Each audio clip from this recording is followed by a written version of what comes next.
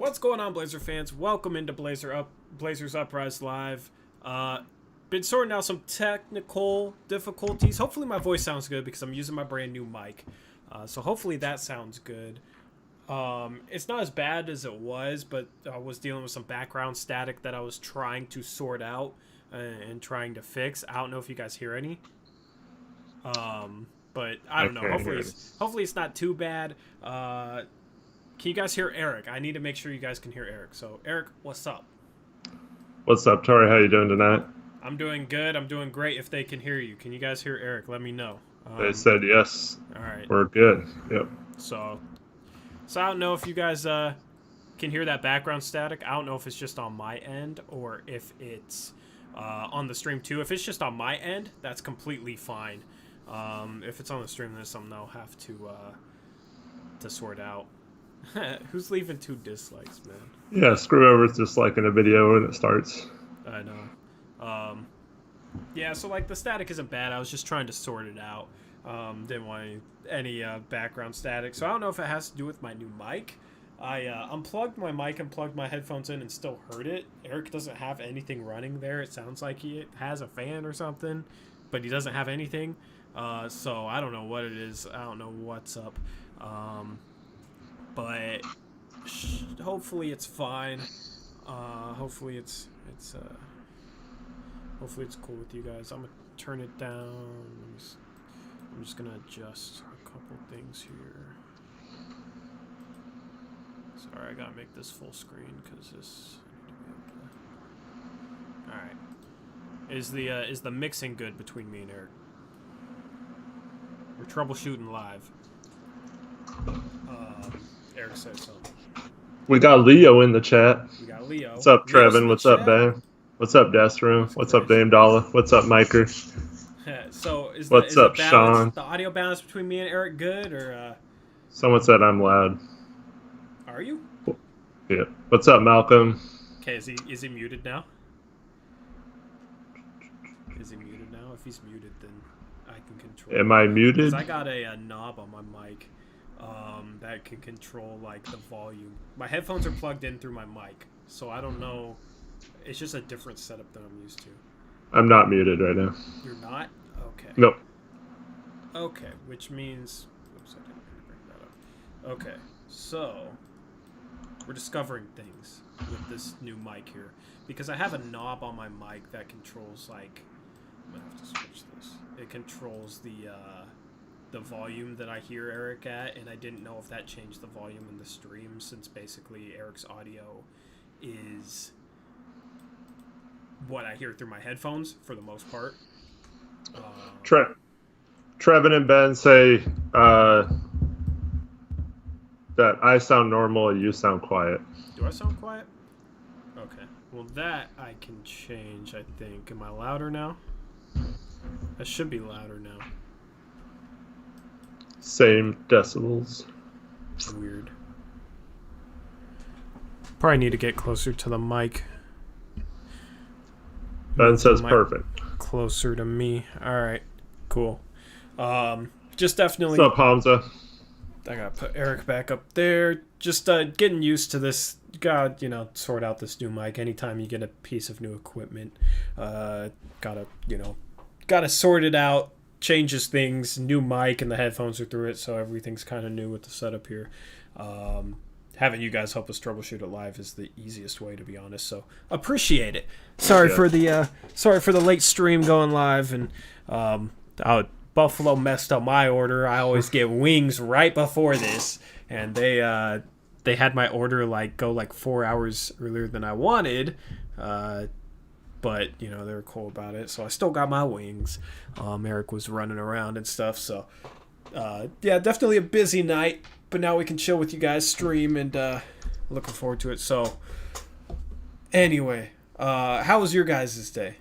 How was your guys' day? We usually don't tune in with chat for a good 30 minutes. Usually we just rant or ramble or talk about whatever. So, what'd you guys do today? Anything unusual happened to you guys today? While they're answering that, did you see Kevin Durant said he wouldn't have played probably even if he was healthy? Why? he would have said it. What was his reasoning for that? Just because of everything that's going on. He would have taken a stand against it. I had to post the link in Discord. Let me do that real quick. Yeah, it's easy Mike, to say that when you wouldn't have played. Yeah. Mike said he shot 100 free throws today. How many did you make, Mike? How many did you make, bro? You better have made 90. Trevin said you didn't post the link in Discord. I just posted it. Okay. Just got it. Yeah, I saw him say that. Appreciate that, Trev. Ben got in a toxic argument with the dude that claims MJ isn't the GOAT. I think you're a little closer in that debate than me, but MJ is the GOAT. I mean, that's not an unusual debate, though. That's such a common debate. Ask anything unusual. That's not unusual. That is like Twitter. It's always the MJ fans hating on anything LeBron does, and vice versa. Malcolm's cable got messed up. That's At least you're not missing any sports today. I got a $23 parking ticket. What? What'd you do? I was dropping off DoorDash to the waterfront in downtown Vancouver. Oh, no. I was parked for 5 minutes in like a completely empty parking lot. And of course, there's this guy like sprinting up to every car with his thing out, like, gotta give tickets. And I had gotten a ticket like a minute before, and it was like... I was mad. I did yell across the parking lot at him, but he didn't hear me. Or he pretended like he didn't hear me. Yeah, Trevin says KD said it's easier to say he wouldn't have played since he was hurt, but he feels like he wouldn't have played. I don't know. If this was like 2 years ago and it's Golden State and they're the number 1 seed, I doubt he sits out and takes a stand. I mean, I could be wrong, but... I mean, honestly, I'd sit out too, right? You know, because I'm woke, you know? So I'd sit out too. I ain't playing, but I wouldn't play either, so... I don't know. I don't get it. Like, of course. You can take a stand without having to take a real stand. Well, like, here's basically what I'm trying to say. Like, you're not going to play regardless. So yeah, you can sound like you're woke, or you're you know what I mean. You can, as Eric said, take a stand without taking a stand, because you don't have to take that stand because you ain't gonna play regardless. So it's like, I could sit here and say, oh yeah, I wouldn't play either, to try and sound, you know, right, and try and sound woke and try and take a stand or whatever, but like, of course I wouldn't play because I'm not good enough to even be in the NBA in the first place. So I don't know where I was going with that, but so Mike sounds like a pretty good friend. What? Mike has a pretty good friend. Backed out of going to Tahoe because of the coronavirus. Oh, smart. Yeah. Smart friend. Very smart friend. You need more friends like that, Mike. Yep. Yeah, let's go on vacation to a place that's, you know, not absolutely good popping off with Corona. Yeah, sounds like a fun time. And then bring it back to this area. That'd be cool too. Yeah. Popping off with the wrong type of Corona. You know, a lot of times you want a party, a lake party. You want that, you know, the Corona beer. You don't want the coronavirus though, man. Is Corona beer even good? I've never had Corona beer. Seems like it might be cheap. But it's different going on vacation as like a citizen and going to that NBA's bubble and not leaving the area and going straight there and all that stuff.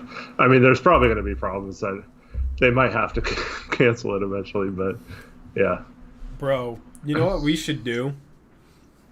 We should try to get 2 free bottles of CJ McCollum's new wine, and we should taste test it on stream. Bro, let's try and do that. Everybody tweet at CJ. I'm gonna tweet at him right now. Actually, we'll do it. We'll do it tomorrow. Tomorrow at. I might not be the best for this because I do not like wine at all. Neither do I, but I mean that'd be kind of dope. I don't know because CJ might not be on Twitter right now. It's too late. Maybe he is. I don't know. I'm a. He just responded to because Joe Ingles was tweeting at one of his teammates saying we got to get a bottle of this for Orlando, and then CJ said something like, "Oh, I got a couple of bottles with your guys' names on it," and Donovan Mitchell was like, "Oh yeah," or something like that. So hey, everybody tweet at CJ to get me and Hoopshots, tag us in the tweet and tell CJ that he should send us some wine so we can do a taste testing stream. And even if we don't like it, we'll like get drunk off of it on Monday because I think we're gonna do like a night stream on Monday. Eric might not get drunk, but I'll get drunk off of it. Promise. I'll drink. Dame Dalla, you're like 15. You're not gonna taste test it.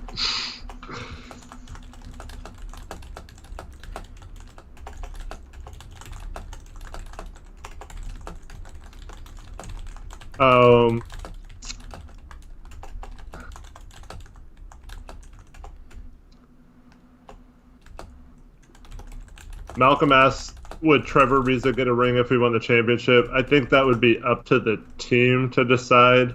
A lot of times when a player gets traded or doesn't play in the postseason, they still get a ring, but it's kind of like a team decision usually, I think.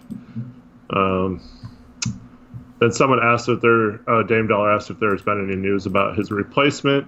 No, there has not. I have not heard a single thing about Blazer transactions other than Ariza not playing.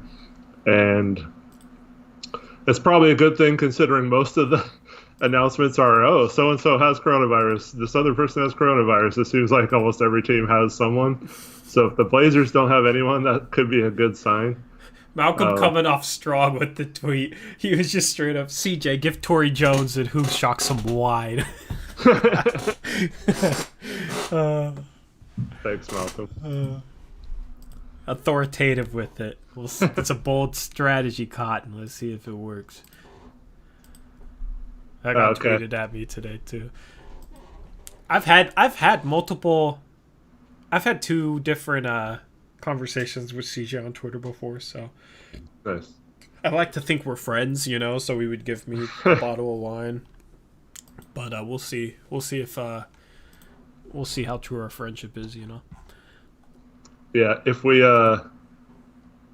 had all the people in chat available to like come hang out and it wasn't these weird times, we'd of course share it with everyone. I don't care. I don't really like wine, so. Yeah, I don't know. I'm kind of I like. I'll have some wine and chase it with some harder stuff. What? So you'll like take the chaser before, basically, because wine's chaser. I don't know what you're talking about. Wine's not as bad. I was joking about Mick like chasing vodka or like you hard ass. Vodka. Bro, I chase my wine with vodka. I'm Eric Brandt. That was a joke. Hey guys, I just got here. Can you guys just start over from the beginning? What? That was a joke. What's up, Gavin? How you doing? Hey, Zacho. Just repeat everything. Are you saying the Blazers are awaiting their results, or you are specifically? Yeah, what were we talking about?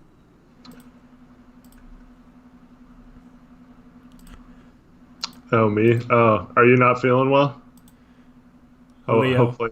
Leo with the good tweet. You should hit Tori and Who Shocks up with some, and then he put the wide emoji. So I like it. We're literally campaigning to get free wine. I love it. It's kind of shocking how many people are coming testing positive, how many players and stuff. Wait, 2K dropped future players? What? That's a thing. I'm confused. Sorry, I just saw a tweet that's completely off topic. Hey, Ash, what's up? You're actually in here? Ash is in here? Yeah, I'll probably leave in like 2 minutes. Zacho, hope you don't have it. Good luck with that. I appreciate the compliment, though. Yeah, got the fresh mic and the fresh cut. You're actually here for once. Yeah, man. Out here talking in our Discord and not even in our stream. They did LaMelo and Onyeka over Obi Toppin. They dropped like my team cards or what? Of course they did the Chino Hills guys.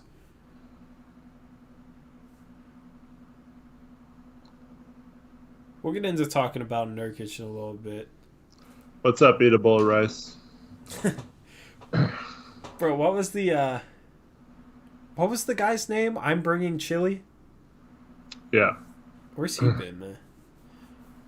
I saw him on Twitter earlier today. And then Travioli. Oh, yeah. So I found Travioli out in the wild for all you guys who remember him.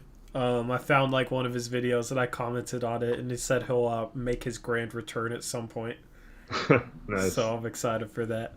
It was a good conversation. I found I just searched his name and he had a Call of Duty video or so, just one random Call of Duty video.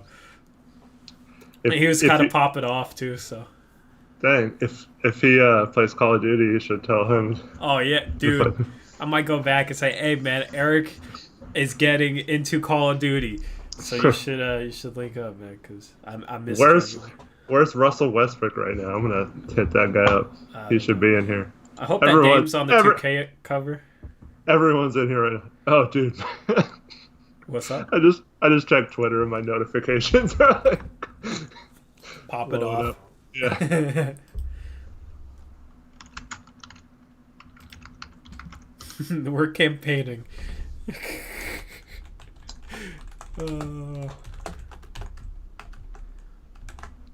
Campaigning for CJ McCollum's wine with no shame.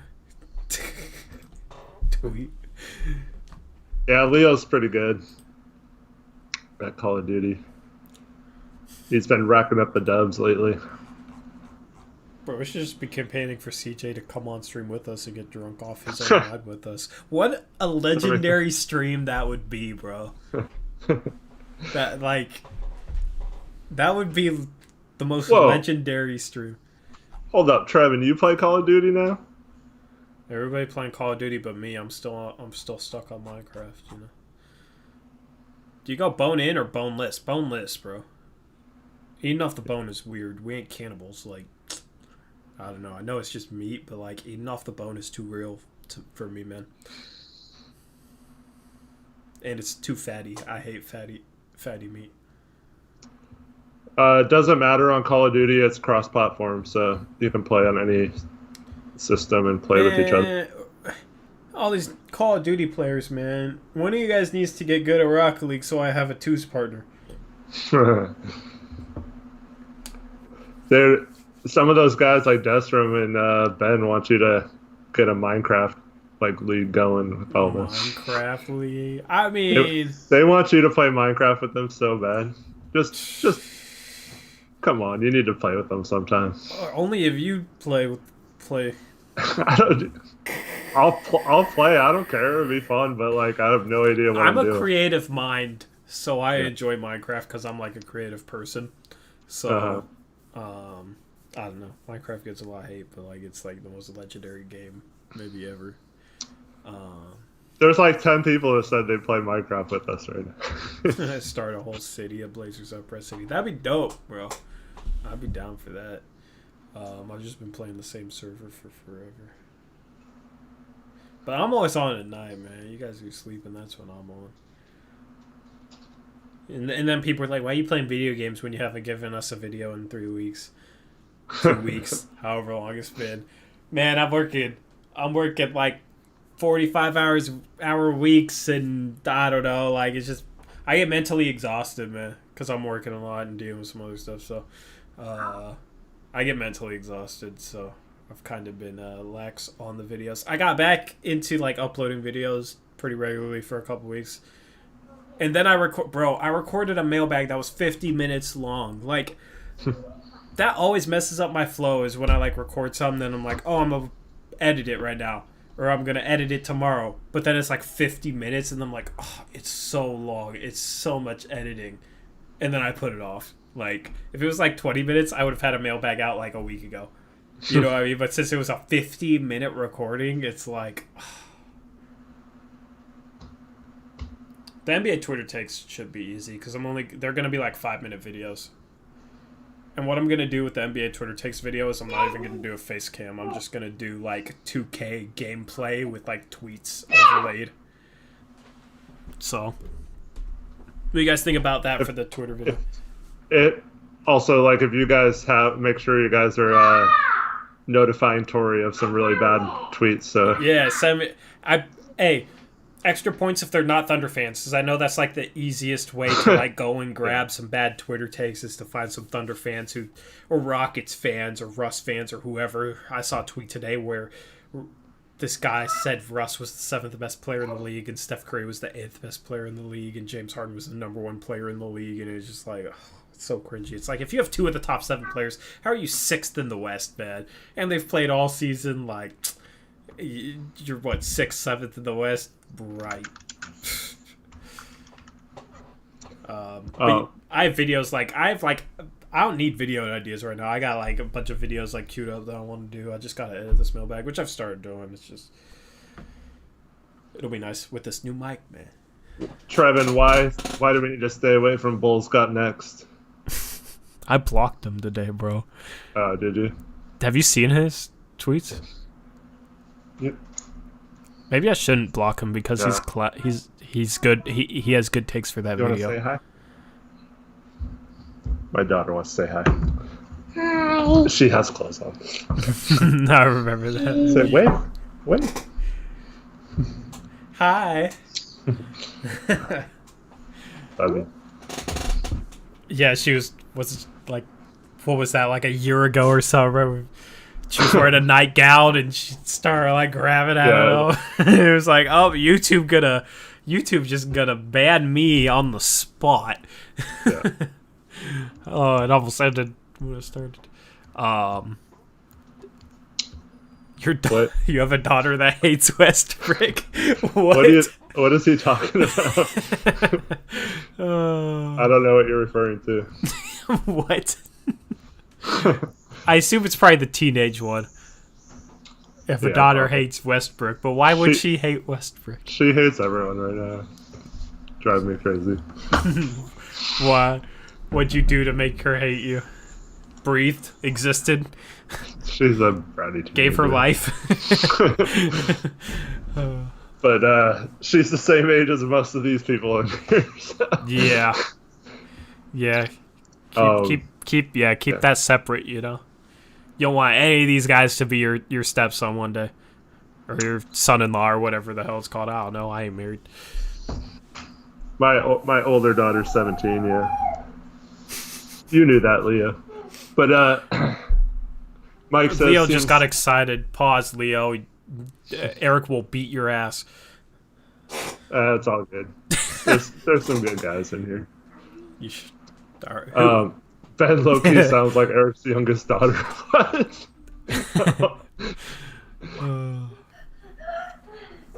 A couple weeks ago, Eric told one of his daughters that he was playing COD with me, and she said, Zach is the worst. Oh, no, she was talking about your Call of Duty skills, not you as a person.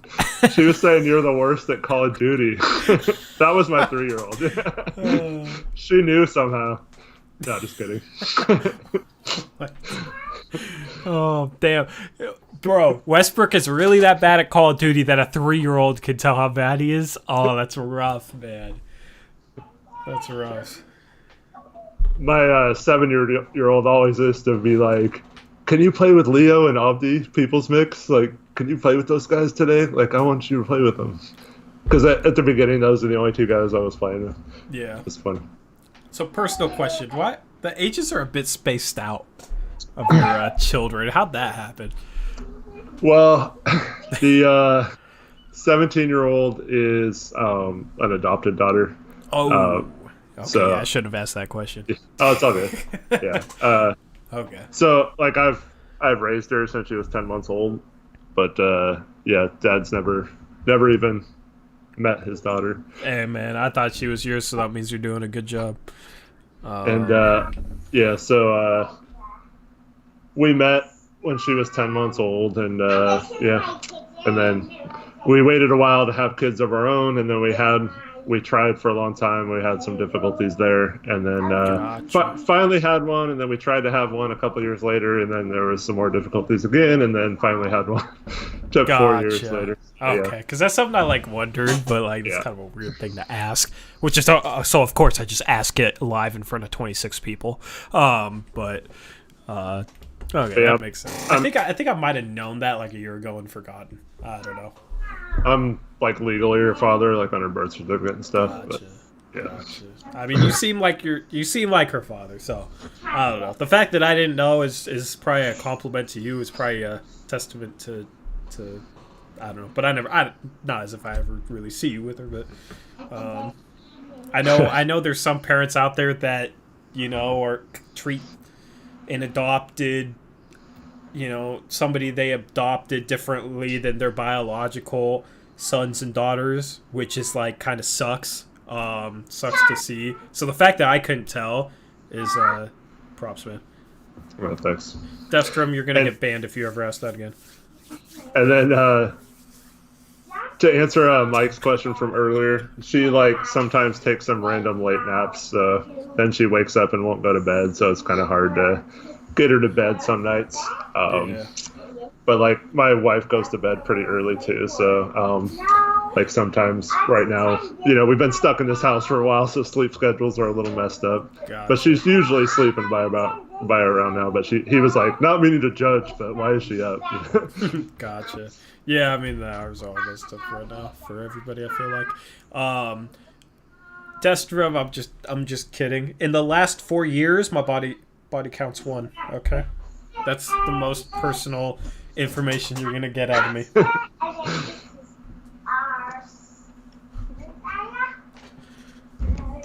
Before that, don't ask. For better or worse, don't ask.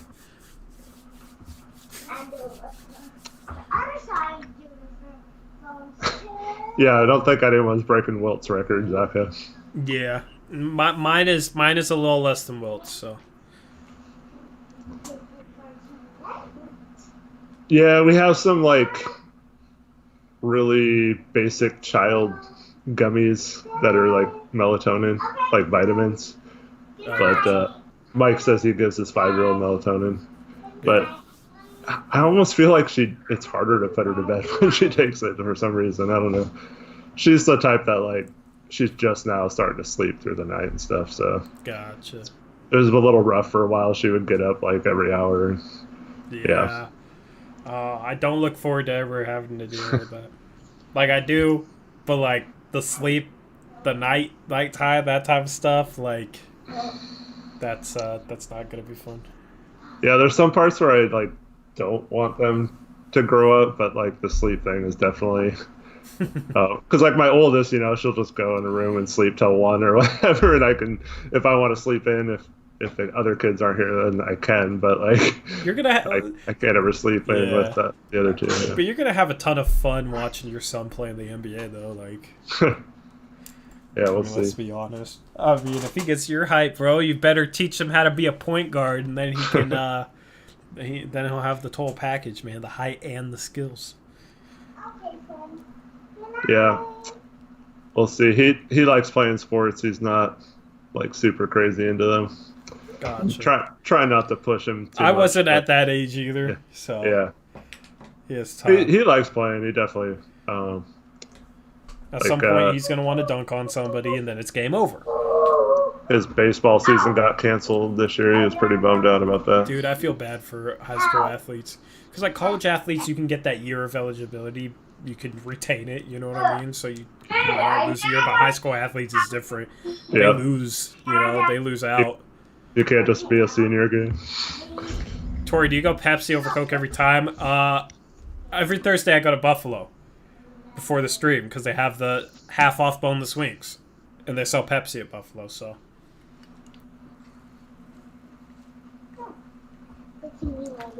What's up, dog, Destrom? We stupid to those level of jokes. I guess. Destrom, I just gotta say, Destrom's troll game has been really bad lately. Yeah, he needs to step it up, man. Yeah. He needs to step it up. So disappointing. Tomorrow is going to be hashtag day 2 of campaigning for CJ Swan. I'm going to make it a month-long campaign. Even though I could buy one some for $50, it's going to be if it's gifted by CJ, it's better. It'll taste better, right? Because it's fresh from the source. Mm-hmm. Anyway. That's cool. He's starting his own winery, though. Or his own wine line or whatever. I don't know. I'm not well-versed in wine talk. Zacho hasn't been trolling lately, he says, until now. Well, you haven't been around much either. Yeah. I'm glad. I hope everything works out for you, Zacho, because we missed you in Discord for a while. Where'd Zacho go? I don't know. He was gone for like a couple weeks. Well, welcome back. Yeah, some other people tried to take over for you, Zacho, with the trolling, but it's just not the same. Yeah, you gotta find your own niche, man. Yeah. Too many people adopted that, like, fake serious but sounds super serious tone. You know, that, like, sarcasm, but it doesn't sound sarcastic at all. Oh, hey, it's like Terry Stotts is here. It's like if I sat here and said, I hate Eric Brandt. Eric Brandt sucks. I'm being sarcastic. That's a joke. Like, I don't know. Yeah. That's Zacho's niche. Zacho has copyrighted that niche. Hey, Terry, I was just talking about you today with 503 for the fans.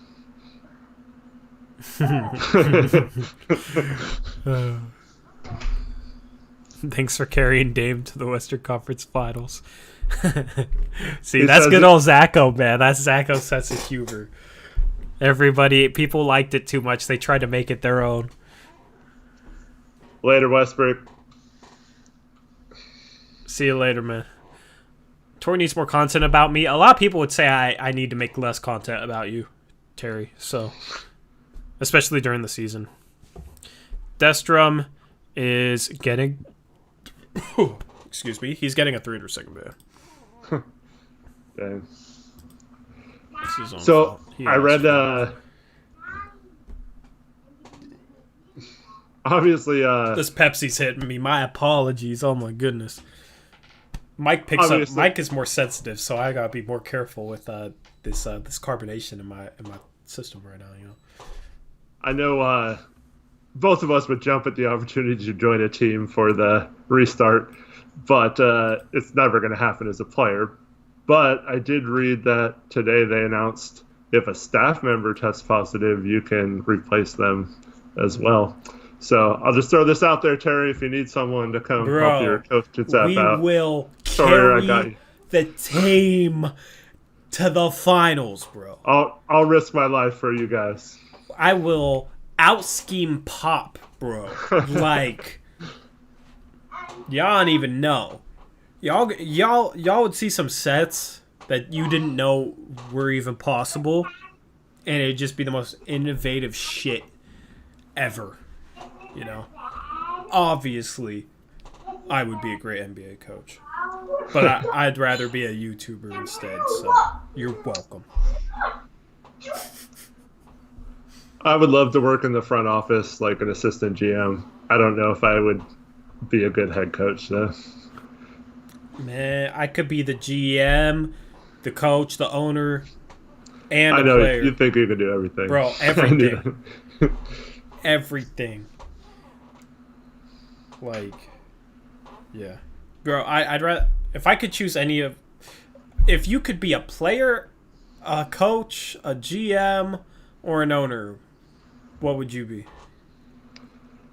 Well, I would say player if I like I actually had a contract and made the team and it was guaranteed and all that stuff, and I actually got to practice for like a year or two. That'd be cool, but. Like, realistically, GM would be what I'd pick. Yeah. I'd rather be the... I'd like to be the owner, you know. I mean, if you're the owner, you can just override everyone, yeah. Bro, we need to get rich off this YouTube stuff and buy the team one day. Bro, what if we, like, just start a GoFundMe? I have what, almost 3,000 subs, right? If they donated... $5 a day. Let me do some math here. 5 times 3,000 times 30. That'd be 450,000 a month times 12. So that'd be a little over 5 million a year. So if we did that for like 500 years, we could buy the team. That's like $150 a month for people. No one's doing that. Wait, so the team's worth 2? Yeah. Well, I mean, $1,000 a month for you. You guys should start working more, so we can buy the team and we can, like, be like the Green Bay Packers. I'll give you guys each a share. How about that? Did you see what Amazon named Seattle's new arena? Key Arena. The Carbon Zero or whatever. No, it's like Climate Change Arena or something. Climate Zero. Zero carbon. No, it's something climate. Something. Yeah, zero. I saw it. Zero carbon.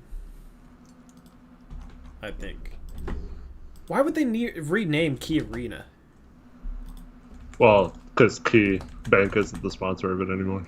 Oh, I guess that makes sense.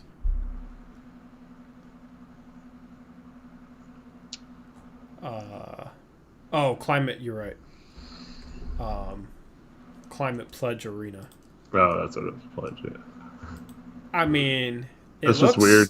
I mean, I guess it'll bring attention to the topic, but yeah, it seems weird. Yeah, I mean, it's cool, but they don't need to, like, I don't know, obviously in the graphics, whatever, but I don't know, it looks cool. Just don't overdo, like, the branding, That's all I'd have to say about that. But man, they need Seattle. They need to give the Sonics a team. They need to expand to 32, man. They need to expand to 32. They need to give Seattle a team back, and then I'm not like dead set on Vegas, like Kansas City. Give Kansas City a team, and give Seattle a team. There's no team in like the Kansas City area, Ash, they got they got a expansion hockey team that starts in like a couple years. Yeah. So that's who's playing in the Climate Zero or whatever, Climate Pledge Arena. Is that what you said?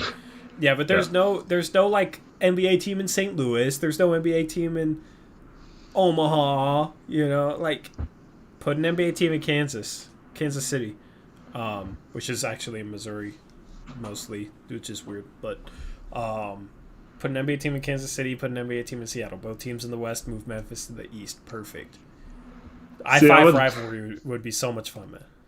For personal reasons, I would love if Vegas and Seattle both got a team, because then I could go to Vegas, my favorite city, and then I could go to Seattle, drive up there and watch some games. I like going to Blazer games and other arenas. It's fun. You're gonna like get kicked out of NBA games forever because you can get too drunk at one of them in Vegas. Bro, the crowd in Vegas would just be freaking wild. I feel like at NBA games, like they just get wasted and just be like, I don't know, because like it'd be a bunch of tourists there to like party and just like wild out. You know what I mean? I don't know. Maybe I'm overhyping like how people get in Vegas, but what happens in Vegas stays in Vegas, right, Eric? So, I mean, yeah. I don't. If I was your age, I would definitely say it would get crazy if I went to a game in Vegas. Nowadays, I'm a little, yeah. Bro, I don't drink. I've never even gotten tipsy at a Blazer game. I couldn't imagine, bro. Sit me courtside and get me drunk at a Blazer game. Like, Russell Westbrook could come up and stand face to face with me, and I'd like heckle the hell out of him, and I would I wouldn't care, man. Like, I used to drink a little bit before going to Oregon State games, and like the fan section, you could sit like right in the front row and just all those heckle the crap students. out of people. Yeah. Dang, dude. College basketball atmospheres are the best, I feel like. Because, like, college football, obviously, it's bigger, but, like, college basketball fans are, like, right on top of the players. And they're all, like, crazy. A lot of the chance they have, like, I don't know. It's the best environment in sports, in my opinion, is college basketball. Leo says Eric and Tori in real life Vegas stream. That'd be cool. Just have a stream of us going down the strip getting wasted before the game. And Westbrook would best you up, Tori. He would best me up, man. Damn. I wouldn't want to get best up by Westbrook. Have you seen Westbrook punch, though? Like, bro, have you seen his boxing clip? It's bad. It's bad. He's a fake tough guy, I think. Bro, Dame would whoop his ass. Dame would absolutely whoop his ass. Like, no questions about it. You see, Dame punches, like, Dame would maybe be the best boxer in the NBA, other than maybe like a James Johnson or somebody. But because James Johnson's like a black belt. But Dame's punches. Like, you see that clip of him boxing that came out a couple days ago? Like, dude looked good. Yeah. Dude looked good, bro. Like, whew.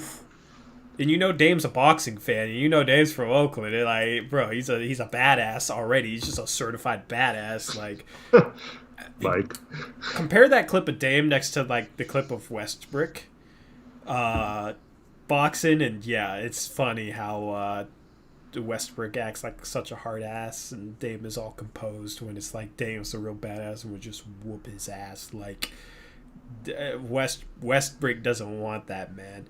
I wish that, bro, NBA needs to start like a summer boxing league for charity or something.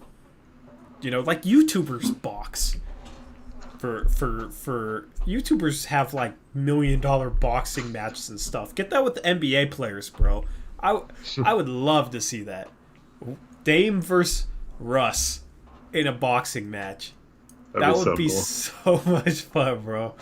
I doubt Westbrook would do it. He would, yeah. He'd know he'd get his ass whooped. So, you know, he wouldn't want that. Mike says if you tried to fight Westbrook, he'd just tattle on you.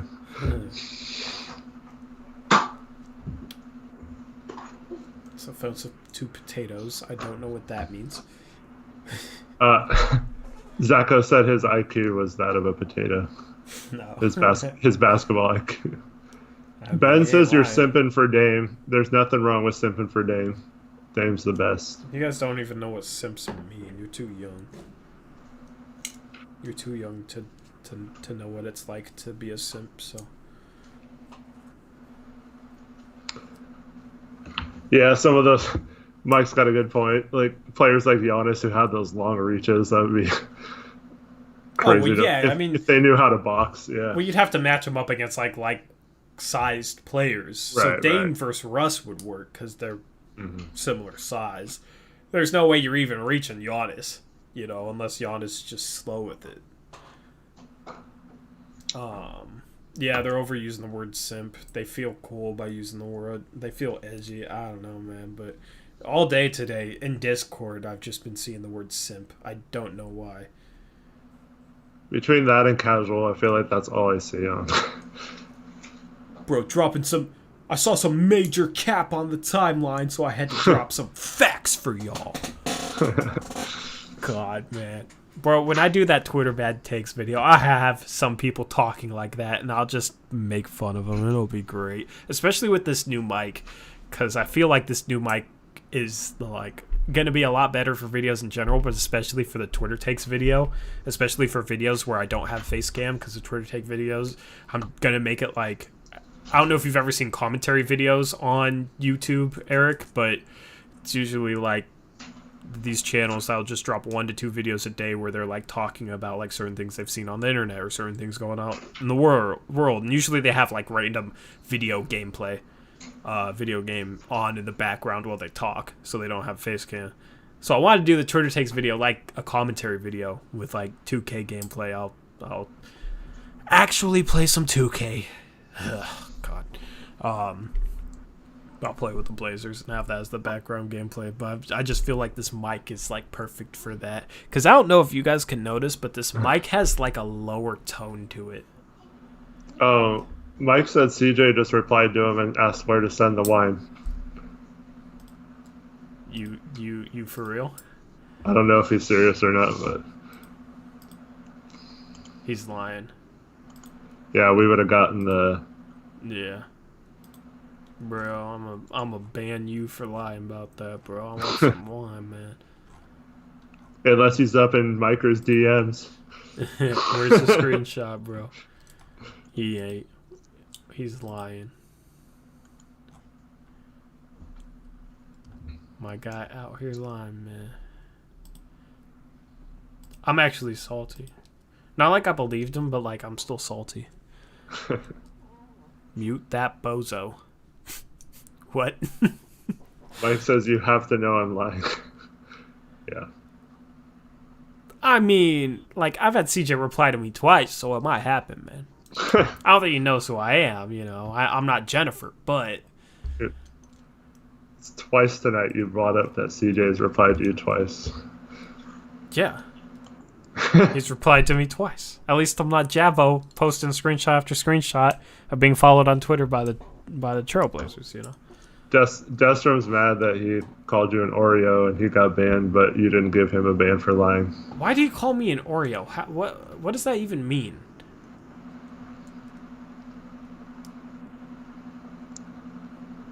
The only thing I can think of is you have like dark hair and then a black shirt on, and then I don't know. Doesn't make sense. I don't know. I'm stretching. I have no idea. Yeah, I don't know. I don't know, man.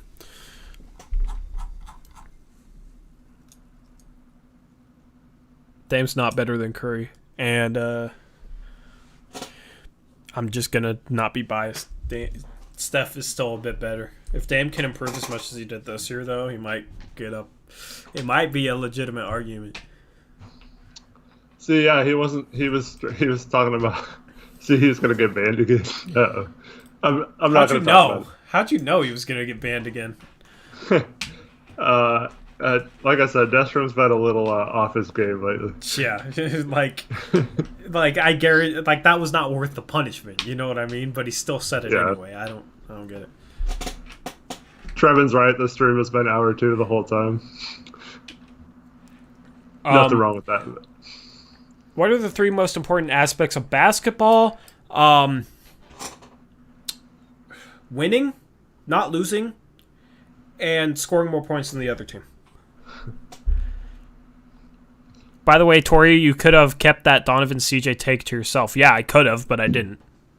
So, and I'm 100%. Okay. Donovan's better than CJ, man. It's not even an argument. Let me just ask people like Doge a question. Why do you get so butthurt if someone has a take like that? He's not like bashing CJ. It's not bashing his own team. He's just giving an honest opinion that he thinks a player is better. It doesn't mean that he hates CJ or that like he's not a true Blazer fan because he doesn't think, Little's not better than LeBron James or something. Like you can have an honest take and it be like the truth, but like it doesn't mean you're like have to always say your own guy is better than someone else's team. Yeah, I don't get that, man. Like so many fans are just biased, and we see it with other fan bases and we clown them for it, right? We clown Thunder fans for being biased. Why, like, if we're gonna clown other fans for being biased, let's make sure we're not biased. And the only reason I feel like people could justify saying CJ's better than Donovan Mitchell is if they're being biased, for the most part. You know what I mean? Like removing bias, Donovan Mitchell is better than CJ. Like, if CJ McCollum wasn't a Blazer, I would 1,000% believe Donovan Mitchell is the better player. So why am I going to sit here and lie and be biased and say CJ's better? You know what I mean? Like, I always call it how it is. You guys never have to worry about me being biased with any of my takes. You guys know I'm speaking from, like, a place of intelligence and not being biased. You know, I'm not like one of those Twitter accounts out there who just kisses Stott's ass and thinks CJ's better than Donovan Mitchell and just like gets hyped up about any take out there. Like, I don't think Stotts is a great coach. I think Donovan Mitchell's better than CJ. Like, I'm not going to be biased. You know what I mean? I think Dame is one of the most underrated players in the league. That's not coming from a place of bias. Like, you know what I mean? So Doge says Donovan is trash in the playoffs. CJ steps it up always. Okay, well, Donovan has been in the playoffs 2 years, and last year they lost in the first round to the Rockets. So, yeah, he had a bad 5 games, but, like, are you really going to base someone, if they're good or not, off of a 5-game sample size? The year before, he was okay in the playoffs. I don't know. It's like bro, you his have like rookie 1 or 2 year, bad he games. carried them. Yeah, you have like Against 1 or OKC. 2. You have like 1 or 2 bad games, and yeah, you have a. I don't know. It's just kind of weird. I to mean, base someone's whole ability. Like, what about? There's plenty of players that are better than both of them that have not done anything or haven't even played in the playoffs in their career yet. So yeah. I mean, Donovan Mitchell's rookie year, 11 games played, averaged over 24 points per game, 6 rebounds, over 4 assists per game. Wasn't exactly efficient. He shot 42% from the field and 31% from 3, but efficiency does go down a bit in the postseason. So that's not terrible. And then he struggled last year in 5 games. Like, okay, if you look at CJ's stats in the playoffs, they're really not noticeably better. And CJ's a vet. CJ's not like a 21, 22-year-old, which is how old Donovan Mitchell was when he was playing in the playoffs.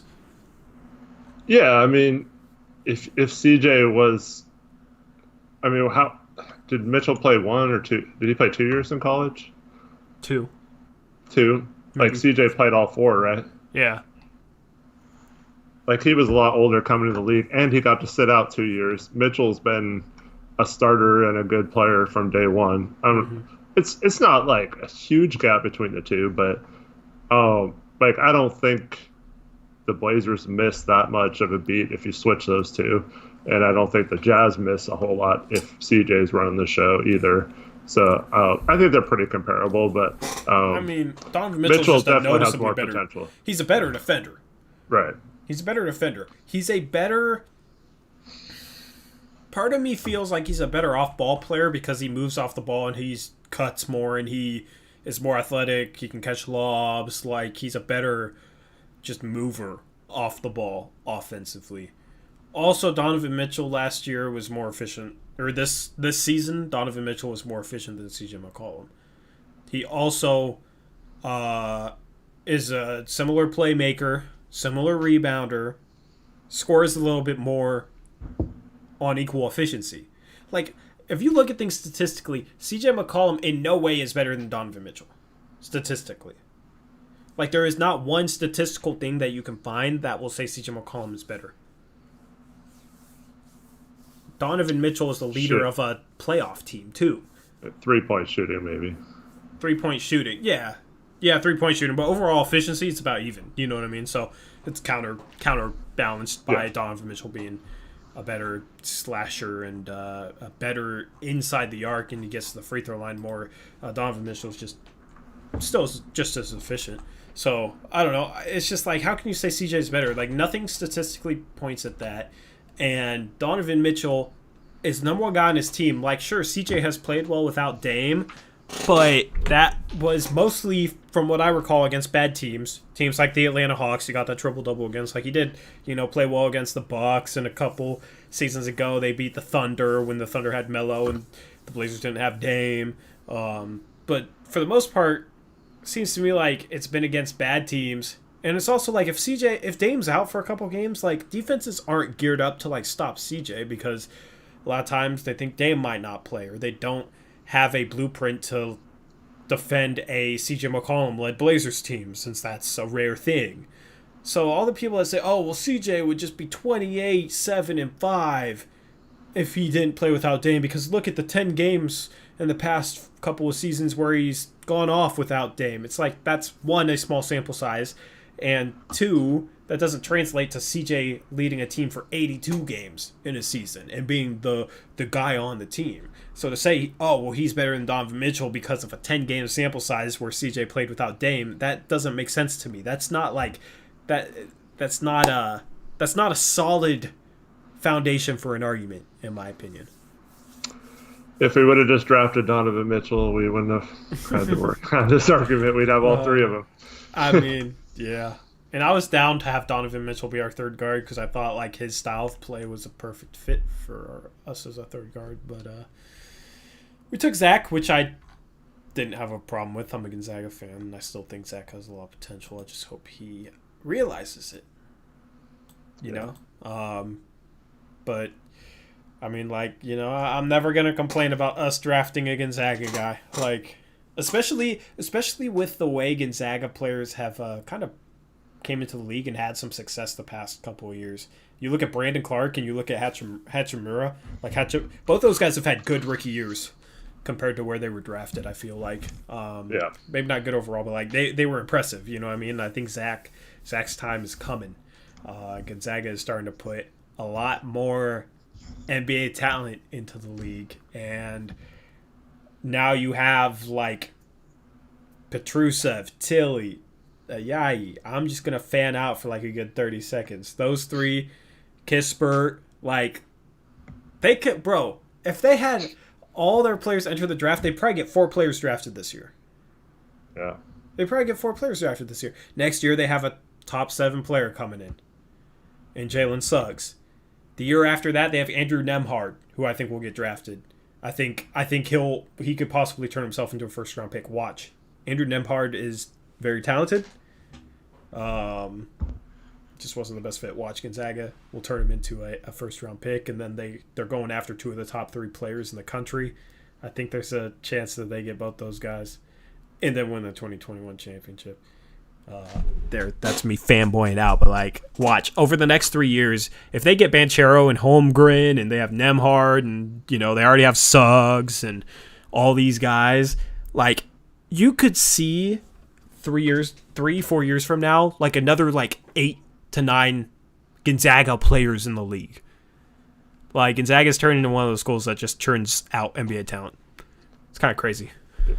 Eat a bowl of rice as Kispert dunked on him when he was a senior and he was a freshman. Nice.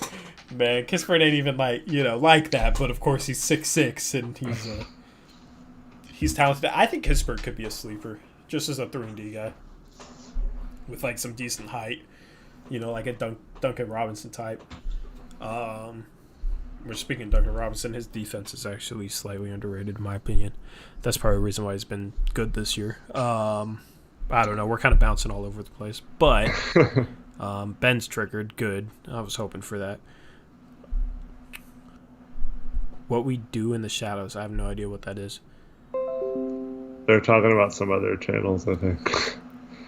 You have 5 app updates available. Thanks for letting me know on stream.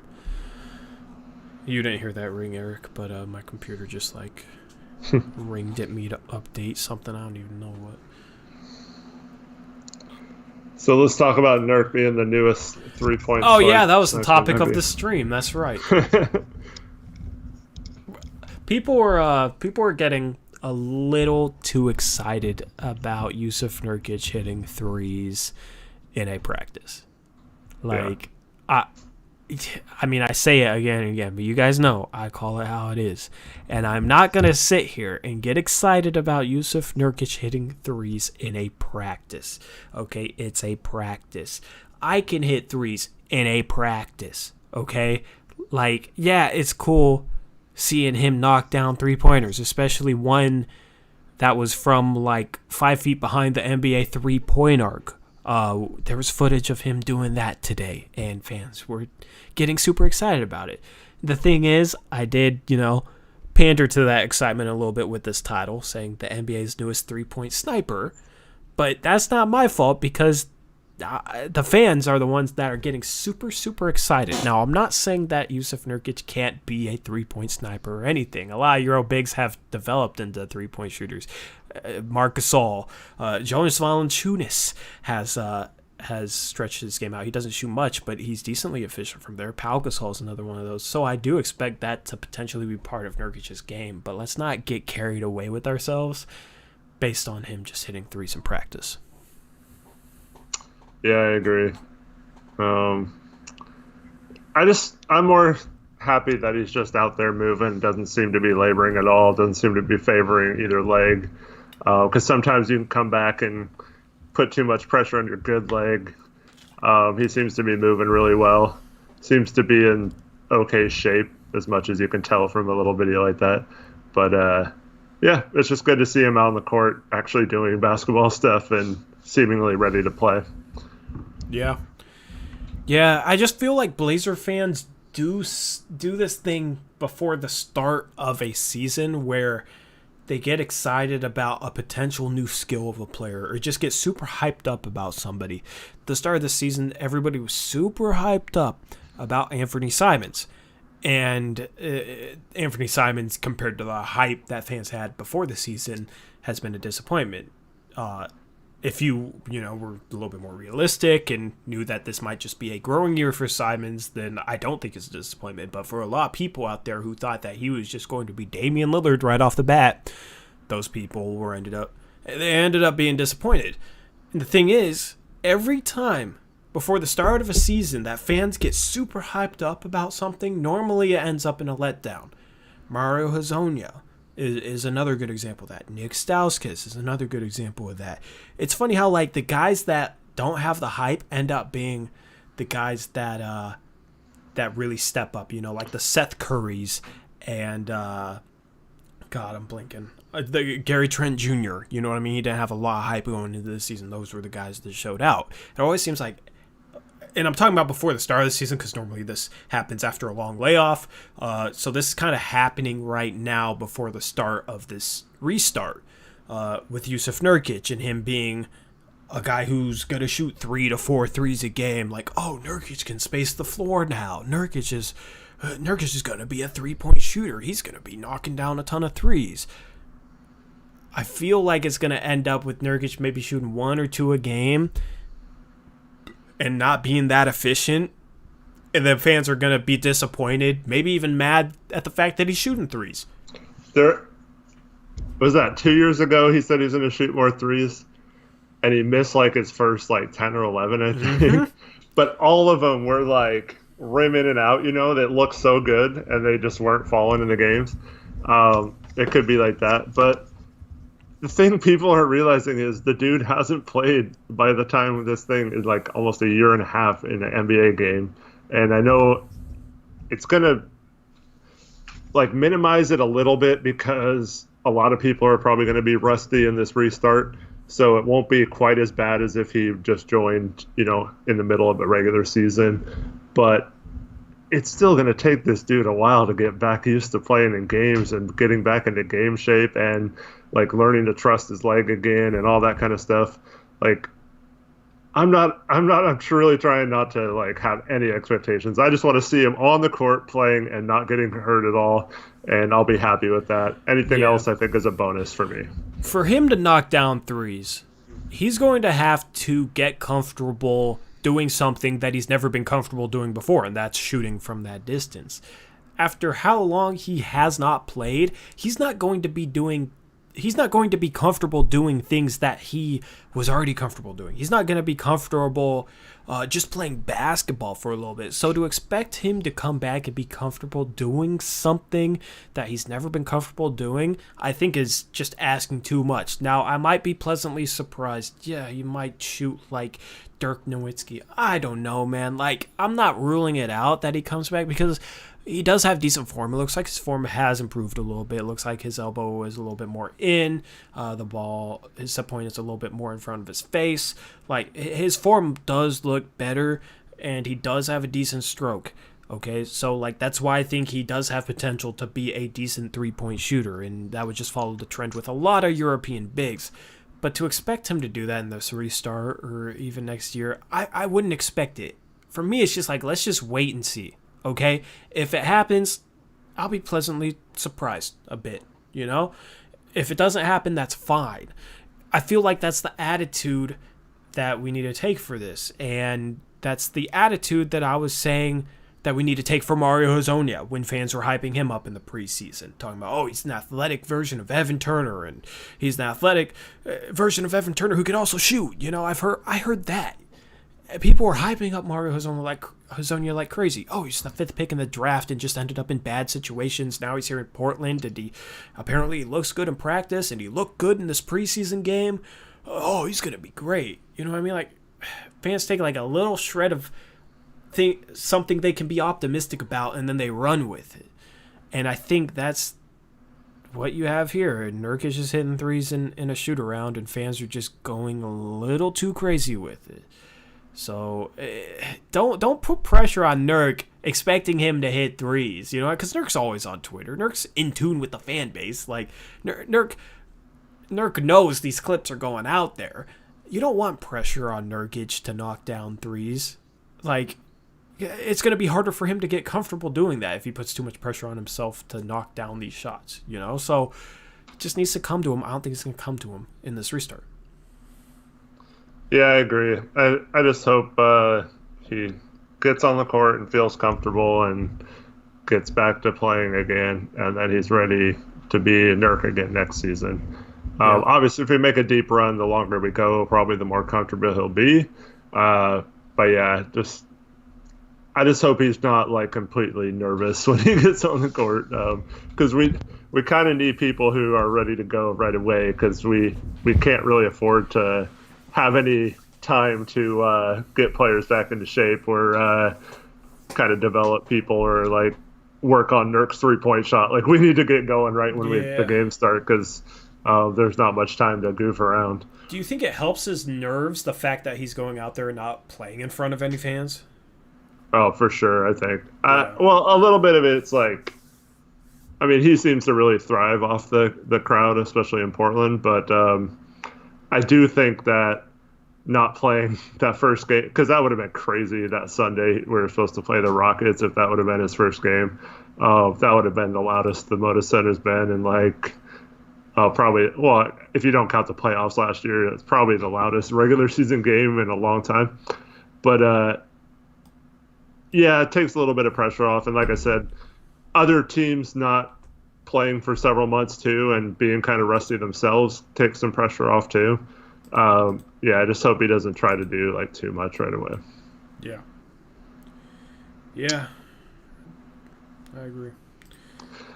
Destrom asked if Powell was given the opportunity to be the head coach, would you want him to take it?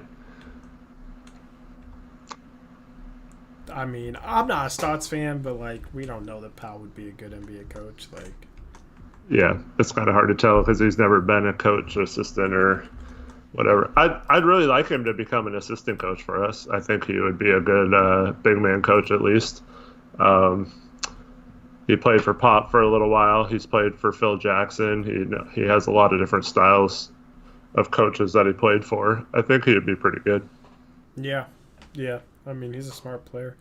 I don't know. Like, a big part of me would rather have Eric Brandt as coach than Terry Stotts. So, I mean, I'm probably not the best person to ask. They're not going to replace him though, so it doesn't really matter. Yeah, it's a moot conversation. Tim Duncan is undefeated as coach. Tim Duncan, Tim Duncan, I feel like might be better as an assistant, just because like his skill set is so specialized. Like he'd be more of like a big man specialist, and I don't know, everything else that he would like bring as a head coach. I feel like would just be like what he got from Popovich, and you have a lot of assistant coaches under Popovich that I feel like you could bring in as a head coach that would provide that same level of insight. You know, like I would love Ime Udoka as our head coach with Tim Duncan as an assistant. See, I think Tim would be an excellent head coach, but he won't ever be a good head coach because I don't think he's completely like into being a coach. Like he kind of had to be talked into becoming an assistant, and like he was out.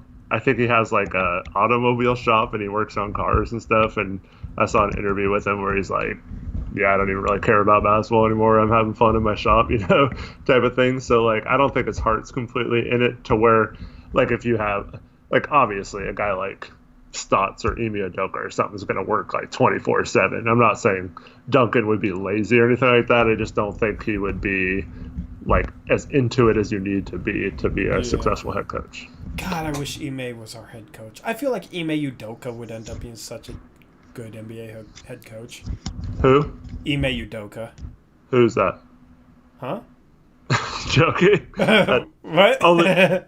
Only Trevin's going to get that joke. Yeah, I don't get it. But you sounded like so serious, so I was thrown for a loop. I'm like, no way, he doesn't know who I'm talking about. Like, I thought maybe I was saying the name. I don't know. I thought you misheard me or something. Bro, for real though, like, I saw the report that the Knicks were looking at Ime Udoka, and it was like, wow, maybe they've learned their lesson. And then the next day there was a report that the Knicks were looking at Jason Kidd, and it was like, oh my God. They never learned. Bro, enough retreads with that. Like, Jason Kidd has proven not to be a good NBA head coach. Milwaukee was like a borderline playoff team. He leaves. You bring in Coach Bud, and then they're like the best team in the East. Obviously, there's other factors at play there, but like Jason Kidd, bro, like Bucks fans, you guys think we hate Stotts? The average Bucks fan, when Jason Kidd was coach, hated him like 10 times more than we dislike Stotts as a coach. Like, dude, they hated him. They absolutely hated him. Yeah. And Owen Hart just found this channel, bro. We'll have to get back to that because because he's from the main channel. I was gonna say because I recognize your day. Yeah, bro. Like, I've been plugging this on the main channel for a while, man. Yeah, this is where our streams are now. Post-game streams will be back on Blazers Uprise. But, no, so Jason Kidd, like, was bad in Milwaukee. It's like, why did you fire David Fizdale if you're just going to hire Jason Kidd? Like, it's just the same type of retread coach that's just not, like, innovative and just kind of The only thing I'll say to that is there's different people in charge who think they're smarter than the people before them. So, but that Ime Udoka thing was from that story you said on Twitter where someone was like, oh, I forgot who it was, if it was Shams or Woj or whatever, that Ime was being interviewed for that job or whatever. Yeah. And a bunch of Knicks fans were like, who's that? I've never heard of him. Like, you know, that's where the casuals, man. You gotta love the casuals, but yeah, Ime would be great, I think. I mean, it's one thing for like a random assistant coach. Like if it said like New York will interview Nate Tibbetts or something, like it's one thing to not know who Nate Tibbetts is, but like Ime Udoka played in the NBA. It's not like he's like some random name guy. Jeez, what was that? Some old guy on Snapchat. I didn't realize my video was on. It's like I don't know. You said busy day, I guess. So I guess old man has had a busy day. That was completely random. That shocked me as much as it shocked you. Right, what's up, Caleb? We haven't really had a topic. We're just like randomly talking about stuff. Bro, we're just hello, what a story watching. Bro, I swear whenever anything randomly plays, it's always something weird. Like, old guy saying busy. What are you into, man? You're watching some old dude on Snapchat? Is that what you just said? No, we ain't even gonna go there with that. Pause. Stop. Nope. Shutting that down. I'm watching old men for my entertainment on stream. Yeah. Should I be worried about why I'm your co-host here? Huh? Nothing. Bro, you're only 40, so you ain't. All right.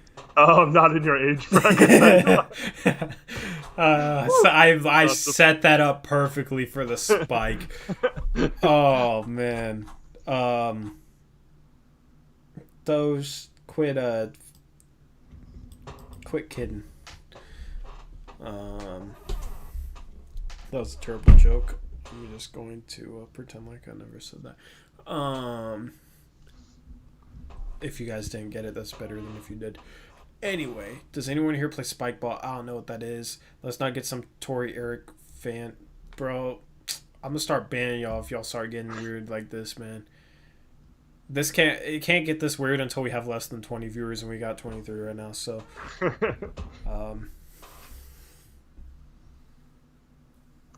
I think spike ball looks fun, but I've never played it. It's where you have it's like a trampoline in the middle, and you like have to hit the ball off the trampoline, and then. Oh, I've seen that. Yeah, I've seen that. Bro, it looks.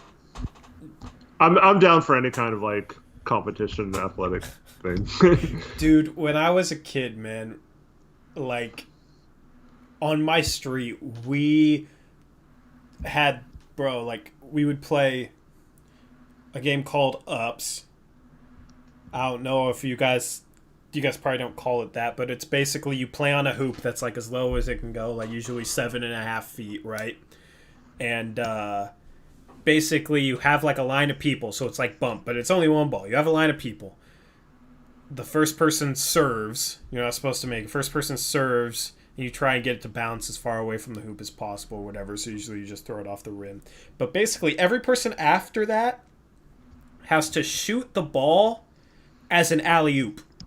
Yeah, right? So the ball's bouncing. You got to jump, shoot it as an alley-oop on a 7'5" hoop. You can only... We call that like tip. Yeah, we called it ups. alley ups, gotta get up. That's what we called it, ups. So, and it was like normal baskets 1 point, a dunk is 2 points. You could only you could catch an air ball and dunk it only if it was like obviously going to be an air ball. That was a ton of fun. I don't know if you guys have ever played that, but yeah, that was a ton of fun. We had like a wiffle ball league. We had like a 5-team wiffle ball league, and we had like a website for it and kept stats and stuff. And that's awesome. Yeah, and we also would have like, how do I even explain this? Swimming noodles involved, right? So we'd like cut swimming noodles in half, and usually we'd have 8-10 people, and we'd play this game where basically, if it basically was like Star Wars type of shit, where if you like hit somebody, tag somebody with it, then they were out or down or whatever, and then their teammate would have to come and like revive them, which would mean like touch their shoulder for 5 seconds or whatever. And like a lot of times we have 6-8 people playing it, so we'd have teams of 2, 4 teams of 2 or whatever. Mm-hmm.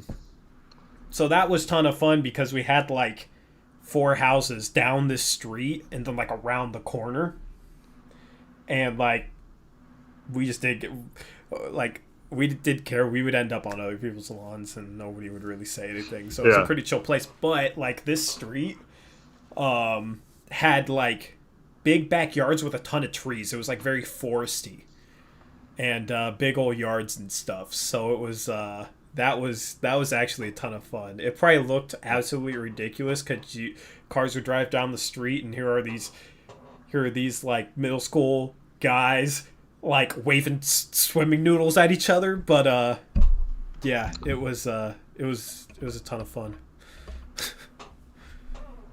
Dang, so Meet That Bozo, you're like what, 58-ish? Dang. Shout out to 57, 58? Shout out to Bozo, what's up, man. You knew or you've been watching for a while? I've seen him in streams before. Have you? Okay. We're starting to get a lot of people that we've been missing for a while back in here, so that's cool. Go ahead. The only person I think that I've ever seen older in here is my mom. Jason Jensen was like 50. Man, don't even start with that. Chat, Leo, I'm about to ban you. My apologies for the 18-year-old, 17-year-old kids in here. That's we're cool. on the same day and year as Clyde the Glide. That's dope. So you just had a birthday a few days ago. Happy belated birthday. Yeah, I don't even know when Clyde's birthday is, but happy 58th. Remember seeing it a few days ago. All I know is I share a birthday with Harrison Barnes, and I have some Harrison Barnes signed shoes in a box somewhere. Bozo, you got a better hairline than him, I guarantee. Better hairline than who? Clyde or Jackson. Eric? Hey, man. So this is like, this is like 3 weeks of growth. It's not. Oh, you're growing it, bro. Grow it out. I haven't cut it for you. Bro. Grow it I have a out. hairline. Yeah, I know. Like props, bro. Grow it out. Like is it like straight or is it curly? Or is it like it's pretty straight. Frizzy. It's like straight. Bro, get that 16-year-old emo vibe going. Do it. Grow out the beard and the hair, man. I hate it so much. Grow out the beard and the hair. Bro, you would be like a cult legend, bro. You'd have the appearance of just like a cult legend, man. Like a cult figure. You could be like I can't do it. Because Blazers Uprising is kind of a cult, you know what I mean? So, like, you could be just the absolute, like our mascot, man. Like, it just fit the vibe, you know? And I don't have any reason to please the ladies.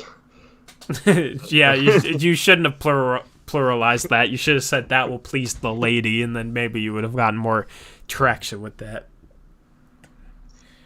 But I don't know. I feel like your wife wouldn't like that. I hate it right now. I want to shave it so bad. She could play with your hair though. Maybe she would enjoy that. Maybe that'd be fun. I don't think she cares.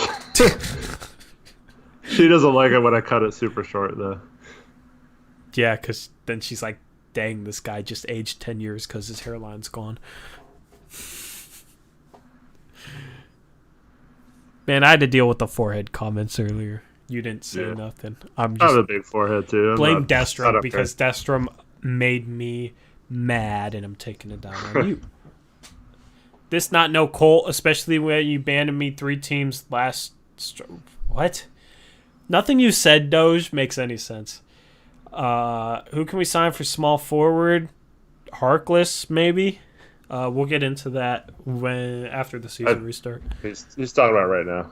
Oh, Gerald Green. Yeah. We talked a lot about it last stream. Gerald Green is the only small forward I'm remotely interested in. Everybody else, I think, isn't even worth signing. Tori, you need to chill on leaning forward. It looks really... Man. For parts of the stream, you've been like this. I'm comfortable, bro. But you're like this. Yeah, well... And then you kind of bob your head. I'm getting closer to the mic for y'all. That's not good. I'll sit however I want to sit, man. I'm reading chat. The problem is, my mic is, slightly in the way of my screen and, is in the way of chat because it's centered. So I lean forward to read chat. So I guess I should move it, but, my mouse is here, so I don't know. There, that's probably better. Yeah. The problem is there's, I just wish I could kick my feet up right now. I wish I could sit like this, bro. I don't even care. It's 11:57 at night. I wish I could kick my feet up, but there's a wall here. So in the future, I might have to consider that. But you want to know what I want to do, for our picks against the spread segment in the future. My studio in the future, I'm going to have floodlights. So the background with the wall, that'll light up the wall really well. You know what I'm talking about, Eric? Yeah. So I want to get 2. I wonder if there was an easy way to make it where I could quickly change the colors in the background because I could match it up with the. I want to see if I can match it up with the slides for the picks against the spread and that type of stuff. That would be kind of cool. Yeah, that'd be cool.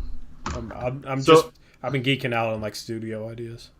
So the people who have something going on, but it's just their face in the corner or whatever, do they have a green screen or what's that? Yeah, there's a green screen. I might get a green screen, but what would I put in the background? I don't play games or anything, so it's there's no point to really get a green screen. Yeah. And then you'd have to get a green screen, but I don't know if I could use the green screen for you because you're just you're on Skype, so I don't know if I could do that. So I mean, it'd be dope, but that's probably not something I'll ever invest in until I don't know, either doing something else on YouTube or doing gaming on the side or something, or I don't know. It's just not really practical or useful for this. Get a green screen and put yourself in front of me. So I'm just huge in the background and you're like... That'd be weird. What the hell? Chat. You're a minute ahead. The Blazers better not bring in Jamal Crawford. Hell no.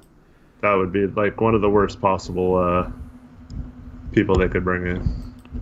Thanks, mute that bozo. Appreciate it. Doge, what are you talking about? He's saying if you had a green screen, you could just put get advertisers to put their logo behind it or something. But on the green billboard. He said billboard. I have no idea what he meant by that. Yeah. Yeah, I mean, I could get advertisers for I wouldn't need a green screen for that, you know. Mm-hmm. But nope, I got no sponsors, so yeah. Ash, You just came back, man. You just came back.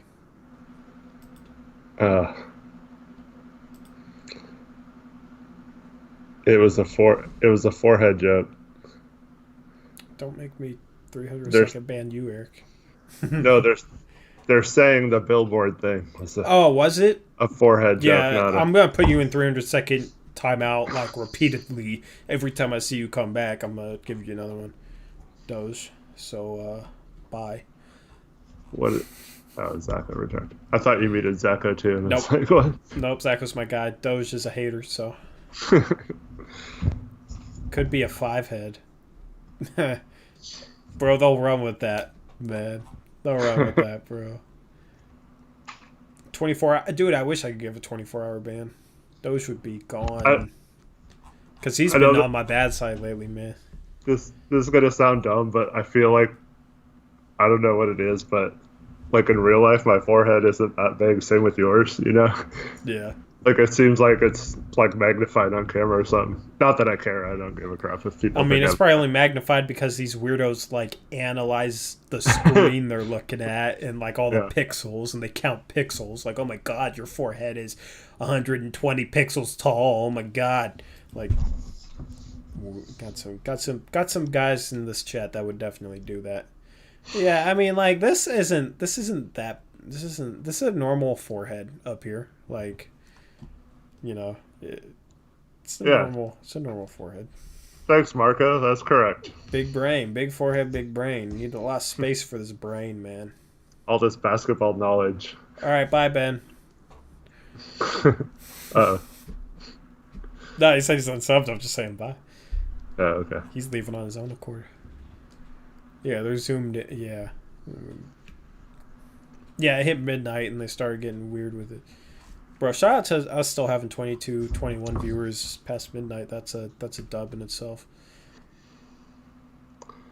Yeah, these streams have been a lot of fun. So should I go to late night streams for Monday? Because I do like streaming in the evening better. It's easier for me. The other day, everyone said yes. Yeah, I'm just asking the people that didn't vote. If you didn't vote on the Monday stream, should I make Monday streams late night too? So like, Malcolm said yes. I don't think he was there last stream. I think Destrom said yes last stream. Only if you didn't vote on last stream. All day, every day. What's up, CB? Yeah, we'll just go 24/7 from now on. Yeah, make it a day and night stream. We can take turns. Bro, it would be cool to do a 24-hour stream at one point. God, that would be hard. Dude, but you know, we'd have to do it on. What? Like, it might maybe not 24 hours, but like one of these days where if there was like 15 games spread throughout the whole day, and we could just be talking about the games being back. That'd be insane. But then what would we do for like the other 12 hours? We'd have to like game. We'd have to game. You can't even keep it going without gaming. That's why I said it wouldn't be 24 hours, but you could probably do like a 12-hour stream. But that week is going to be insane after the finals. Oh God, yeah. With free agency and the draft and all that stuff. Bro, how are we gonna do that, man?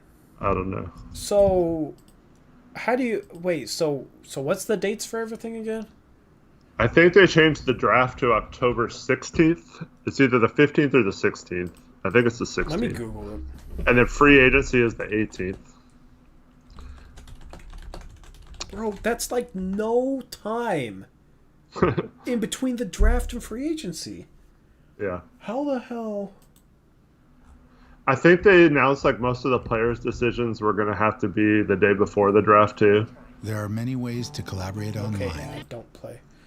What do you mean the day before? Like, if the draft's on the 16th, it was like the 15th where like Anthony Davis had to decide to opt out, not after the draft like normally.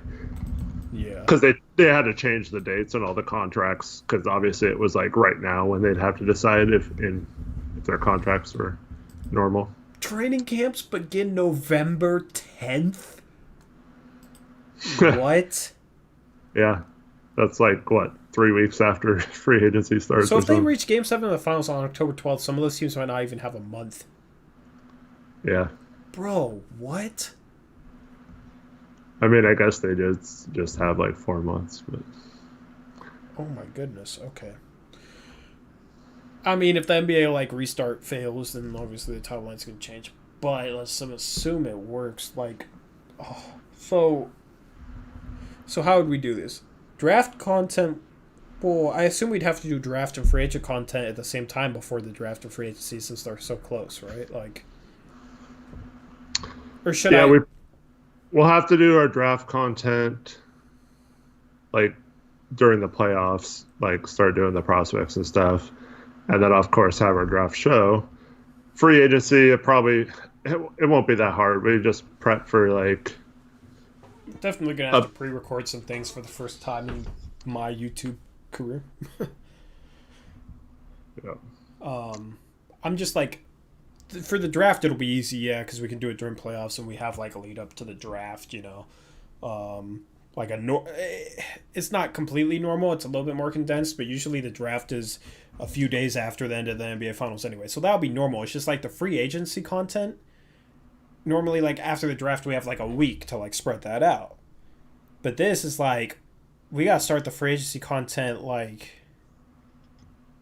before the draft, because like we can't upload free agency content the day of the draft, can we? What do you mean? Like if we're like the draft is just such a busy day regardless, and it's just like most people are focused on the draft. Like a free agency video, it makes no sense to upload the day of the draft, right?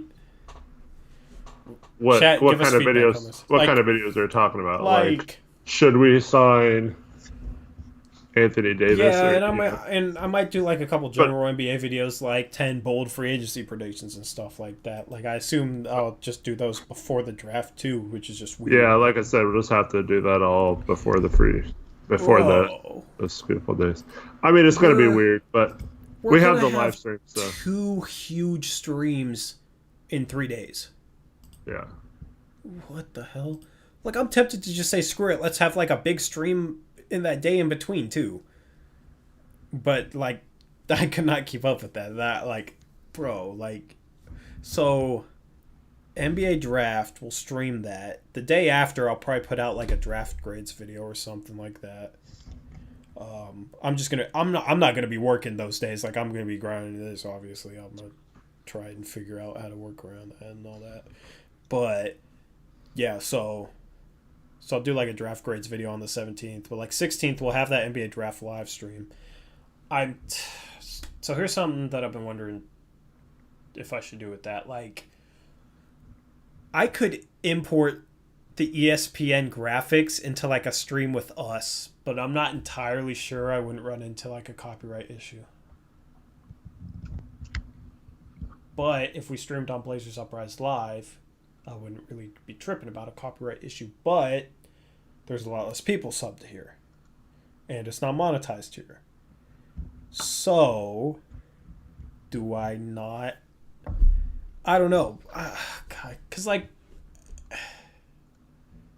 it's only, like, a small portion of the video, and the NBA or YouTube has a system to automatically detect copyrighted content being used. I don't know if it'd get automatically detected if I had like the bottom ticker, you know, because that's what I was planning on having, the bottom ticker. Yeah, I don't know. Because that would be dope, bro. Like we'd have our faces, like, I don't know. Hey, just to let you know, Javo needs another band. Bro.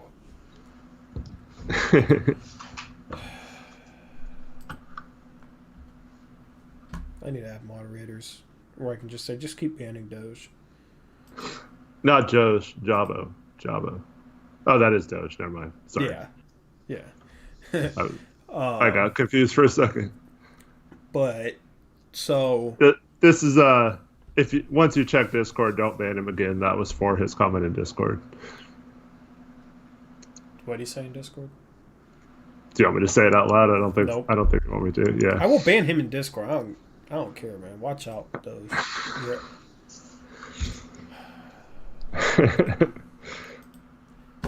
I'm gonna give him a 24-hour ban from Discord if he keeps this up. I'm not even kidding.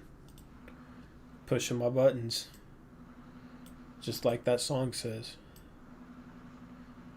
pushing all my buttons. So are you? Thing is, where are we gonna stream the NBA draft? I don't know. It kind of depends on what's. Well, I should have at least like a townhouse by then. Hopefully, a house by October. I will have a house by October 16th. I'm just saying, screw it. I'm going straight for the house. Like, I want to rent a house, and I do have like the ability to be able to rent a house by then. So if I'm renting a house, you're just gonna drive up. We're gonna do like an in-person stream, which we haven't done anything like in person. Shoot, I haven't seen you in person since our first. No, we went to the game, right? Did we go to a game this year? Yeah, we went to one of the Golden State ones. Oh yeah. Wait. Where we sat in the Rip City Row or whatever. Did they lose that game? No, they won that. No, game. we won that one. Yeah, But it was like far closer than it needed to be because I remember us getting triggered that game. Okay, that's the only time I've seen you since like the very first podcast we ever recorded. Yeah. Right. Or we had the Travis Demers meet and greet. Oh yeah, that was the other one. But like we haven't streamed together. We haven't live streamed since our very first live stream. Mm-hmm. Which was the draft live stream. That's crazy. Dang, that was over a year ago already. So yeah, we will. I'll get a setup for that. You know what could be cool? I could probably figure out a way to like green screen a desk. You know how like TV studios will have like the desk with like graphics on like the front of like the desk they're sitting at, like below like the desk level, like on the front of it. You know what I'm talking about? Mm-hmm. Like if I could probably figure out a way to just get some green fabric or cloth or whatever and like make that like green screen area basically in front of the desk, and I could probably do some cool stuff with that. Like if we didn't do the graphics for the draft, like we could do something like that. I don't know. Obviously I'd have to troubleshoot it, but I would have time, you know. Yeah. So like for the draft live stream, I mean, especially if like we're talking about like I want to have a studio by then, like a legit studio, floodlights, everything. Like the setup for that and the stream for that could be sick. Depending on how COVID is, I might even be willing to throw a draft party. I don't know, kind of like OB had, but the thing is, it'd be at my place, and I wouldn't be overseeing it. You know what I mean? I don't know. If probably not. Bro, I want the money on that stream though. I want the money on that stream. I'm gonna try for that at the very least. What do you think? I'll message you in Discord about it. Oh, somehow. I love Damani though. Yeah. I haven't talked to Damani in a while. I don't know.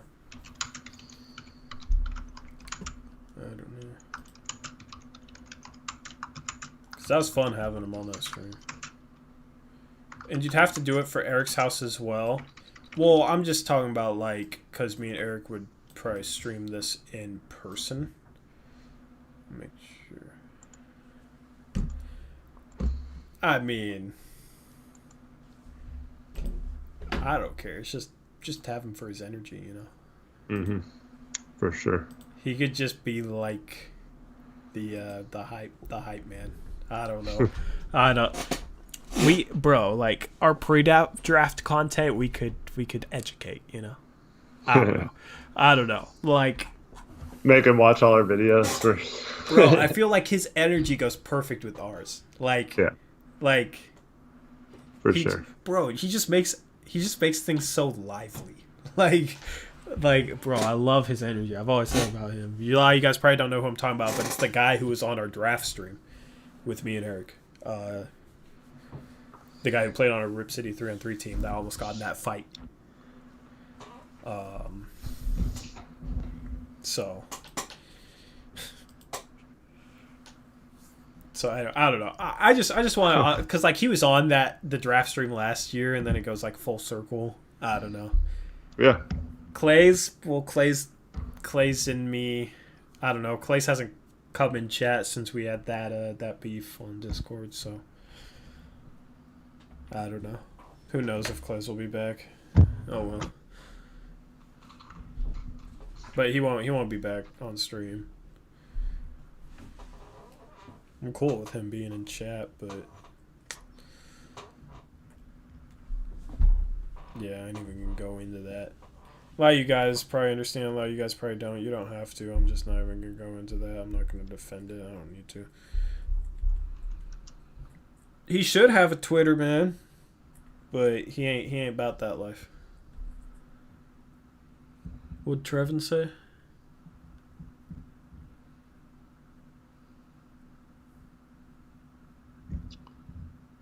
I don't know what Trevin said. We're going to trade the pick and little for cash. You can't trade a first for cash. L. Yeah. What's an in-person stream? Well, like me and Eric aren't in person right now. Eric is out North Plains. So he's like 45-minute drive away. Which we'd probably do more in-person streams. I don't know, maybe. If like we lived in the same town. But post-COVID. And if I had my own place. If you had your own place, yeah. come over to your house and we could stream, yeah. Because that would be easy. Like, just set up 2 mics, only have 1 camera feed. Like, that would be cool. You know what I mean? So, like, once I get my own place, I do want to set up, like, a streaming studio and make it so, like, could have an in-person draft stream and set it up beforehand, because not trying to go through what I did last year trying to set up the draft stream before last year, because that was hell. You guys probably don't even know what I'm talking about, unless you guys remember that. I don't know. How many of you guys in here watched a part of that stream live? I think Destra might have been in there. Like through the wire? Yeah, like me and Eric in the same room. In person. Like, yeah. So, like, only 1 camera feed. Malcolm was there. Portland May was there. What's up, Portland May? Ash doesn't remember. Airport design. I don't know. Oh, the airport design uniform? Yeah, no. I don't remember what went wrong. Just setting it up was hectic because we had it all set up in like the guy's house we were at for like a draft party.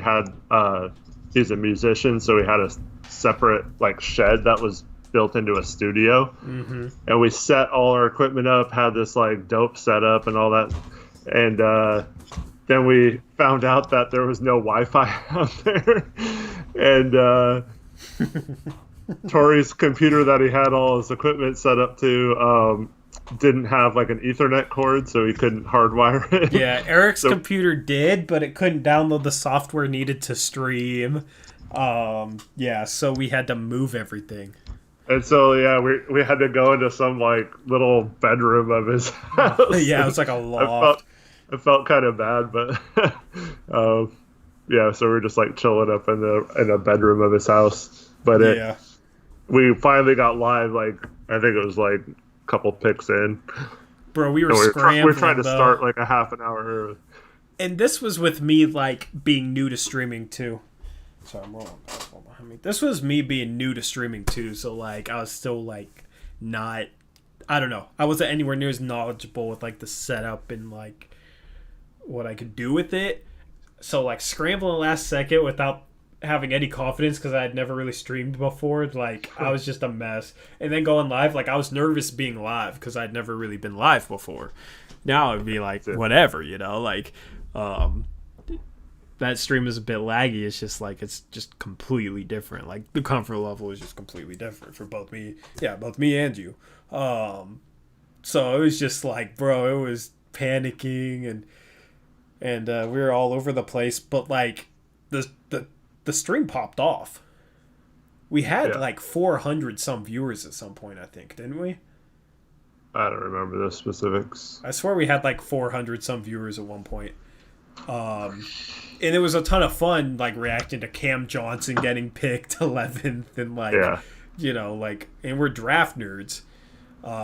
We just didn't have like the connection with the community for that. Yeah. So it'll be really dope this year, being comfortable on stream, being able to have like a sick setup and not stressing about that, and then also having like a connection with the community. Mm-hmm. And then also, like, I know a lot of you guys have gotten more into the draft because of our mock off season and all that. Like, that'll be a really fun stream. I'm really looking forward to that. So I'm gonna try and pull out all the stops. Like, I'm gonna try and do the most with that stream. The thing is, I'll be able to like troubleshoot it like days before, because it'll be like in my own place. So I'm excited. Hey, but before I forget, can you post the Discord link for Malcolm? Yeah. I can't post links. So. Yeah, I need to change. Like, I've made it so the on the main channel, like, the description is automatically set to something each time. So, like, I automatically have the links posted. I need to do that for this channel, too. But let me grab that link. There you go. That's one thing that a lot of people are saying. They're more knowledgeable now about some of the prospects, and that's what I love about doing mock-off seasons, is because like you actually have to know a few of these guys when you're making picks and stuff, or like knowing if you should trade your pick or keep it, knowing like some of the guys in that range. Yep. But yeah. Yep. Also, if you set your Discord name, like, I think you could set your nickname in our Discord to something like different than your username. I don't know. It just makes it easier when the people that join Discord, the people that join our Discord have the same name as their YouTube name, so we can like know they're the same person. Yeah. But yeah, I'd love to get more people in that Discord. Did you delete the video? It might be unlisted. I don't know. I know the playback was really choppy with the draft stream. Like, the playback got messed up, which sucks, because I'd love to be able to like watch it back. But it was like a 5-hour stream. Now we could. At the time, a 5-hour stream was so exhausting. Like, I don't know about you, but like, it's almost like I've built stream stamina. Mm-hmm. You know what I mean? Like, I've streamed so much that like I could stream for 5 hours now, and it'd be a long time, but it'd be like, okay, you know, I'd be fine doing it. Bro, like 3.5 hours into that stream, I was so tired. My throat was like sore as hell, and I was just like so out of it.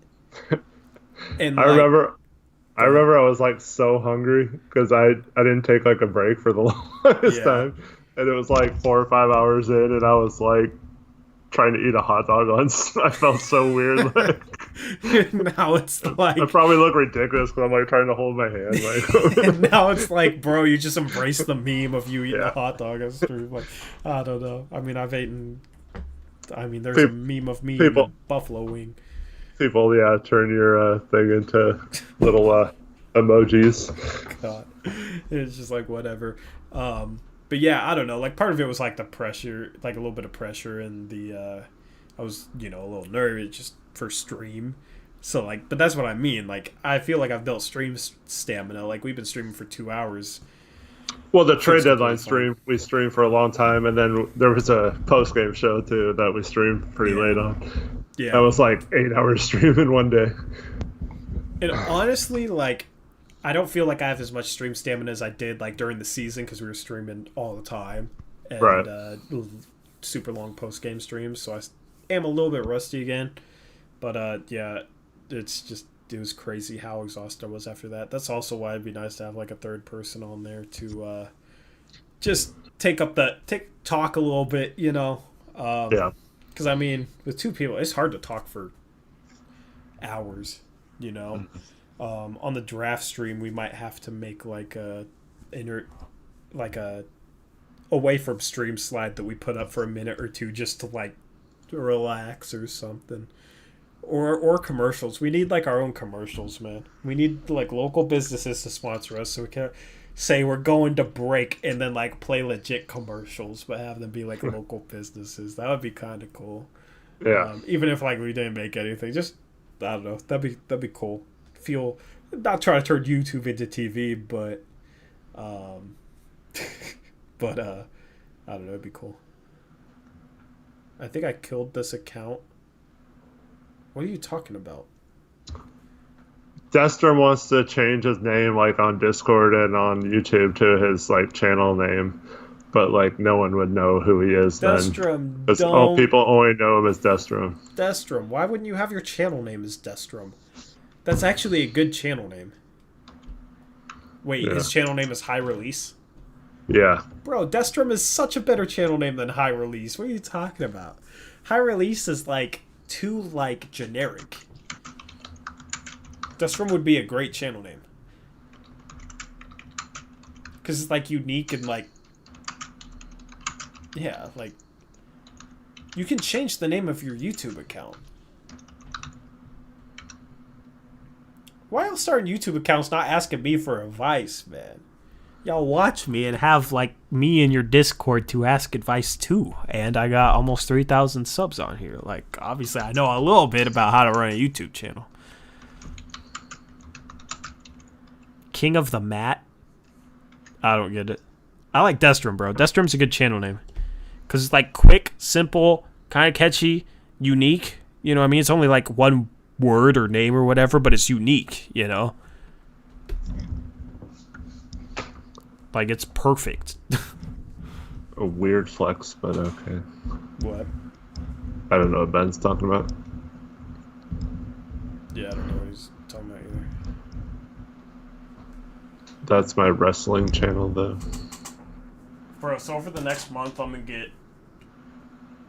get ripped, bro. Changing topics here, but like my gym, we're supposed to we're supposed to apply for phase 3 today because it's past midnight, like Friday today. And if we get approved, which we should definitely get approved to go into phase 3, my gym's gonna open back up. I'm thinking about going on a diet and like legitimately opening. God, I can't talk all of a sudden.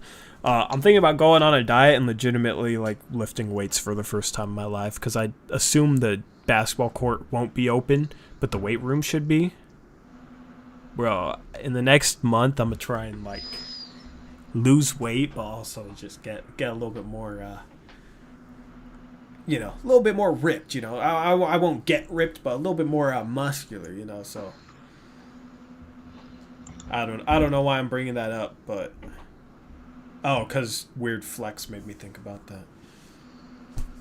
That's a legitimate flex though. Yeah, I'm gonna be trying to legitimately flex.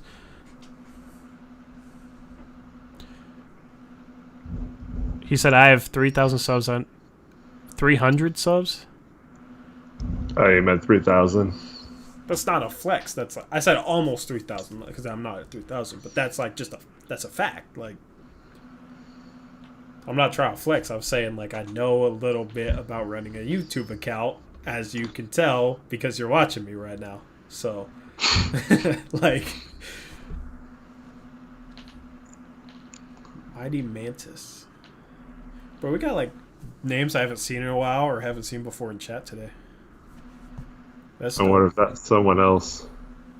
Yeah, that is the problem. Maybe someone got banned and come back. Yeah, it's that Javo. Yeah, I don't know.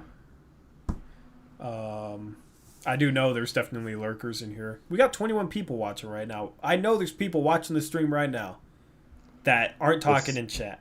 So if you're watching the stream right now and not talking in chat, say something in chat. This is his gaming channel? Whose gaming channel? Yeah, see, I hate having to like guess like, oh, is this somebody's burner? Yeah, whose gaming channel? Is Zacho's gaming channel? What's up, Chris? We got a lurker to come out of the woodwork. Let's go. Hey, Chris. That worked. I'm actually hyped about that. Yeah, it is the same. Zacho, why are you on your gaming channel, man? Sorry, I'm leaning forward and bobbing a little bit.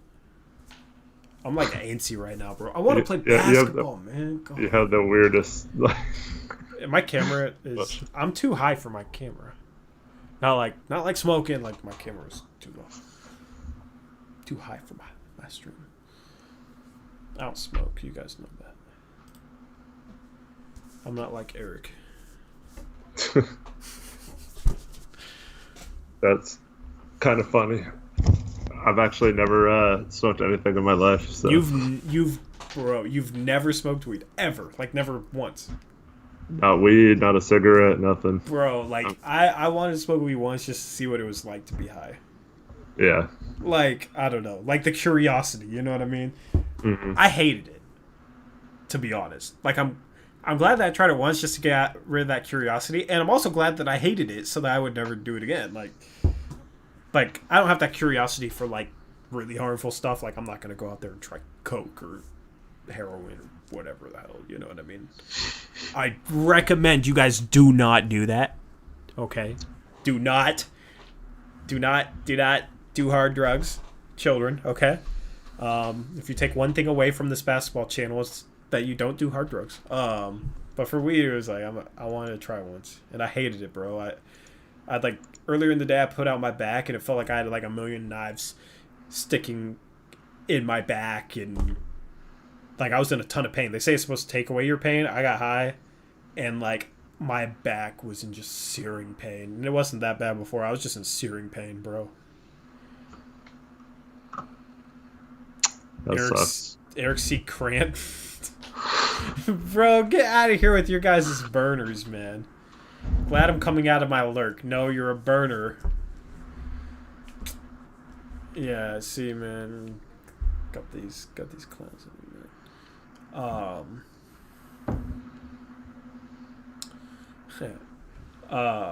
wonder how many people like watch us on their TV and would be like, oh, I would say something in chat, but you're on the TV. I don't know. How That's true. I know there was a few people for our post-game shows that watch it on TV, which is dope because then it's like, okay, the post-game show on TV is us, you know. Mm-hmm. Now we're on your TV. Take that, Blazers Outsiders. Our post-game show's on TV. I wish there was a way to see chat on TV. Can you not see chat on TV? Nah, because my kids watch YouTube all day. Yeah. They love YouTube. So do they think it's really cool that you're like a YouTuber now? That you do some YouTube stuff? No, because they think all this is boring because it's just us sitting around talking about stuff they don't care about. Yeah. So yeah. I mean, they thought it was cool at first, but Ben was talking about family vlogs earlier, and yeah, they watch all that kind of crap. Family vlogs? Family, like, that exploit their children and are worth like $30 million because they play with little toys. God, I hate that. That's all weird to me. Like, I could probably do that, but like I would feel so creepy. Like, well, now with COPPA, now they can't make really anything off those types of videos since they're targeting kids as their target audience. So yeah, a lot of them have like warnings now that they're not even allowed to do notifications and stuff. So I mean, I don't know. Everybody's freaking out about that. Like, oh, what counts and what doesn't count. Like, my content is not targeted for fucking kids. Okay, and that's how you know. All right, like, there's your proof that it's not targeted for kids.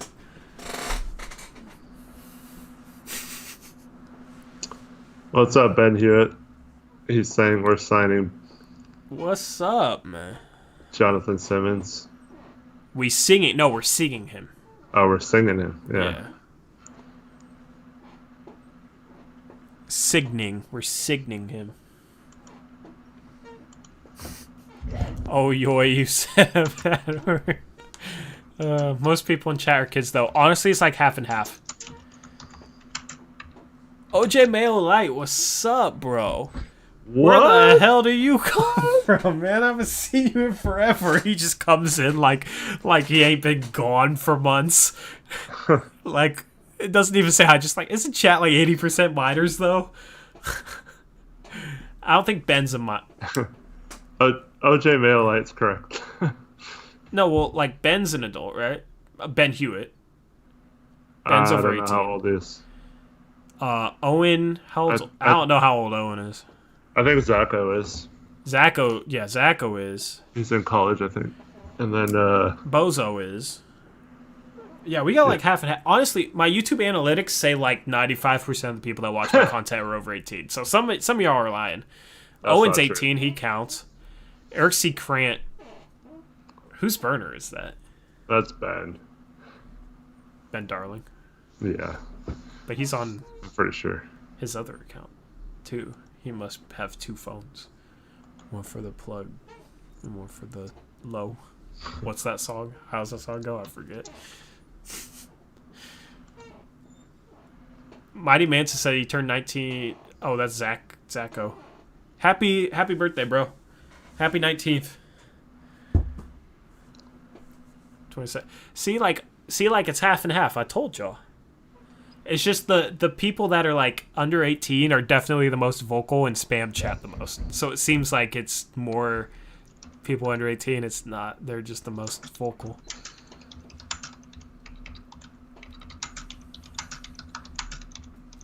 I like having it half and half. That means like we appeal to everybody. It's the 26th now.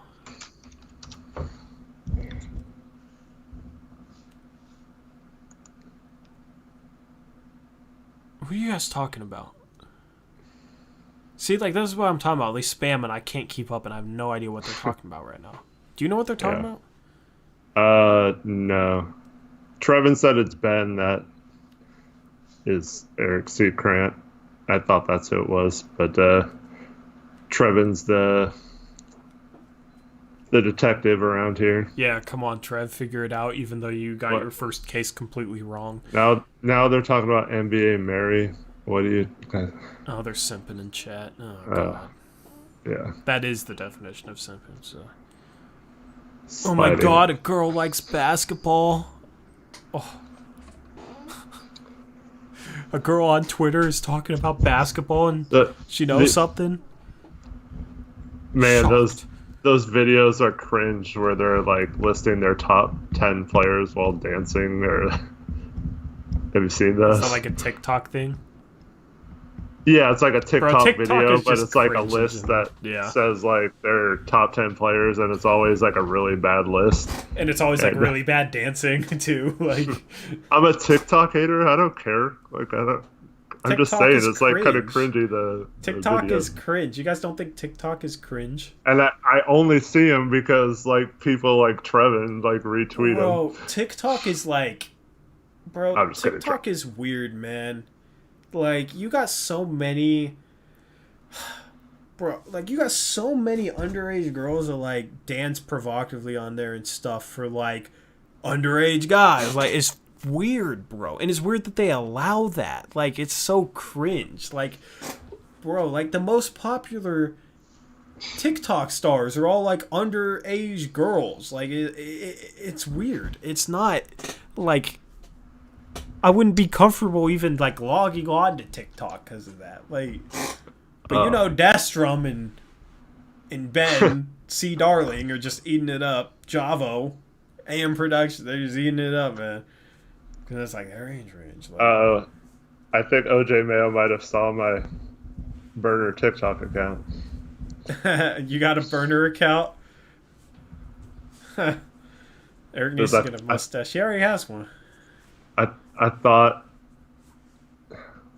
I saw a TikTok Eric made though. I don't even know how to go on TikTok. Is it an app? Yeah. The only time I ever see TikTok I think it's a videos website too, so it's kind of just a lot like Twitter. Yeah, when like someone puts it on Twitter is the only time I ever see an actual TikTok video. To be fair, TikTok is for people that age. Yeah, but it's just like you got so many girls. Like, I get if TikTok's made for people that age, but like you got a lot of girls that are dancing.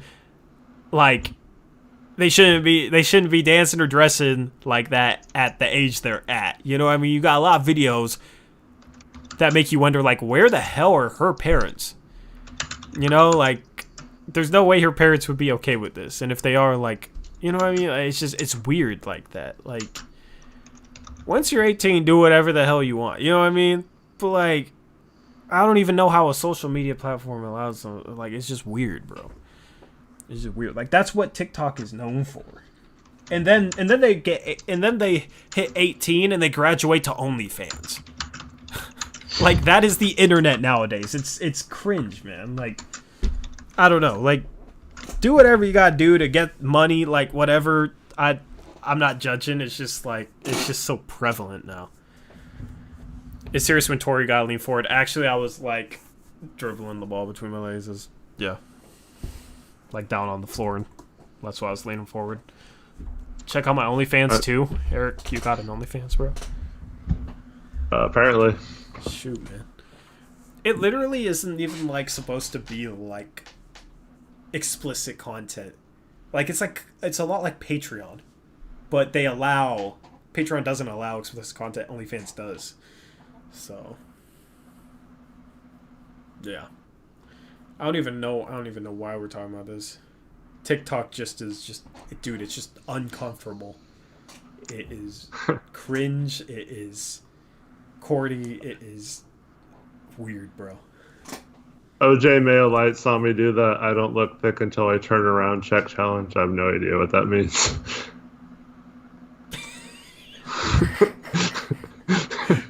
I'm so old.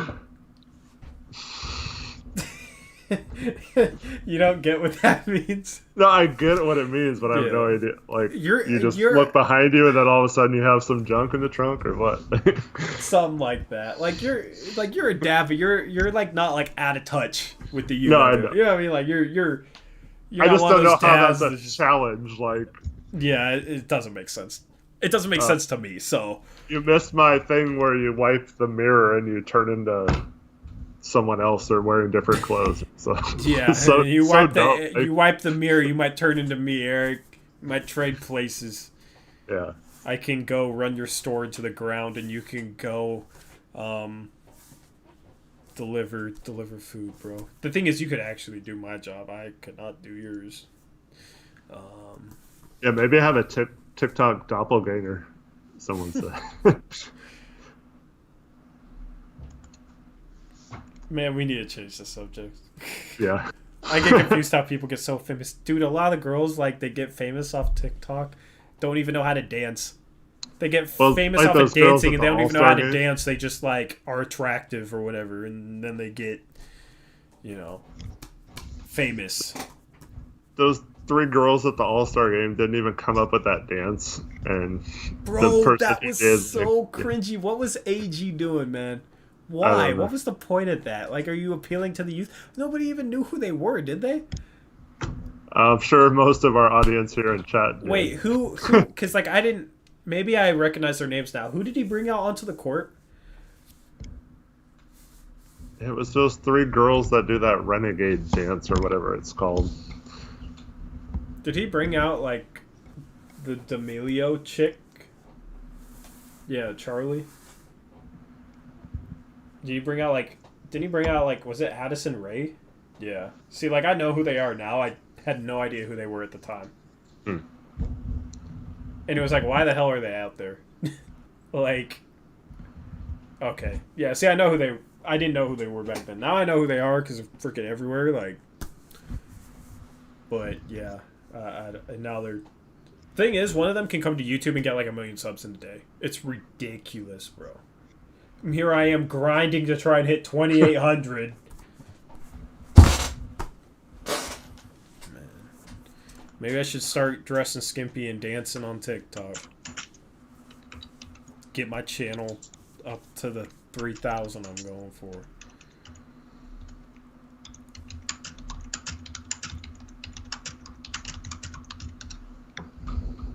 Make a Blazers up press TikTok. Hell no. Hell no. Eric would get too carried away. Doing the thick challenge. Oh, God. I did the... whatever. The only challenge I ever remember doing is the ice bucket challenge because my then, like, 10-year-old or whatever old she was at the time wanted me to do it. That's like she just wanted to pour cold water on me.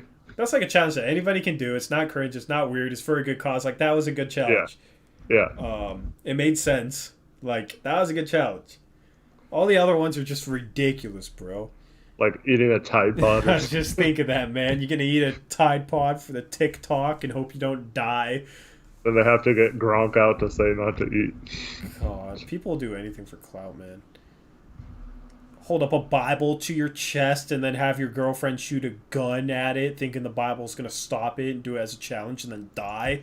Because that's happened before, you know. People got to get their clout or die trying. Like, people are ridiculous, man.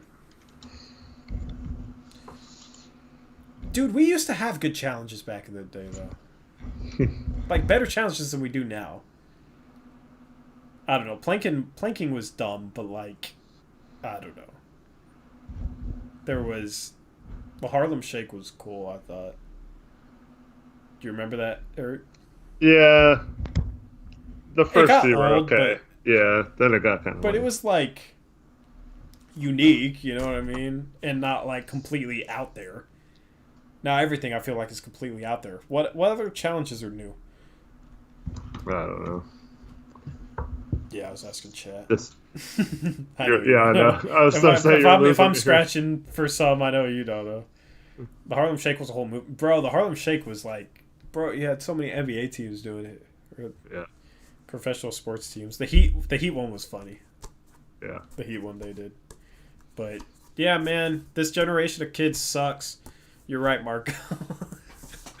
The only one I kind of like about challenges are where like you're just driving around and then you like have a basketball in your car and you just go like dunk on some kids playing and then run, like drive off. Driving for DoorDash. I saw two kids playing. If it wasn't COVID, I honestly might have gone and done it. Nice, yeah. Or just like had them guard me and then. Dude, how awesome would that be if you're just playing and like Dame pulls up and comes and dunks on you and just drives off? Bro, almost as cool as if Tory Jones did it, you know? Yeah. Almost. Not quite. You had Jaylen Brown doing it, De'Aaron Fox. Aren't you like 4 years older than these kids? How old do you think I am, Ash? Destrom's not correct, by the way. You're 24 now. Bro, Ash was supposed to guess. You just answer it, bro. Well, Destrom answered before. But like I said, he was wrong, so I wanted to see how old Ash thought I was. How old did you think I was, Ash? Thought you were 20. He'll be honest. He said my chat's a little bit behind. You thought I was 20? I'm talking about drinking on stream, bro. Hey, I'll take that as a compliment. Bro, you know I played college ball, right? Like... That wasn't like last year. How did you think I was 20? Oh. That doesn't make sense. See, yeah, Dester, man. You need to get some new material or, like, get a writer to make some jokes for you or something. Low-key thought you were 25? Like, you just said I was 23, 22, 21, and 24, and now he's saying 25. Yeah, no, he needs that. How is it low-key that he thought you were 1 year older than you are? Like, that's not... I guess that's a joke. But... Although I didn't know that. I thought you only played high school. Ash, man.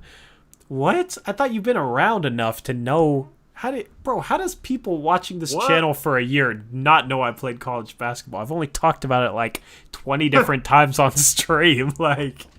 Now you know he never pays attention. Bro, that's why you gotta watch streams, Ash. Yeah, I played college ball. I played a year of college ball. Could have played two. Well, could have came back and started second year. But then I met the girl that is giving me the causing the issues now, you know. So maybe I should have went back, but became an NBA player, you know, follow the Jimmy Butler route. Yeah, it's funny when you mentioned my age earlier on stream. People are trying to guess. So got more people not paying attention. How old do you think Eric is, Ash?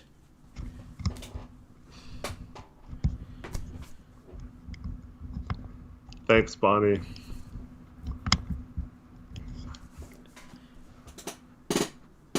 Waiting for Ash's answer.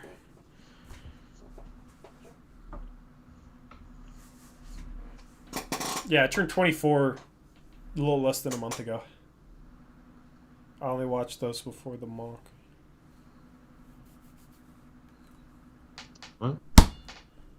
Bro, we got 25 people in here. We got lurkers in here, man. Nice.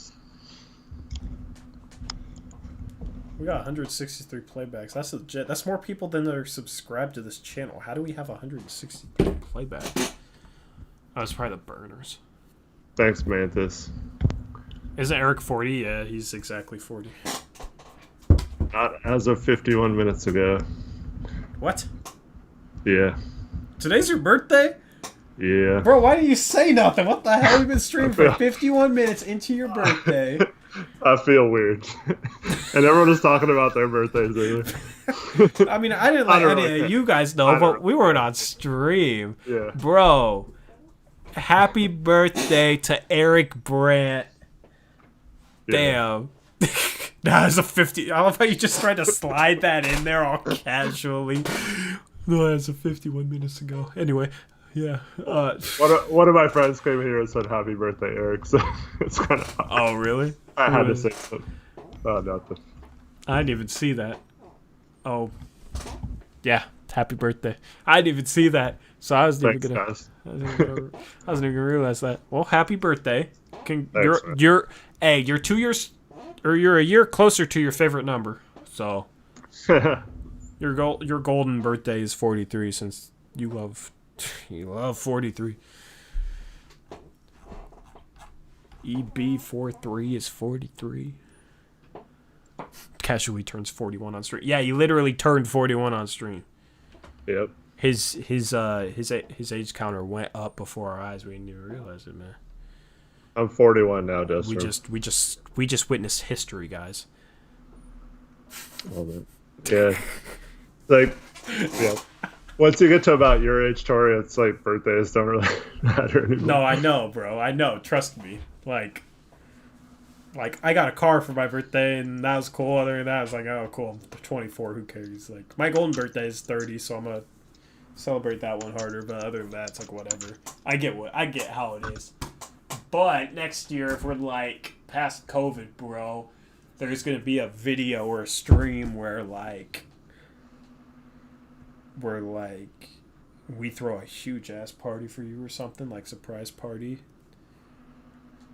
Thanks, man. Appreciate We'll get it. you wasted. Bro, that would be top notch content. Surprise party for Eric. I gotta become friends with your wife so we can plan a surprise party for you. Just for that reason, bro. She tried to throw a surprise party for my 40th. Tried? Pretty cool. Tried? That doesn't sound good. How do you so she failed.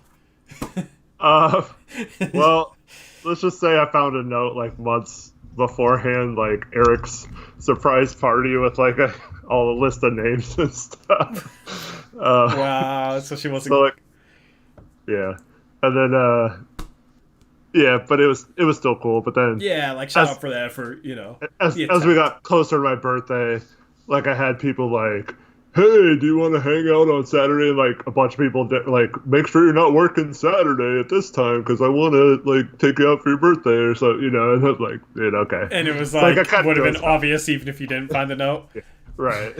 You have 5 people say, make sure you're not working at 4 p.m. on Saturday. Like, what's the chance they all say 4 p.m.? Like, yeah. But no, it was awesome. Well, I would succeed, bro. Nice, bro. You'd open up the. I wouldn't be thinking about like of you planning it, you know. So bro. that would be a good surprise, bro. Oh man, we'd have to, bro. Like, I don't even know. We would literally like send in people undercover to buy stuff from your store for your surprise party. Nice. We'd start a GoFundMe secretly for the channel to buy stuff for your party. So we'd spend it at your business to get your surprise party stuff, And then we throw you a surprise party with it. Bro, that would be sick. Good night, Michael. Happy birthday to you, too. Good night. Or no, I don't know when your birthday. Mantis was Zacho's was yesterday. So, false alarm, but good so night, many. Michael. He didn't miss it. It's still going, Trevin. I still have like 23 more hours. Yeah. 23 more hours to get wasted. I've already wasted 1 hour. Not getting wasted. Don't waste another 23.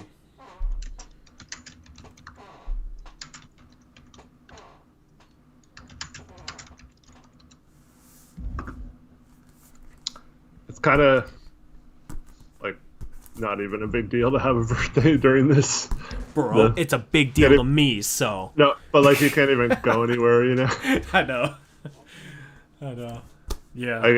I get to go pick where we're getting takeout from. Can't even really go out. I mean, I guess we could kind of, but There's restaurants open. still not feeling super comfortable about that. Come to Clark County. We got tons of restaurants open now. Go get Red Robin or something. I don't know. That's where I always used to go for my birthday.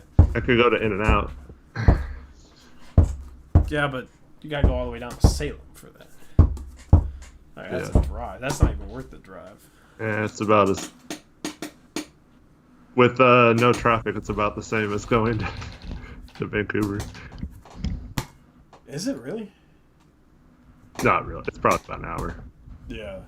I don't know. Yeah. I don't know, like the times to travel between like Beaverton and all that. That dribbling is so loud. Was it? We got Tory dribbling footage. Man, I'll put on a dribbling clinic for you guys. Just kidding. Not right now. But when we have those park meetups, I'll cross you guys up. The line at In-N-Out is not worth it. Yeah. Yeah, hell no. I agree. Hell no. Yeah, this mic is more sensitive. Like, it picks up background stuff a lot more, so. I'll probably just get B-dubs or something. What's up, Quentin? We're streaming at 1 a.m. because it's fun. This whole stream, we didn't really have any topics tonight, so this whole stream we just been chilling. Yeah, which is like a lot of our post-game streams were like that, so. Which is fun, because like I get bored at night sometimes, and I don't know, it's good to be able to associate with people, since like I'm just by myself like all day working. Like obviously I see a bunch of people pick up food or whatnot, but like you walk in and talk to a hostess. I'm here to pick up for so and so. Okay, we'll have that out in 5 minutes. Okay, all right, here's your order. Okay, thank you. Like it's not personable at all. You know, I mean, you're just employees. Like, and then you're driving in a car all day by yourself. It gets lonesome. So I enjoy being able to like come home and get on the stream and talk to you guys, even though you guys are just in chat. You know, it's still cool. Ben's calling you out, man. What? It's 1 a.m. and you're bouncing a basketball inside your house, but you can't rap. I don't share it with my parents, bro. Or my siblings. And no, the basketball bouncing is a lot different than me spitting bars with curse words at the top of my lungs. Not like at the top of my lungs, but you gotta be forceful, you know what I mean?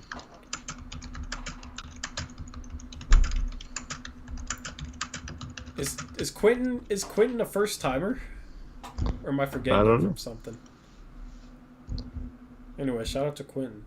We got like these new names coming out of the woodwork, man. We got OJ Mayo Light in here. Like, what is happening right now?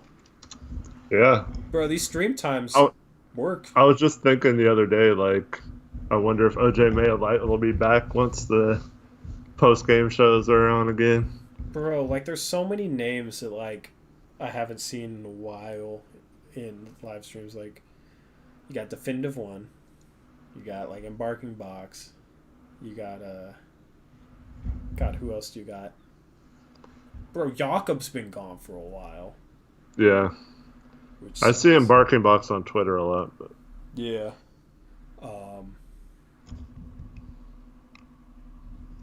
Yeah. Destrom, good night, man. Have a good one. Uh, there's Good like a night, lot Leo. of names. I need to go through the comments because I know there's like a lot of names that I forget. We'll get Travioli back here. Bro, I'm so ready for the first game return in the post-game stream after that because especially if they win, that's about to be popping off. Jusuf was in here last stream, but he said like one thing and then was gone again. Yeah. People's Mix was in here last stream. The stream before that. People's Mix has been back. Did you say Chiefin? Chiefin. Wait, who was the guy that I was like talking one-on-one with? Was that Chiefin? I think so, yeah. Yeah, Chiefin got lucky that COVID hit. Yeah, because we're right about that. We were talking about meeting up to play. Bro. And he kept making excuses. Bro, we might have to do that at a park or something. Oh, yeah. And you can film or something, just the three of us. Chiefin's the one that, like, was watching us on stream and then decided to call and talk to me about trying to, like, play basketball or something while I was on the stream. Like, you're watching me live on stream, dude. Why are you calling? Man, you have his number then. You need to text him, ask where he's been, man. I might still have his number, but there might be a second Hamza that was in here, or Hamza was both of them to troll us. I don't really remember.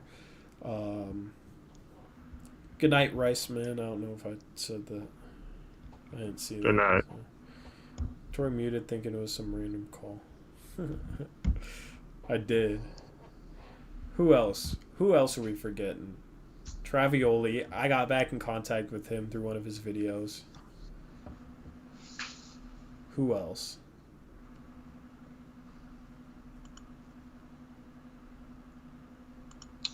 Oh, it was Hamza.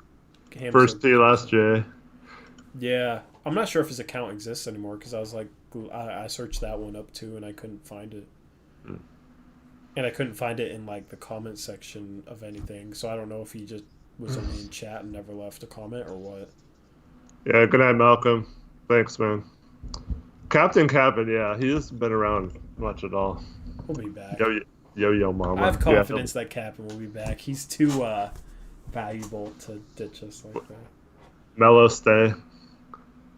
Mello stay. I've probably been hitting on Mello too much. Mario Hazonia. Wait, wasn't Mario Hazonia a burner though? Yeah, but it became like his normal account. Like he's Mario Hazonia on Discord. Who was he a burner for though? Let me look it up. I think I might have put it in my notes. You need to take like a roll call. You need to create a list of just YouTube names, man. I don't know. It doesn't say anything. Yeah, where's that nut guy? Captain's been gone. Oh, it was like Dante Nero or something like that. Oh, yeah. Yeah. Chris Yo, what's up, Sarver? They'll come out of the woodworks when post-game stream starts. Yeah, I'm counting on that. I'm really excited for that, man. Really excited that. Margo says, I've been watching your videos since last season. Night, Leah. Damn, Margo's been watching me a while. See, I wonder how many people are like that have been like watching my videos, like comment streams more for a while, and then like never say anything in chat. Because I know there's a lot of people like that. Because like I'll get 1,000 views on a YouTube video, and you think about that, like a lot of those people aren't talking in chat. But how many of them are watching us? Like we'll have like 110 viewers on some post game streams. So it's like, how many people really are there that have never talked in live chat but do watch our streams? It's just weird to think about. So it's always cool, like seeing people like lurkers comment. I always enjoy that for that reason. Just because like we have 100 people watching, it'll be the same 10 people commenting, which like that's not a complaint, you know. I love the people that are super vocal and active, all that. It's always cool to hear from people that don't comment much though. Can't remember which video was the first one I saw. Were you with me when I was a True Blazer fan, Ash?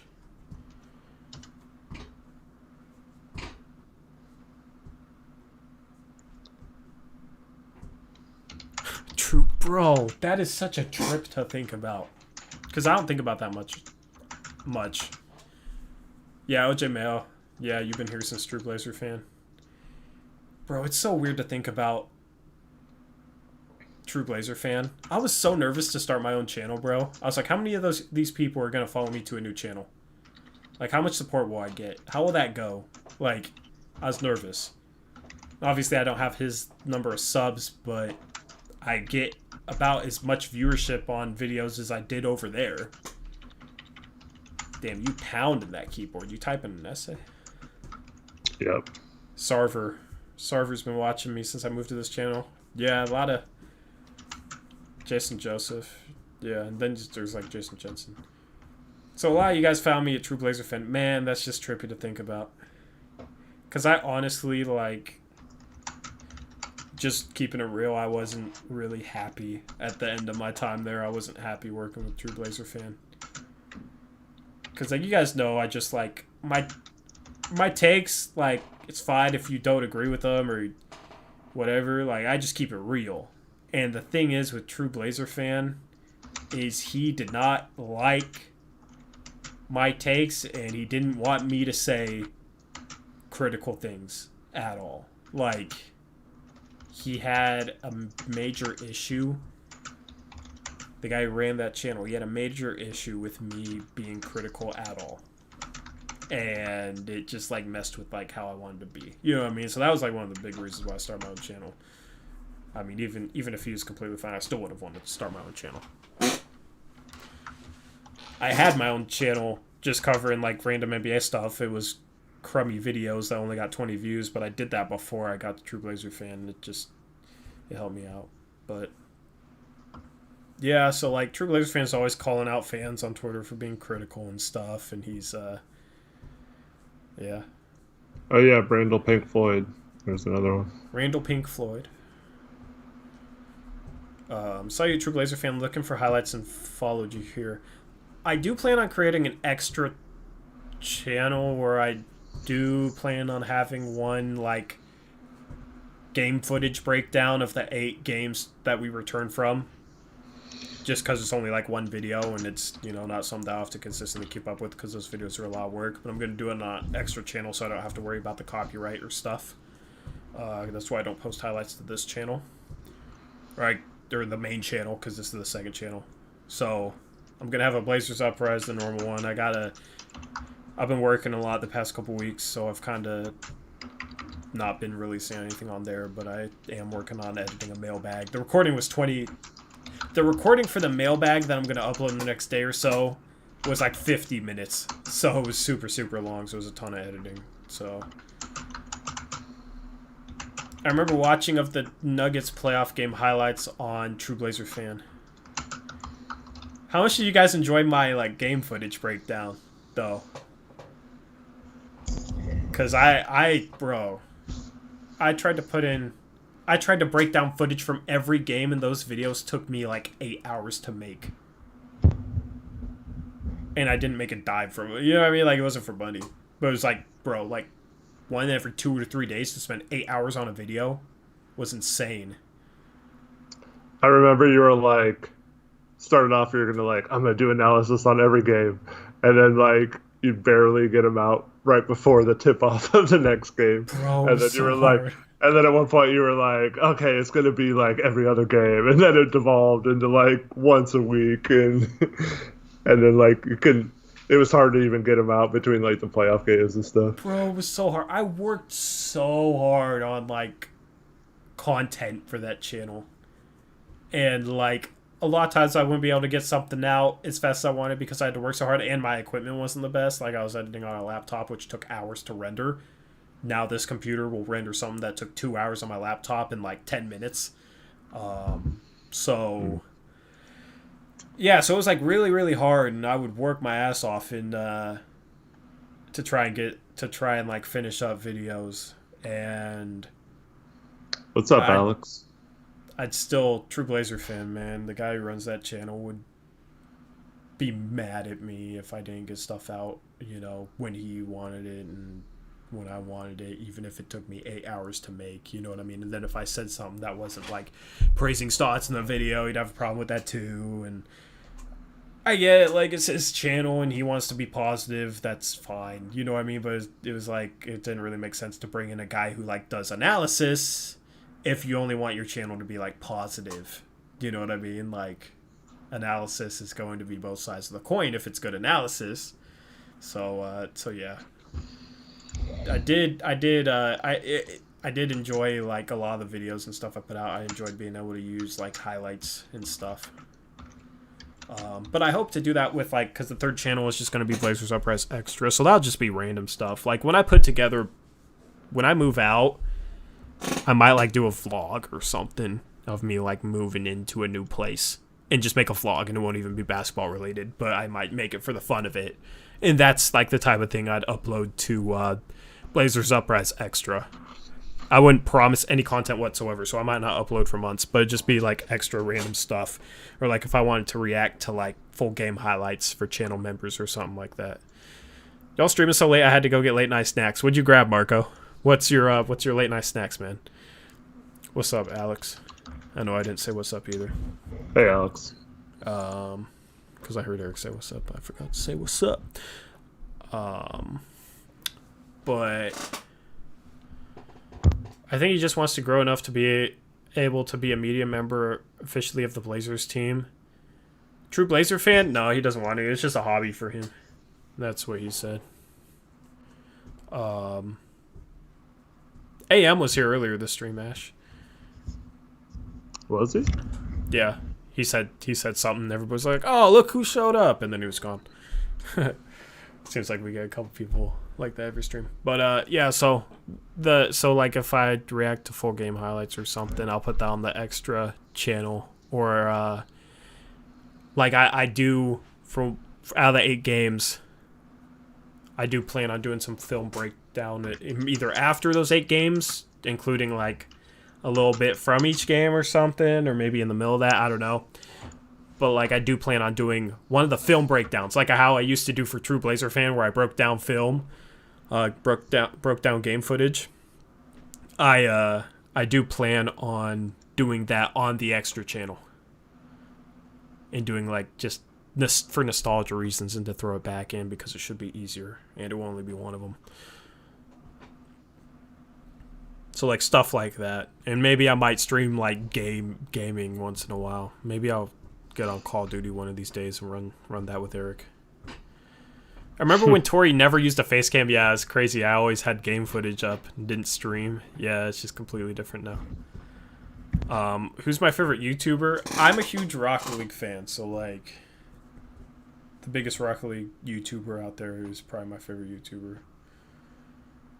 Or like Rocket League YouTubers. I love Rocket League, so but honestly, I am my own favorite YouTuber. Before he had a good cam. Yeah, dude, the cam used to suck, the mic used to suck too. Bro, this is the 3rd mic I've had. Like, yeah. Because I used to have like a $20 mic, and then I went to a $50 mic. Now I went to $100. This mic is like $150 value, and I got it for $130. But I like this mic because it has like a lower tone of voice to it. I like that you haven't been messing with it the whole stream. Bro, it's because it's... Dude, I don't know. Like, Eric, I don't know. I feel like if this was like hanging in front of you, you'd be like tempted to put your hand on it, and like it's just like I right play with here. mine all the time, but you can't see it because it's not really just like here. But you're always like, I'm not touching my mic actually. I'm touching the bar because it's like, dude, my hair is like flopping. This gel is failing me right now. The bar is just like right in front of me, so it's easy to just like do like this. But then I'll talk with my hands. Dude, I'll like talk with my hands even if people can't see it. Like, I don't know. Even when I was recording mailbags for like knowing footage was going to be on the top and not looking at like a face cam, like I used to record mailbags and stuff in my car because I didn't use any face cam. So I'd record it in my car because like that's when I was still living with my mom, and that was awkward. I still didn't have a lot of confidence with even talking about like the stuff I did for YouTube, which now I'm like, oh, I got business plans and stuff. Like, you know what I mean? It's just completely different. But, so I recorded in my car, and I'd talk with my hands, even though I knew nobody would see me. You know what I mean? It's just for like the emphasis. It's just natural. Yeah. Gassy jalapeno. There's another one. Chad Doing had a Tory Jones mic. What are you talking about? Like this mic? Oh, well, I think they've been doing all their shows from home, so I think. Bro, so you're telling me that I have better mic quality than Chad Doing, and I'm the YouTuber, and he's the one that was on TV. I don't know if he's anymore, and on the radio. Interesting. Weird. That's weird to me. Yeah, I got a new mic. It's right here. It's the new mic. But yeah, so this bar is just in front of me, so I rest my hand on it, then start talking with my hand and start doing that, and I feel like, oh, it's too low, I need to move it up. Then after a while, oh, it's too high, I need to move it down, and and then start to tip over. Actually, that was a problem. Oh, we had 4 people join our Discord in the last hour. That's dope. Yeah. Hopefully they're active, because a lot of people join and don't say much. Man. So fancy. Yeah, I love it. I feel, dude, I love just the appearance of this mic. The mesh or whatever. I don't know what you call it.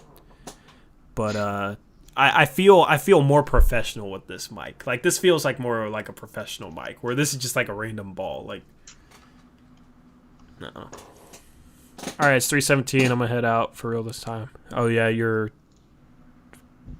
What state is Destrom in? Texas. Texas. Oh, that's not a good state to be in right now. Nope. That's a mic. I thought. Wait. I ain't even gonna read that. I don't know what he's. His profile picture reminds me of First P Last JL. Who does? Whose profile picture? Ashes? Oh, recognize the name Elude Allen. No. I have no idea who that is. I've recognized that he hasn't commented very much, though. Has he commented at all, though? Elude Allen? Not in this stream, I don't think. Has he commented in other streams? Because I don't recognize that name at all.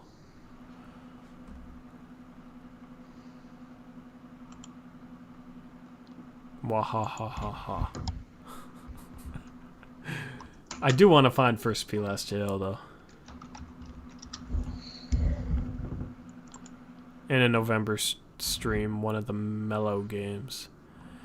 Oh, did he change his name? Did you No, bro, Detective... What? November would have been before the $100. Yeah, but he was commenting in streams before then. Bro, maybe he changed his name. Maybe that's why I can't find any of his comments in my comment section when I search for First P Last JL. He's just saying his picture looks similar. It doesn't necessarily mean it's him. Yeah, but I think Trevin's saying there's a comment from Elude Allen in a November stream from one of the Mellow games. And I don't think an Elude Allen ever commented. I think it was probably First P Last JL. Oh, you're and then saying he changed his YouTube name. Yeah, because I searched in my comment section for First P Last JL and I couldn't find him. So I think he changed his name. So I think it might be that Elude Allen guy. So Detective Trevin is doing some good detective work. Chris, are you a front runner type? Do you want a good team? Do you want a young team that you can grow with and hopefully someday win a championship, kind of like Blazer style? Do you want a team that might someday relocate to Portland? Or do you want a team that will never make the playoffs ever again? Because if that's the case, be a Mariner fan. Bro, that's rough, man. They have the longest streak in baseball. Actually, I think it's in pro team sports, yeah. Bro. Yeah. As a fan, I've never seen a playoff baseball game of a team I'm a fan of because I'm a Mariners fan. I don't know what that would be like to watch a playoff game with them in it. Like, it'd be weird to be that into. I know I'd be like really into them being in the playoffs, like as a fan of theirs. It'd be really weird to be that into a baseball game because I don't know what it's like for them to be into a play. Like they've had playoff runs that I've gotten into it. I can't imagine like them being in the wild card game and being that into a playoff game. But watch. Out of all my teams, they're going to be like the first one to ever win a championship for me. Somehow. They're going to, like 3 years from now, they're just going to go from like worst to first like the Astros did or something. Hey, Chris, do you live in the Northwest or do you live somewhere else?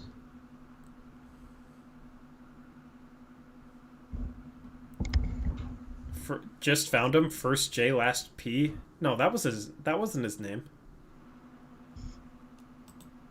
It was like first. There was another letter at the end. It was like first J, last PL. There was an L in there. Yeah. Detective Trevin on the case. Watch them win a ring before the Blazers and Seahawks win. I'm not a Seahawks fan, so neither is Eric. So, despite what I said, Chris, about the Mariners, the thing about the Mariners is that living in Oregon, you can watch most, if not all, the games. So, if you're trying to get into like one team in particular, I think it's important to be able to watch a lot of games. I'm assuming being a new fan, you're not willing to like spend money for whatever baseball's equivalent of league pass is. Yeah, Niners. But yeah, I don't know about entertaining. Just don't root for the Astros. Yeah, Ash, you've seen your team win a championship, bro. Or the Yankees, or the Red Sox, or the Dodgers. I think pretty much anyone else is fine. Yeah. Ash, what do you mean legit watch them win a ring before the Blazers and Seahawks? Bro, the Seahawks have won a ring in the last decade. I've never seen any of my teams ever win a championship. Ever. I've seen 3 championship game losses.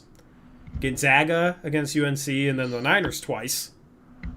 I've never, ever, ever had a team in any sport win a championship for me. So I don't know what that's like, man. I don't know what that feeling would be like. See, I've seen all 5 of the Niners Super Bowl wins, but the last one was 94, so it's been a while. The only championship I have is NASCAR. Yeah, that doesn't count. Yeah, it doesn't count as a team sport. It's not as hype. You know what I mean? Like, I don't know. Like, it's still cool. Like, but it's not like how it would feel if one of my teams won. Yeah, the Ducks have gotten so close to several titles, too. Yeah. So. But yeah, for the Blazers, I've obviously saw the 90 and 92 finals, and then I've seen several Western Conference finals, but yeah. Was -2 years old when they won the title in 77. -2. Yeah, my basketball rec league team I've won a championship in my rec league. That's the closest team championship, I guess, sadly. My baseball team, the Cincinnati Reds, won it in 1990. You're a Reds fan? Yep. I was 11. And, yeah. It's because that team. Well, Eric Davis was one of my favorite players, not because of his name. Everyone asked that, but right. But he was one of my favorite players growing up. And then I hated the A's, and I was in 6th grade and made my first professional sports bet. I bet some other kid in class that the Reds were gonna beat the A's in that World Series. And it was like $20, but the teacher found out about it, and I didn't get any money. But wow, she shut that down. That's whack. Yeah, I've been a Reds fan ever since, but they haven't won since I was 11 that World Series. So yeah. Trevin, send me the link to First P Last Jail's channel name, because you should be able to click on his name. Send it to me in Discord, the link to it. if you found them.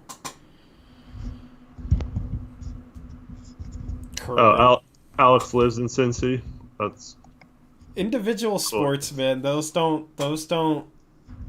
different. I don't know. They're just different. Like golf. Yeah, no. Because I'm a Kyle Busch fan. For any of you guys who know NASCAR, I'm a Kyle Busch fan. Which is weird because, like, do you know who Greg Biffle is? Yeah. You've heard that name? You know he's from Vancouver? Yeah. Yeah. But I wasn't a fan of him. It's like my grandfather was like, didn't care, and then he got there, and all of a sudden my grandfather was like a big Greg Biffle fan, watched NASCAR like crazy, but I wasn't a fan of him. I don't know why. Even though he's from my town, and I have a lot of pride for Vancouver, man. You guys already know I got a lot of pride for Vancouver.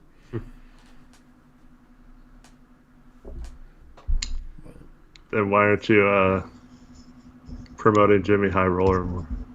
Because I'm not. Because Vancouver, bro, he represents what's bad about Vancouver, man. The fakes, you know. Just found his channel by searching it up. I searched it and couldn't find it, so I don't know. See, that would have been cool. Mute that bozo. He said he saw Walton versus Kareem in '75. That's awesome. Vancouver greater than Vancouver. Do you watch the whole NASCAR race? Some of them, yeah. Super Speedways, definitely.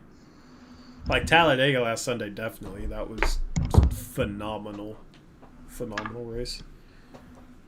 But that was like my first dream job, was to be a NASCAR driver. Before I wanted to be a basketball player, I wanted to be a NASCAR.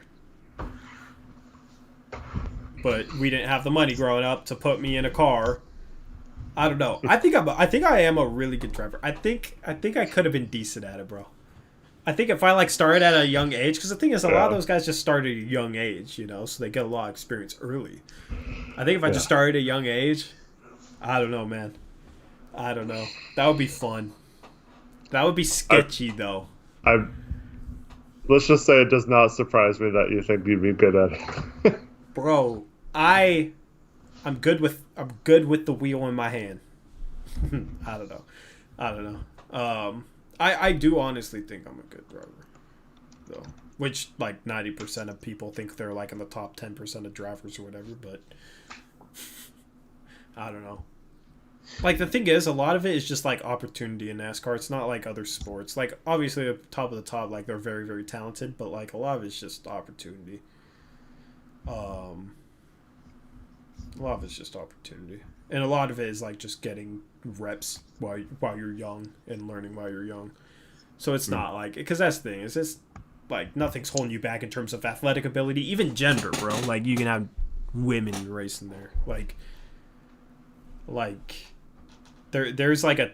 Do you know Brian Deegan? Do you know who that is? He's like a BMX racer. You've never heard of Brian Deegan? Oh, the BMX. I thought you were talking about NASCAR. No, so.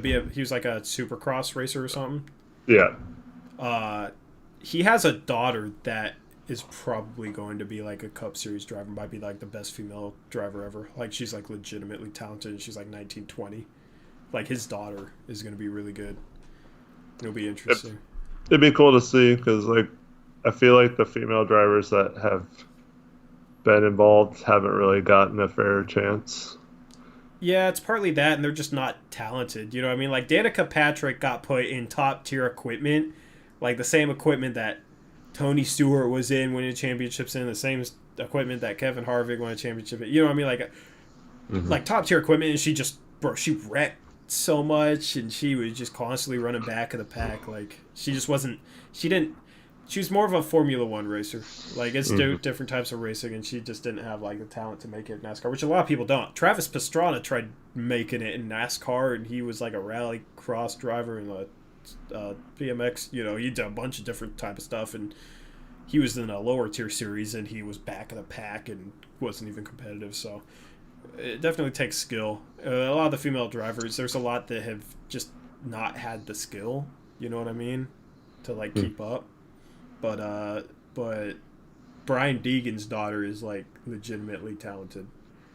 Like, she actually has a chance to be, like, up there, which would be cool, man. It'd just be cool to see, like, because like females, that's like the only sport I feel like females could compete with men in, is racing.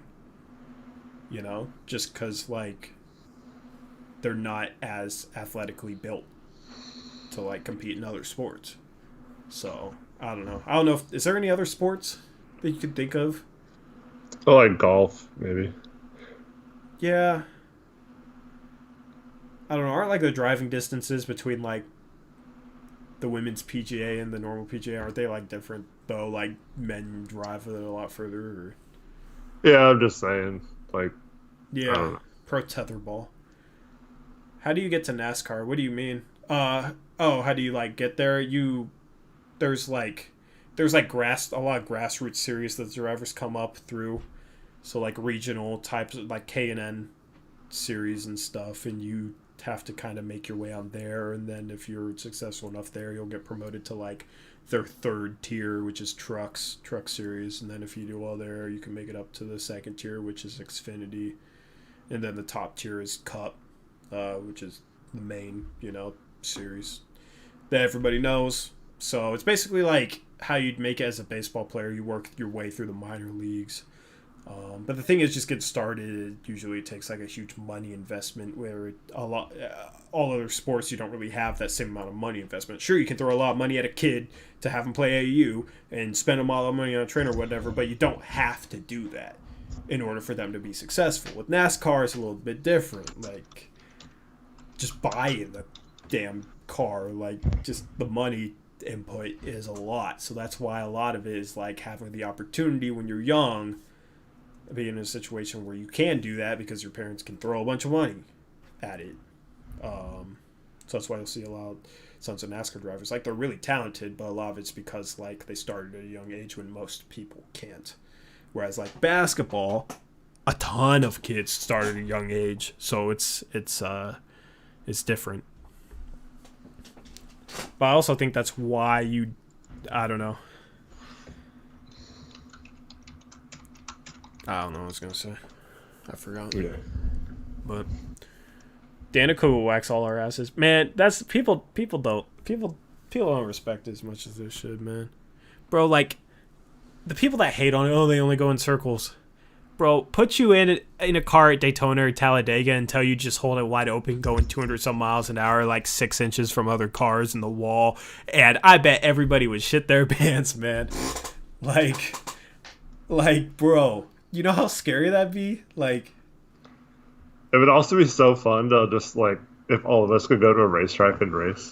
Dude, that would be insane, man. We got that. God, I forget what it's called. Right next to Topgolf, there's a new like racing place that opened about a year ago. Is it like legit, or is it like go-karts? It's like go-karts, but like it's supposed to be like higher end type goes. That'd be dope, man. Bro, that'd be a cool vlog to do. Yeah. Get a sponsorship from that go-kart place and base a video around it.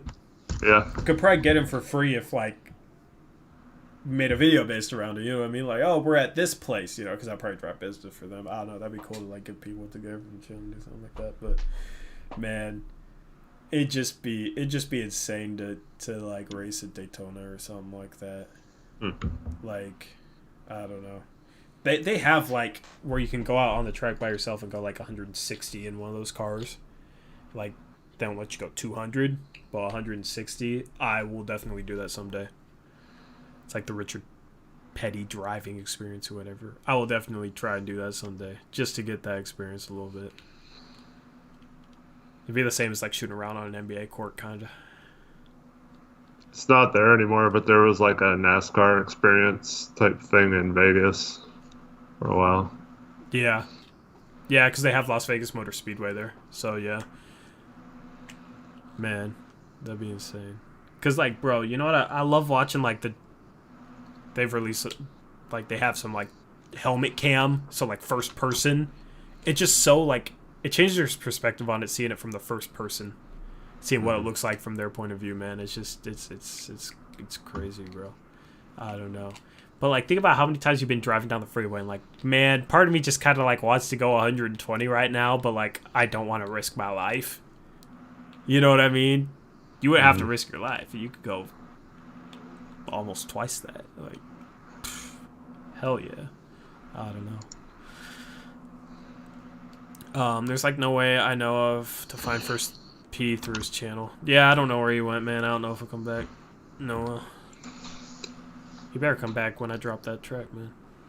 I think like an elite female shooter would have a place on an NBA team too. No, there's no way, man. There's no way. I wouldn't say never, but yeah, it's going to be tough to. There's so many elite shooters out there that don't make the NBA. That are like 6'6" males, like decently athletic, that still don't make it to the NBA. Like, it's not. I don't know.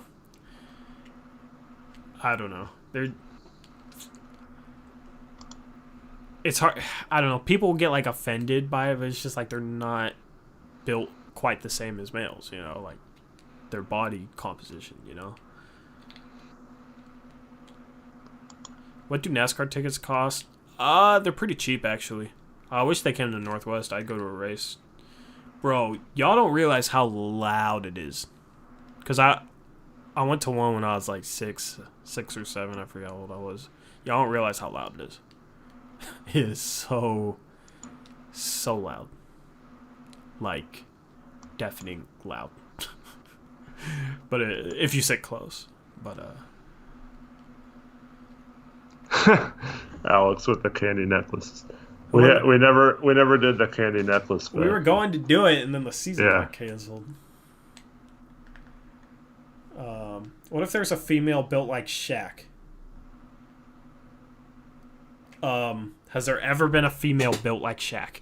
Like, sure, maybe some miracle can happen, you know what I mean? But that's what it'd take. Like the closest thing you got to Shaq is Brittany Griner. You know what I mean? She 6'8" and she can barely dunk. Like, barely got off the ground. Like, I don't know. I'm not trying to hate on women's basketball. Like, I don't know. Like, what they do is impressive given what they're given. You know what I mean? Like, just as impressive as anything, because you have to consider, like, what they're given. You know, they're not... I don't know. I've never seen a female with, like, a 42-inch vert. Why are you cringing at me? I don't know. It just sounds bad. I mean, like... But, like, am I wrong? You know what I mean? Like, males are more athletic. Yeah, I just don't know if that's... It's just like a gene acceptable thing. To say anymore. Why wouldn't that be acceptable to say? You know what I mean? Like, that's just a fact. Yeah. That's just a fact. Like, the world record for fastest 100 meters, it's a male. Like, top 10. I assume it's all males. Like, high jump. It's all males. Like, it's just... And it's, like, proven that they are more athletically built. Like, that's just genetics. Like, that's just nature. Like, it's not like women aren't any less of, like, human beings or anything, obviously. Like, I don't know why that's not acceptable. Because it's not like I'm sitting here, like, I don't think it's a sexist thing to say that men are more athletically built. Right? Like, what do you guys think, chat? Like, I don't know. Like, I get how it sounds bad, but it shouldn't. Because it's a fact. I just don't like saying it, stuff like that anymore. Why? It just... I don't know. Because, like, I mean... some people will say the same thing about race and stuff like that and say that's not racist or whatever, but... I mean, but that's... I don't... What, like... in terms of, like, athleticism? Yeah. Yeah. But... But that's not as clear, like... that's nothing... Like, you can have white guys that have... insane vertical jumps, and you know what I mean? Like, I don't know, that's like, there's white guys out there with 50-inch verticals, you know what I mean? Like, athleticism isn't tied to race at all, you know what I mean? Like, yeah, I'm just saying, like, it seems like culture right now, you're not even allowed to say stuff like that. Yeah, I mean, like, what, 80% of the NBA is black? Like, even though, I don't know, like, American NBA players, if you look at it, it's like 80% of them are black. Like, I don't know, like, is that just a coincidence? I don't know. Like, I'm not trying to get you to say anything. Yeah, you know what I mean? But, like, I don't know. Like, I think there is, like, a push to, like, because I definitely think, like, in terms of rights and equality and stuff like that, absolutely it should be equal. But, like, I feel like some people want there to be no differences between male and female, but I feel like some of those differences should be celebrated sometimes. So yeah, I mean, like, a female basketball can be just as impressive as a male basketball player, even if she's not as good. You know what I mean? Just because she's given less, like, she's not given the athleticism of, you know, just a natural freak athletic male. You know what I mean? Like, you don't see that. You know what I mean? Doesn't mean she's, you know, so, like, what she does out there on the basketball court doesn't make it less impressive, like, in terms of, like, the context, you know what I mean? Because she's given less. Like, yeah, so that just sounds bad. But, like, watching, like, if you see it, why does that sound bad, though? I don't understand that. And I know it's, like, a society thing, and that's kind of what you're saying. I just don't understand that. Like, it's like, why can't... Nobody is any less or any better based off their athletic ability. It's like athletic ability. Like, it's sports. You know what I mean? I don't know. Like, and that's all it is. It's sports. So it's like, I don't understand, like, with that context, why it's weird. I don't know. Like, I do get why it's weird, but I don't get why. Well, see, like, Portland used to have, like, professional basketball women's team. They used to practice at the hoop. I think I've told this story before, but, like, after their practice, they would run pickup games, and, like, 5 of, like, the worst guy players at the gym playing would, like, run the floor with those. Like, and this is, like, they had a couple girls who went on to be, like, all-stars in the WNBA, and, like, one of them was, like, an MVP at one point, and they just got run out of the gym by, like, a bunch of people who didn't even play high school basketball. So I get it. It's just, like, I don't know. I don't think it's appropriate to make those kind of comments really anymore. I mean, it's, even if they're true, I just don't think it just feels kind of uncomfortable saying it. Or yeah, I think the only reason it feels uncomfortable is just because of the people that will choose to get offended over that. You know what I mean? Like, I don't know. Like, there are definitely people out there that'll hear that and, like, want to be offended about it, want to be, like, at your neck about that. You know what I mean? Like, I don't know. In a way. Even though it's like, as Marco said, there's only been like 20 dunks in WNBA history. How many dunks have there been in NBA history? You know what I mean? Like, that's just a factual thing. If you point that out, there will be people out there that'll be like, oh, well, like, screw you. You know what I mean? I feel like that's why it's uncomfortable, is because of the people that react that way to that, you know? I mean, you don't want to put things the way Destrom put it. You don't want to say what Destrom said earlier. You got to provide the proper context with what you're saying. You got to explain it well. Because if you Destrom, you're being too broad with it, bro. It does sound bad when you say it like that, because you're not providing the proper context. Like, just when it comes to athleticism, natural athleticism. So I'm uncomfortable talking about it too. Let's move on. Yeah, like, I'm uncomfortable talking about it too. Like, you can tell with the way I'm talking about it. I'm sure chat can tell with the way I'm talking about it. But it's like, I don't know. I don't think it's something that people should be feel ashamed for pointing out. You know, because, like, it's like a factual thing. Like, and it's not like a demeaning thing, and it's not, putting people below anybody. It's not a derogatory. It's not like I don't know. Hopefully I've explained it well as I can. So anyway, 60 people. You can delete the segment later. I'm not going to delete it. If somebody watches this back through and gets offended, fine. Like, I don't care. You know what I mean? If people really don't understand, like, the only people that'll be offended is the people that like want to be offended, or I don't know. Like, I don't know how you ignore it's a factual thing. I don't know. I don't know. I don't care.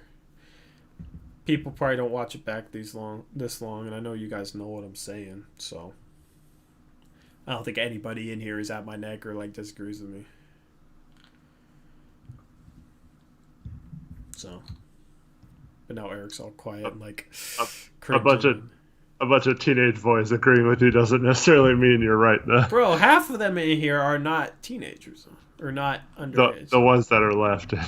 Yeah, but I mean, like, bro, you agree with me, like, right? You agree with what I'm saying? I'm not saying anything. God, it's just, I don't know. It's just weird to me. Like, the NBA can have thousands upon thousands of dunks in its history, and then WNBA only has like 20. But it's like you can't point out like, oh well, men are better at dunking than women. You know what I mean? Like, it's awkward, or you shouldn't point that out. Even though you look at the WNBA with thousands upon thousands upon thousands of dunks, and the WNBA with 20 dunks, like, but it's still taboo to point out to say that men are better at dunking. You know what I mean? Like, that's just weird to me. I don't know. Anyway, moving on. That summarizes that whole conversation right there.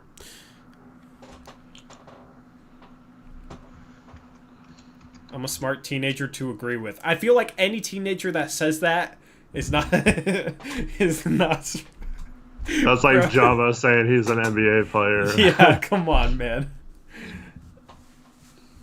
Destra, you're not going to like change. I don't know. What is he even saying? You're not gonna like get me to be like, oh, that changes my perspective on something like a worldview or like a, you know what I mean? Like, I don't know. Like, when you're 24, you're not gonna have like a 15 or 16-year-old like change your mind on like the way you view the world. I don't know. Unless like ends up being your own kid when you're 40.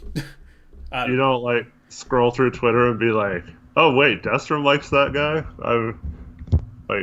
He thinks Devin Vassell is like the best player in the draft. Well, maybe I should think that too. I mean, like, you might sway a basketball opinion or something, but if we're talking about life, you got a lot of life to experience, and that's not a bad thing, bro. You got a lot of experience to live through. Once you get to my age, it can be kind of dull. You still got a lot to experience for the first time, so don't think of it as a bad thing. But like, yeah, you're too young to. Destrom's 14. Yeah, you're definitely too young to be saying, "Oh, I'm a smart teenager to agree with," especially if we're talking about life stuff. So, Alex Wolf, aren't they shorter biologically, technically, to be fair? I think so. Yeah. Isn't the average male like 5'9"? The average female is like 5'4"? Something like that. Yeah, that's a fact. Like, nothing's wrong with pointing that out. Like, that's a scientific, biological fact. Destrom thinks Fox News is reliable. Wow, I should totally trust him. He does? What? Bro. Tori, 24 is pretty young too, though. How old are you, Caleb? I mean, like, yeah, 24 is young, but at 24 you can kind of have a grip of how the world works, you know? 28.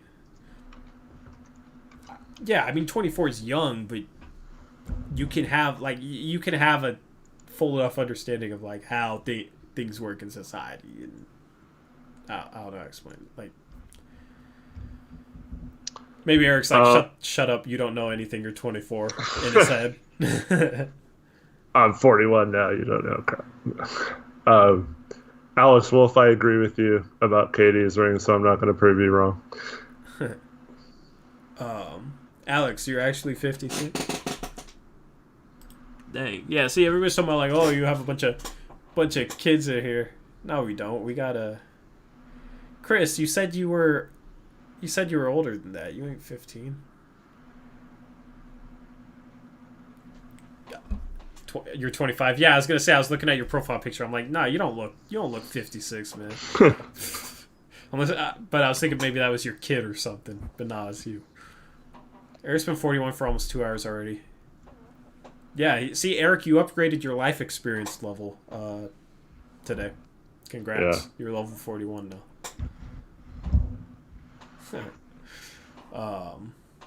I've been yawning for about an hour. But as far as Caleb said, with 24 being pretty young, yeah, I feel like mentally I've aged like 10 years in the past 4 months. What are you laughing at, bro? Nothing. What are you laughing at, bro? Bro, you can't laugh at me and then say nothing. What are you laughing at? I just knew what you were about to say. What? What? Everything, like, you're like the smartest 24-year-old. No, like, I'm not saying I'm the 20. You could have been a NASCAR driver. You would have been pretty I'm good. not saying I'm the smartest 24-year-old. I'm saying I'm saying kidding. like mentally, like I'm obviously joking.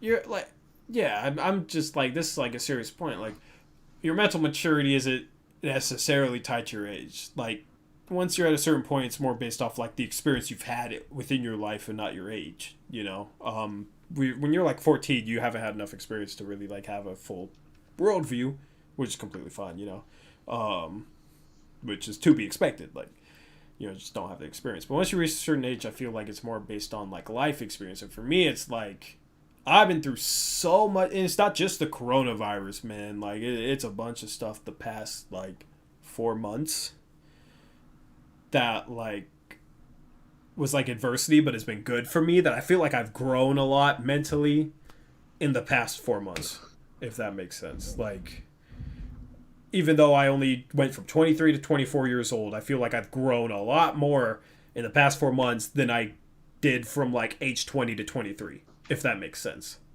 So, like, I know 24 is young, but, like, I don't know.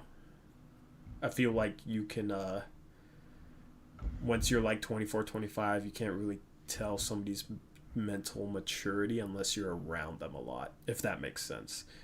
Mm-hmm. And I feel like for a lot of people, everything that's happened this year has given them a dose of reality.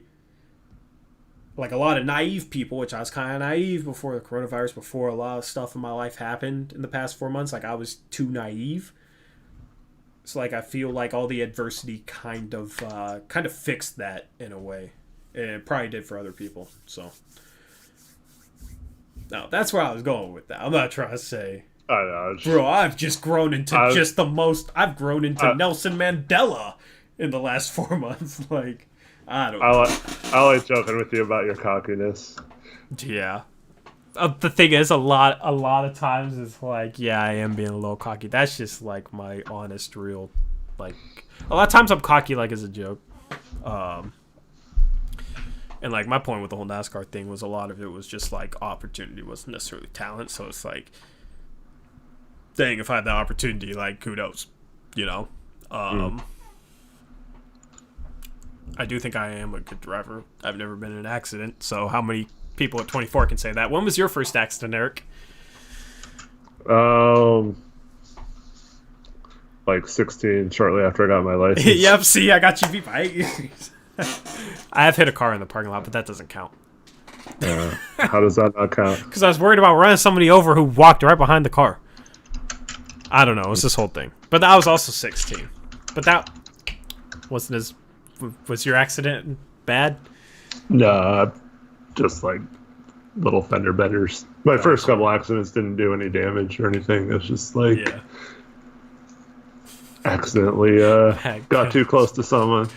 Bro, I was backing up and there was like people walking behind my truck, so I was worried about them and I was turning. And I thought there wasn't a car next to me, so I wasn't like paying attention. So like when you turn, the bumper like kind of curves out. the front bumper when you are backing out. So that's how it happened. Like, it's just a dumb mistake, but I'm somebody who drives and is constantly thinking of like, okay, what dumb person could this person do next to me, or what dumb thing? Like, I'm always expecting people to do dumb stuff on the road. I feel like the best drivers are the people that are like constantly expecting people to do dumb stuff on the road. So that when somebody does do something dumb on the road, which happens, you're ready for it. Like, if that makes sense. I don't know. Because a lot of people drive naively, like, they've driven for 5 years, never seen an accident, never been in an accident. So they drive naively. They don't expect anybody to do anything dumb. And then when it happens, they're like, not ready for it. And it might be an accident. That might not even be their fault, but like, they could have maybe avoided it. So like, I don't know. I do feel like I am a good driver, which maybe it's cocky. Now you're like the best driver ever too. Add that to the list. Oh my god. I feel like I'm a good driver because I try to be a good driver. Yeah. If that makes sense. A lot of people just don't try or don't pay attention. You know what I mean? It's almost like a choice. Like, I feel like anybody can be a good driver if they pay attention. If they, I don't know. Do you think you're a bad driver, Eric? No. Do you think you're a good driver? Yeah. Bro, Eric's so cocky. Dang, man. The thing is, though, like, you can be the best driver ever, and that still doesn't mean that you won't get an accident. Well, of course, like, don't try and be humble now, man. We talk about being cocky. A lot of accidents you could do nothing to avoid because you can't change. It's like the whole mask thing right now. You can't fix other people being stupid. You can just... Yeah.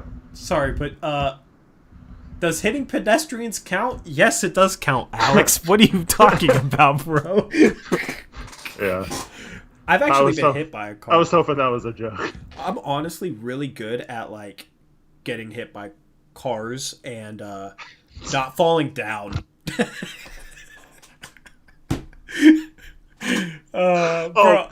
Bro, I'm not even kidding though. That's the sad part. I'm the best at like walking down the street and a car hits me. I guarantee you, I'm like the last person that would fall over in that situation. That's how you sound like in everything you do. I know that's the joke, but honestly, I've been riding my bike and been hit by a car that bent my bike basically in half and landed on my feet. I mean, that was an accomplishment. It was turned left, and it like hit like my back tire, so it like barely missed like hitting my ankle, so it like twisted the bike out from under me, so I like jumped over the handlebars and landed on my feet like at a run, you know. So I am really good at getting hit by cars and like landing on my feet. The other time, it's kind of sad. Well, actually, it was more like I hit the car, but it was the car's fault. So I was like riding down a hill, like going like 20, 25-ish. And there was like a line of cars stopped at a red light. And when I'm in the bike lane coming down the right side, all of a sudden this car decides, oh, I'm just going to turn into this gas station parking lot right here, right in front of me on my bike. So like you should have checked his damn mirror. But yeah, that wasn't fun. But right before I hit the car, swung my left leg over the bike, so it was just the bike that hit the car. Bike bounced off the car into the parking lot. Kept the bike upright and kept like riding it. So I said that as a joke, but I am pretty good at making contact with cars on my bike and not falling down. You know, who can say they've made contact with the car at a decent rate of speed twice and say they have not fallen down? You know what I mean? I'm just... You're so amazing. Oh my goodness. Am I in good hands? I don't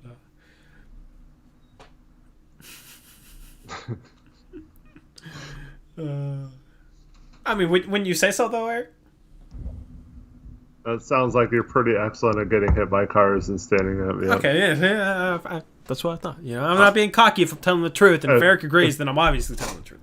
If there was a sports league for that, you'd be an all-star. Oh, I bet. Yeah. I wouldn't want to be a superstar, bro. That'd be too much contact with cars. You know? Like twice, I'm good for now.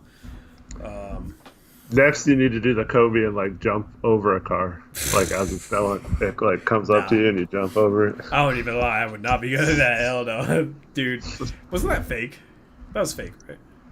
I don't know. I think that was maybe. I don't know. Wasn't that like a Powerade commercial? Like you had the fake Powerade commercials, like LeBron draining 90-footers, like 6 in a row. You remember that commercial? Yeah. Yeah.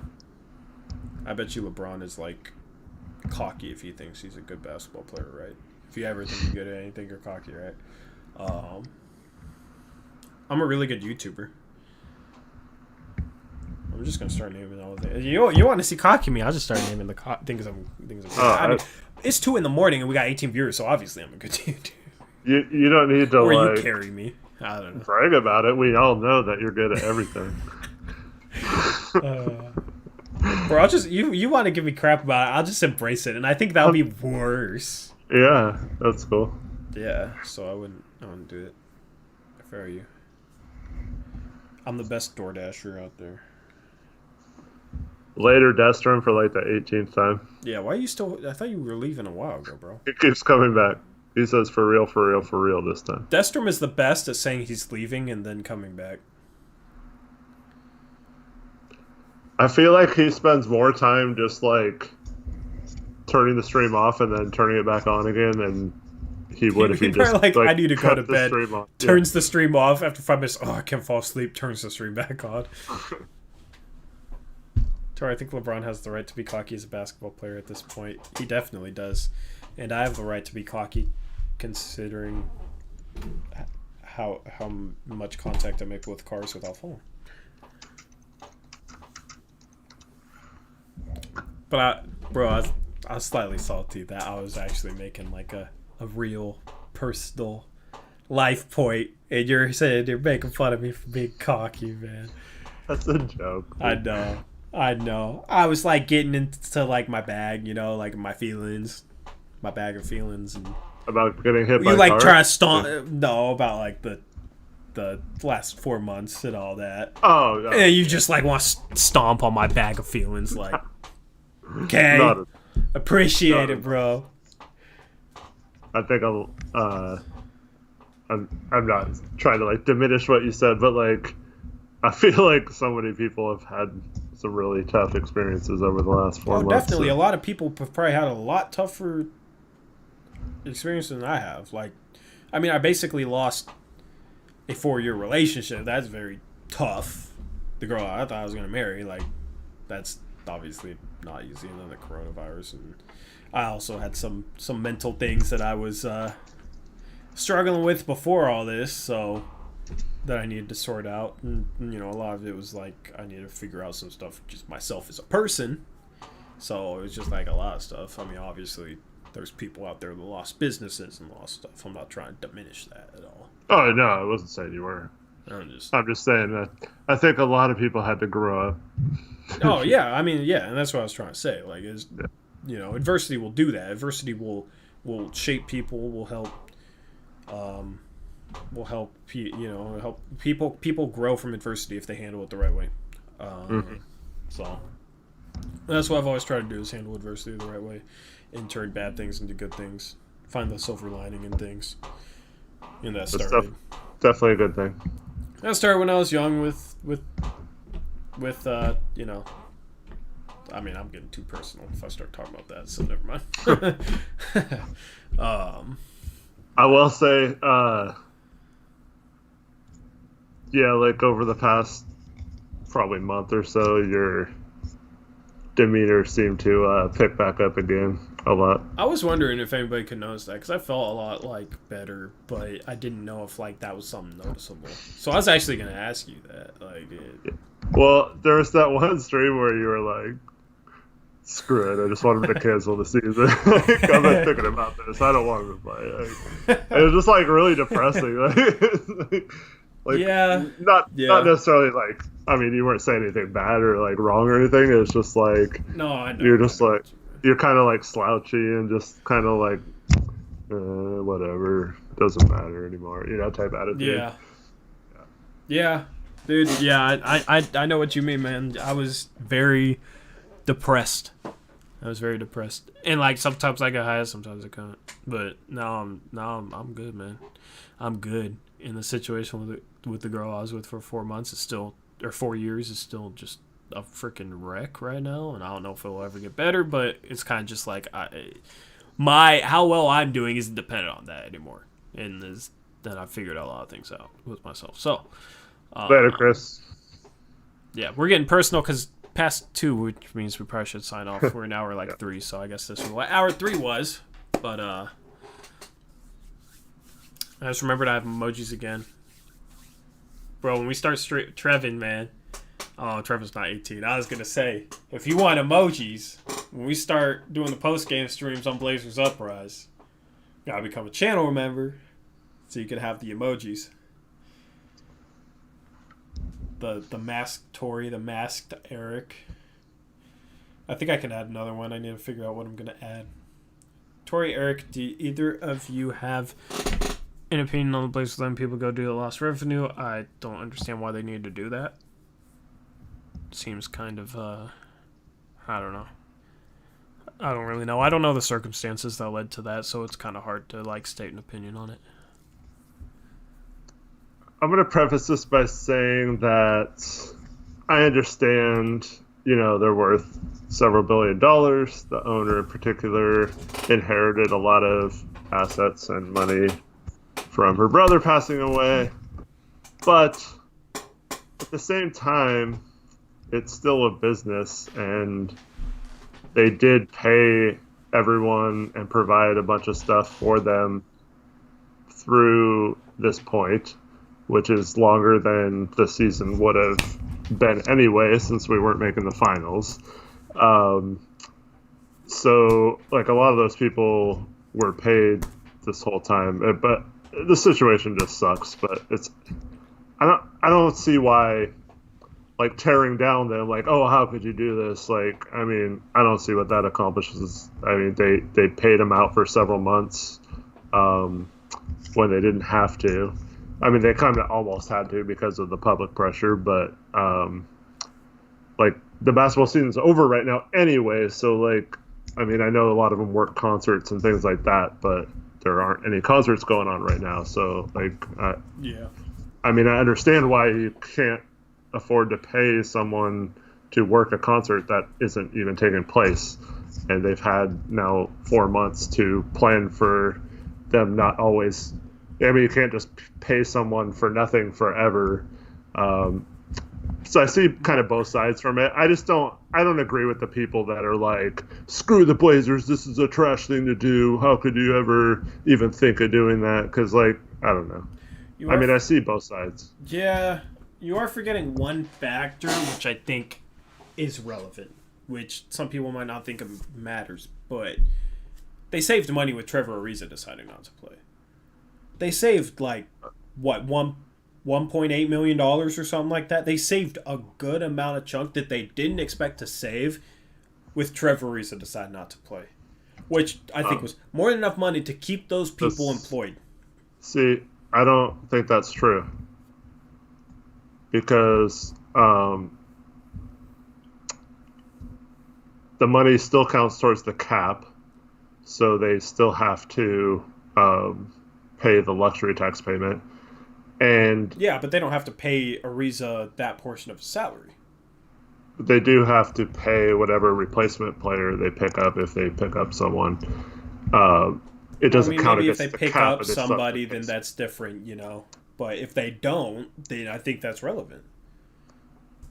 But we're talking about a team who made choices all year to save money. It's not like they all of a sudden were there's $1 million. I don't even think it's that was them planning to try and save money. That was their plan was to save money. Trevor Ariza, I think that was over $1 million of unexpected, unplanned savings. So savings they did not plan on getting. But, which was more than enough to keep those employees. But yeah, I feel like that's. I'm guessing it's not going to be anywhere close to 1.8 million when you actually figure out the numbers. And I saw what was reported. I mean, it's not like they're paying those people like hundreds of thousands of dollars. Yeah, but I mean, you also aren't factoring in all the millions of dollars they've lost from not being able to have home games or anything like that. Well, so. yeah, but I mean, they knew that. You know what I mean? They knew that. So it was just like, if you get over $1 million in unexpected savings, you should put, I don't know, you should put some of that towards just paying these people, allowing them to keep their jobs in the middle of a pandemic. Like, I think that would have just been the right thing to do. So. But they did do that for 4 months. So. Yeah. Yeah, I'm just saying, with the unexpected savings that they got from Trevor Ariza deciding not to play. Are you for sure that they don't have to still pay that money somewhere, even though it might not go to him? I'm pretty sure. I don't know where else would they pay it. Like I said, it still counts towards the cap, and it still counts towards luxury tax payments, and we don't know if they're going to pick up a player yet or not. The cap number, but like the payout is, I don't know. I mean, like, if they have to pay it somewhere, then obviously that changes my thing. But I'm pretty sure that's money they get to keep, since they're the one who pays the player. The player decided not to play, forfeits their payment from their employer, which is the Trailblazers. I saw someone saying, like, think of how much, like, paying Ariza $1 million less will save them in luxury tax payments, but that's not true because it's the same luxury tax what number. What they pay the players isn't tied to the payroll and the luxury tax numbers, and like, just like, you know, they paid Anderson Varejao, but they still have like dead cap hits on the payroll that is affecting the luxury tax and all that, even though they're not paying him anymore. Like, it's, but this is a team that a month before the cancellation of the season traded Scalloway and to save a couple $1 million. They're not in a good, like, they were trying to make moves like that beforehand, and then losing out on all the revenue on top of that. Plus, they paid all the employees through the end of the season. It's not like they'd be working Blazer games right now anyway, because the season would be over. Yeah, but it's like, okay, I don't see the difference. So they've been expecting to fire these employees probably for a little bit. You know, this isn't a decision you make overnight, right? So with that situation the team was in, this is probably something they've been discussing for a couple weeks. So, like, this timeline with these employees, like, if they kept Ariza, they're still going to fire. Like, if Ariza played, they were going to fire these employees, right? Like, the Ariza thing, if they get to keep that money, that fits into the bottom line. Like I get it. If Ariza stays, you don't get an extra $1 million, right? That you did not expect. Then I understand. Okay, you fire these employees because you have to. Okay, I get that. But if you get an extra $1 million that you don't expect because Trevor Ariza decides not to play, I don't think you. Okay, all right, I'm gonna take this $1 million, possibly $1.8 million that I don't expect to have, and then I'm still gonna fire these guys. Like, I don't know. I just don't agree with that. If you lost $200,000 but were given like $10,000, you wouldn't want to use that to cover your losses. You would just be like, "Oh, here, like, I don't care about this $10,000." But it's the opposite, because they're getting more. They're getting more from Ariza than those employees are paid. Right? But You're talking about. No, I'm talking about I mean, it's impossible to quantify it right now, but we're talking probably at least $20 million that the team has lost by not having games, finishing out the season and stuff. And then if you factor in if they made the playoffs and all that. So, like, saving $1 million, whether it's planned or not, they're still missing out on like $20 million. So now they're just down $19 million instead of $20 million. You're talking about an organization that makes millions of dollars every year. Millions of dollars. Like, or should be. Like, any decently ran NBA franchise is going to be making millions upon millions of dollars a year. That's why NBA franchises are valued at $2 billion. It's not just valued at $2 billion because, a lot of people want to spend $2 billion just for a hobby. It's something that makes money too. Like, you get return on investment. Nobody's going to spend $2 billion for a hobby, like, for only a hobby, unless there's some sort of return on investment. So, like, if you're not set up to be able to, like, I feel like any decently run franchise should be set up to be able to take marginal losses for a year, right?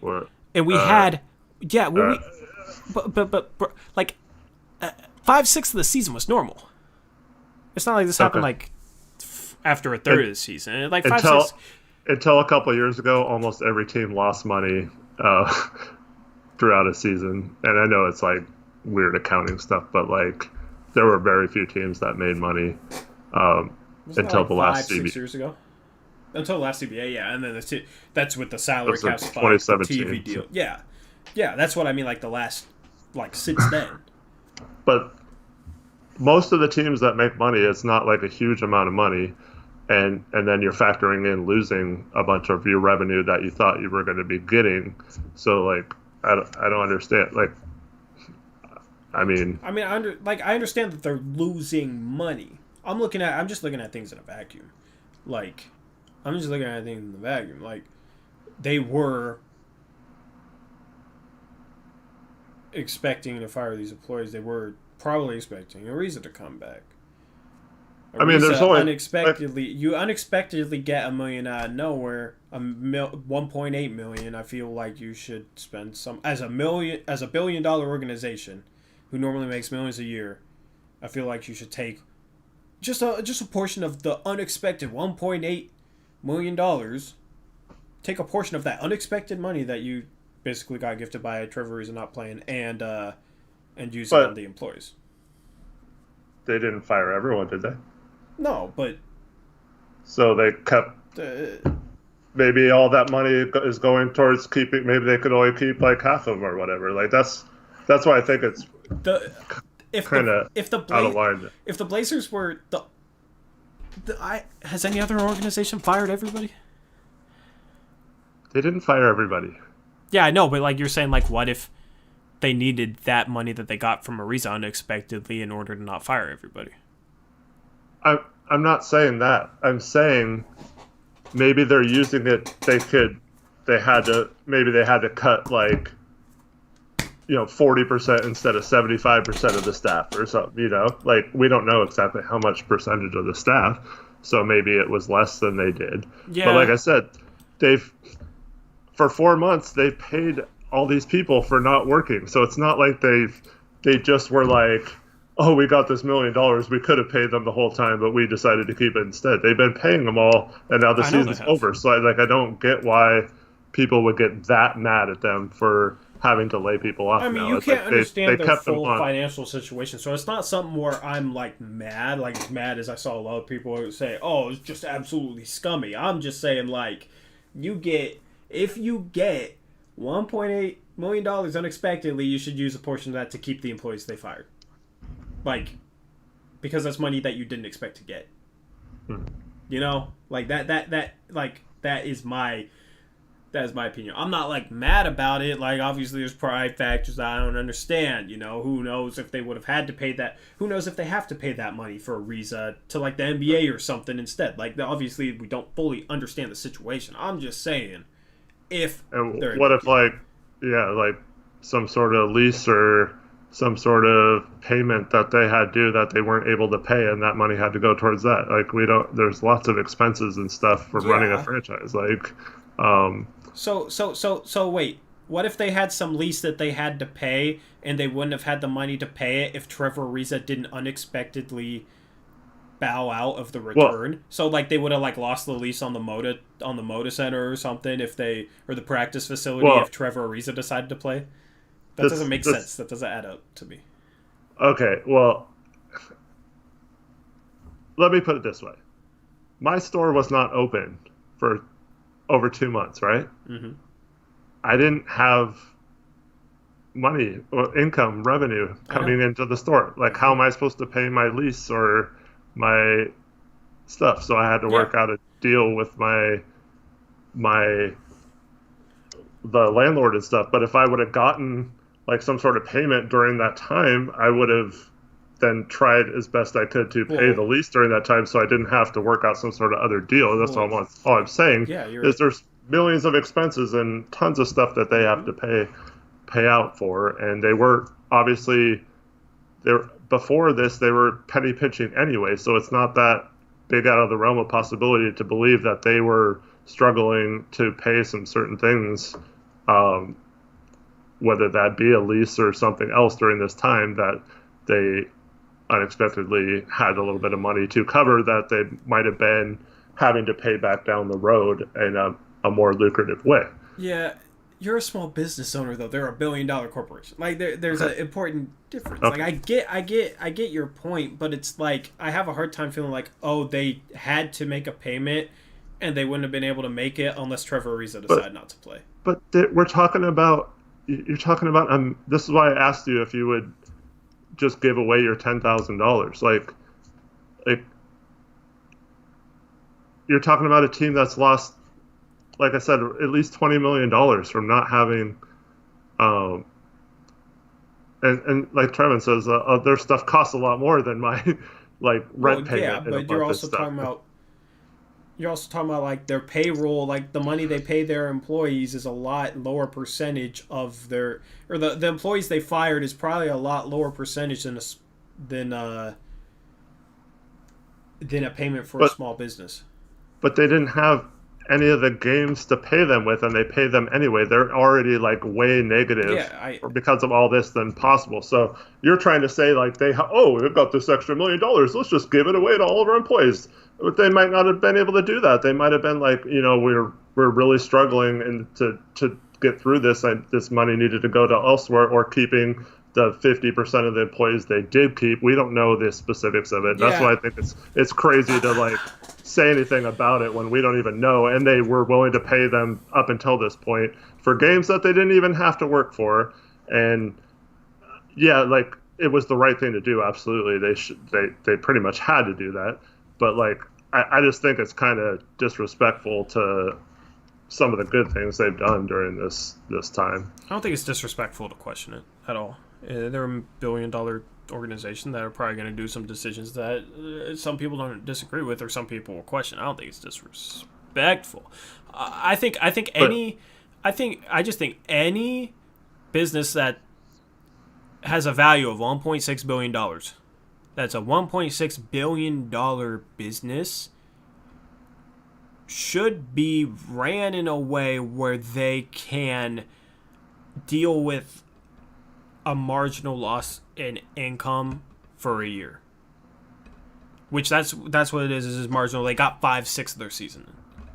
And they'll still get TV revenue from final 8 games. You know what I mean? So I feel like any well-ran business should not be in the situation where they have to lay off a bunch of workers in the situation the Blazers are in. It's not like they're a business that operates, that makes their revenue, or a large part of their revenue, year-round, where, okay, they've been closed for 3 months like you were and lost income for 3 full months. They're still gonna get the 8 months of the season and the playoffs at this point.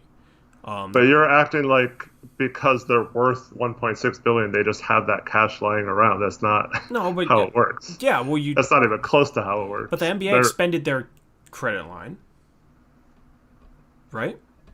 Credit is debt. It's not. And there's also a difference between. We don't even know. You even admit you're not even sure if they get that money or not. You're not sure. So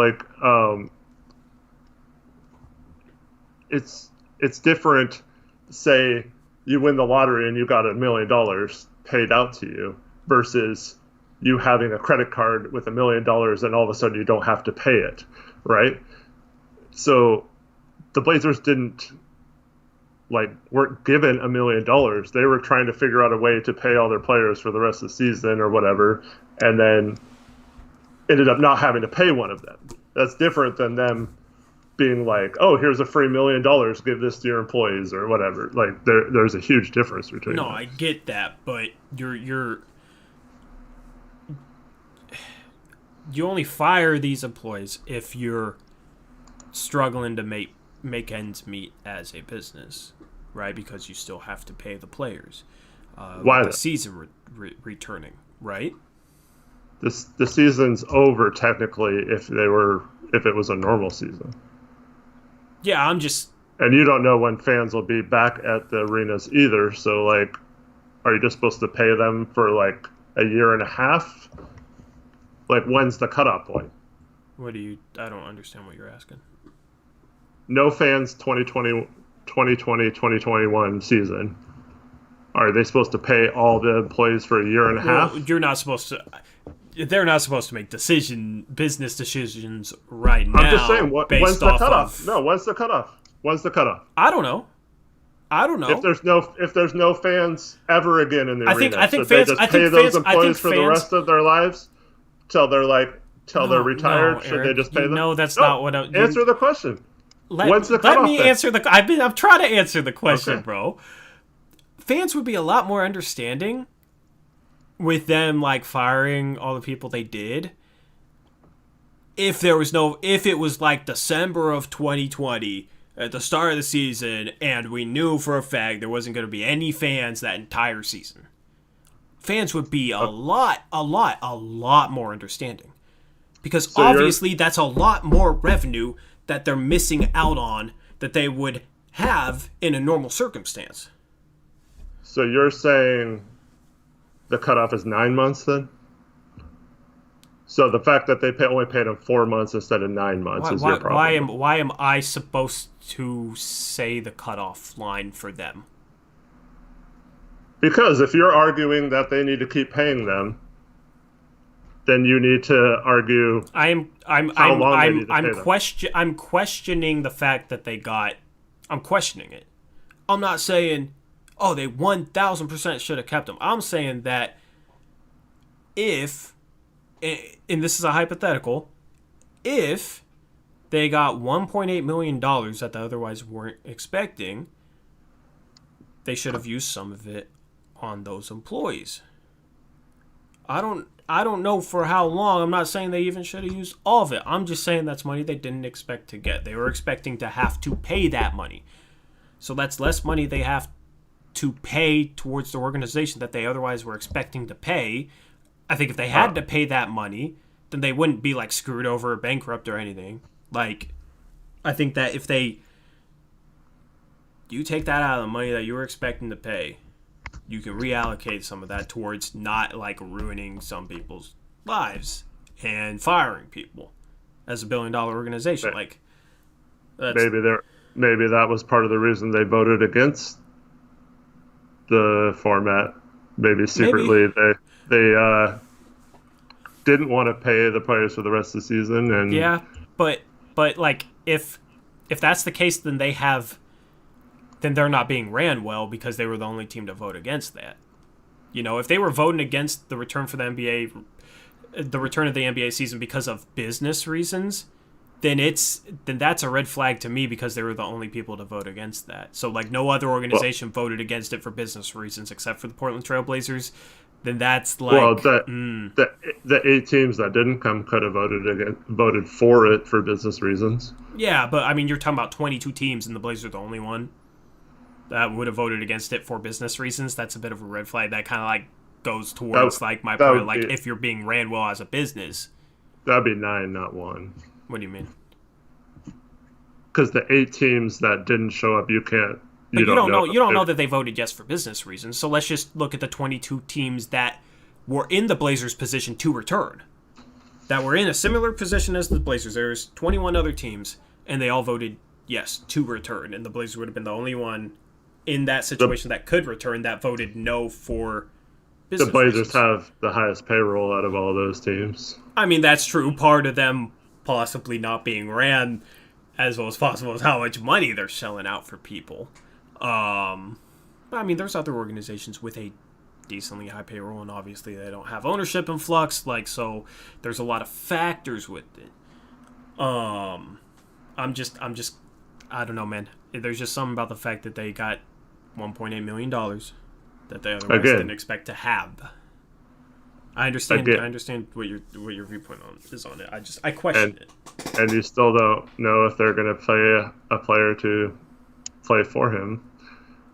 Well, yeah, I mean, like if a player replaces Ariza, then they have to pay out the same amount of money towards a player. Like what I've said is a moot point.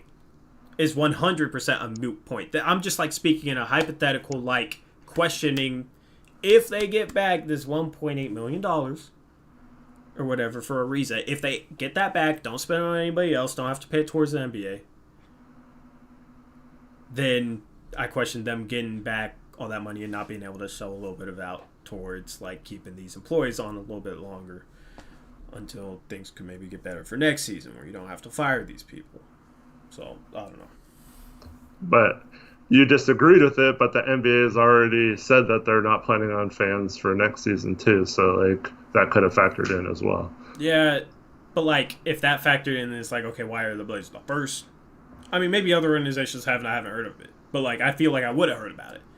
It's like, why are the Blazers the first organization to do that? I mean, the payroll and all that stuff, but it's like just if you get an unexpected amount. There were a couple organizations that weren't going to pay, and they got completely clowned, like the Knicks, for not doing it from the beginning. I mean, yeah, but we don't want to be in the same grouping as the Knicks when it comes to running like, the franchise. Yeah. I understand what you're saying. It's just like I've always looked at the Portland Trail Blazers as being ran well from a business perspective. Dude, they've always lost money. They used Paul Allen used to write. He's probably spent $2 billion on lost money on the Blazers since he bought. Well, I mean, with the payroll, but I mean, we have some of the more expensive ticket prices in the NBA, don't we? We don't. They're not that much. They're not. I mean, from what I look, because with the SeatGeek code and all that, like I'm constantly looking at tickets and stuff. Maybe I'm wrong, but from what I could tell, we were above average in terms of ticket prices. Maybe not this past year because we sucked, but and maybe that's a factor.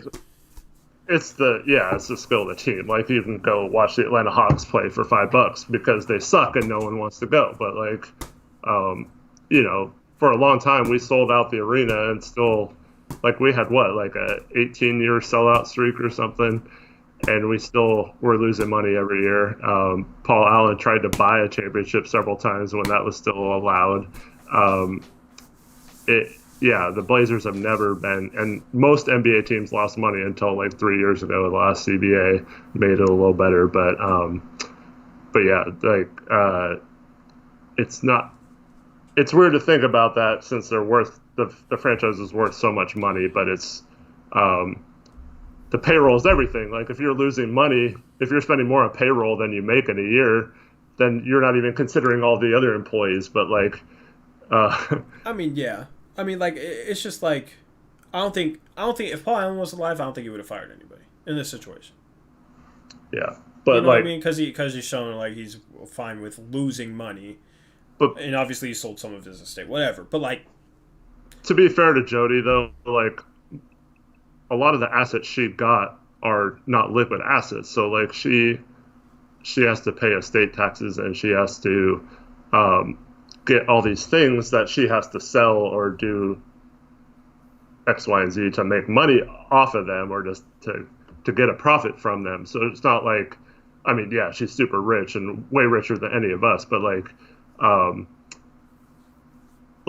mean, there was questions whether she even cared or wanted to keep the Blazers. So like, she's not looking at it necessarily from,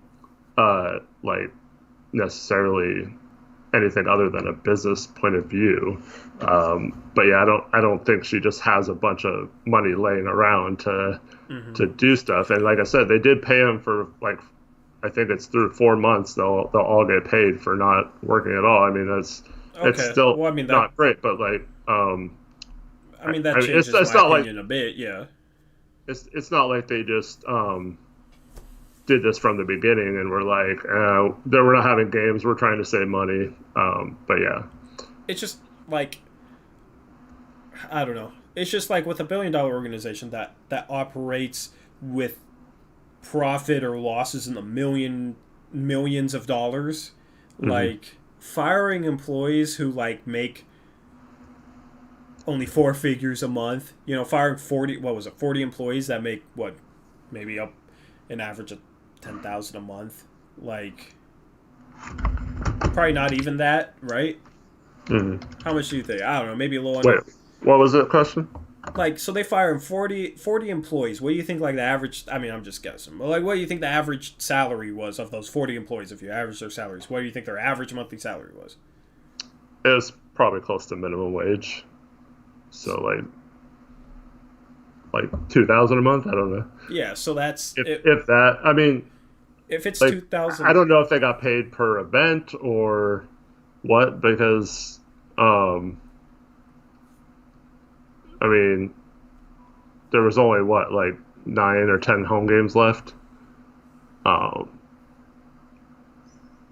and they've been paying them this whole time. I mean, the Blazers might not even made the playoffs, and they played, so they wouldn't have been paying them right now anyway. But they paid them for all those months.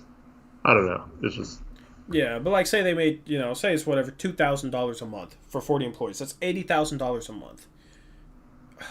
With a billion-dollar organization that operates in like profits or losses of the millions of dollars, like in that range, it just seems like, wow, you really had to fire employees making a combined $80,000 a month.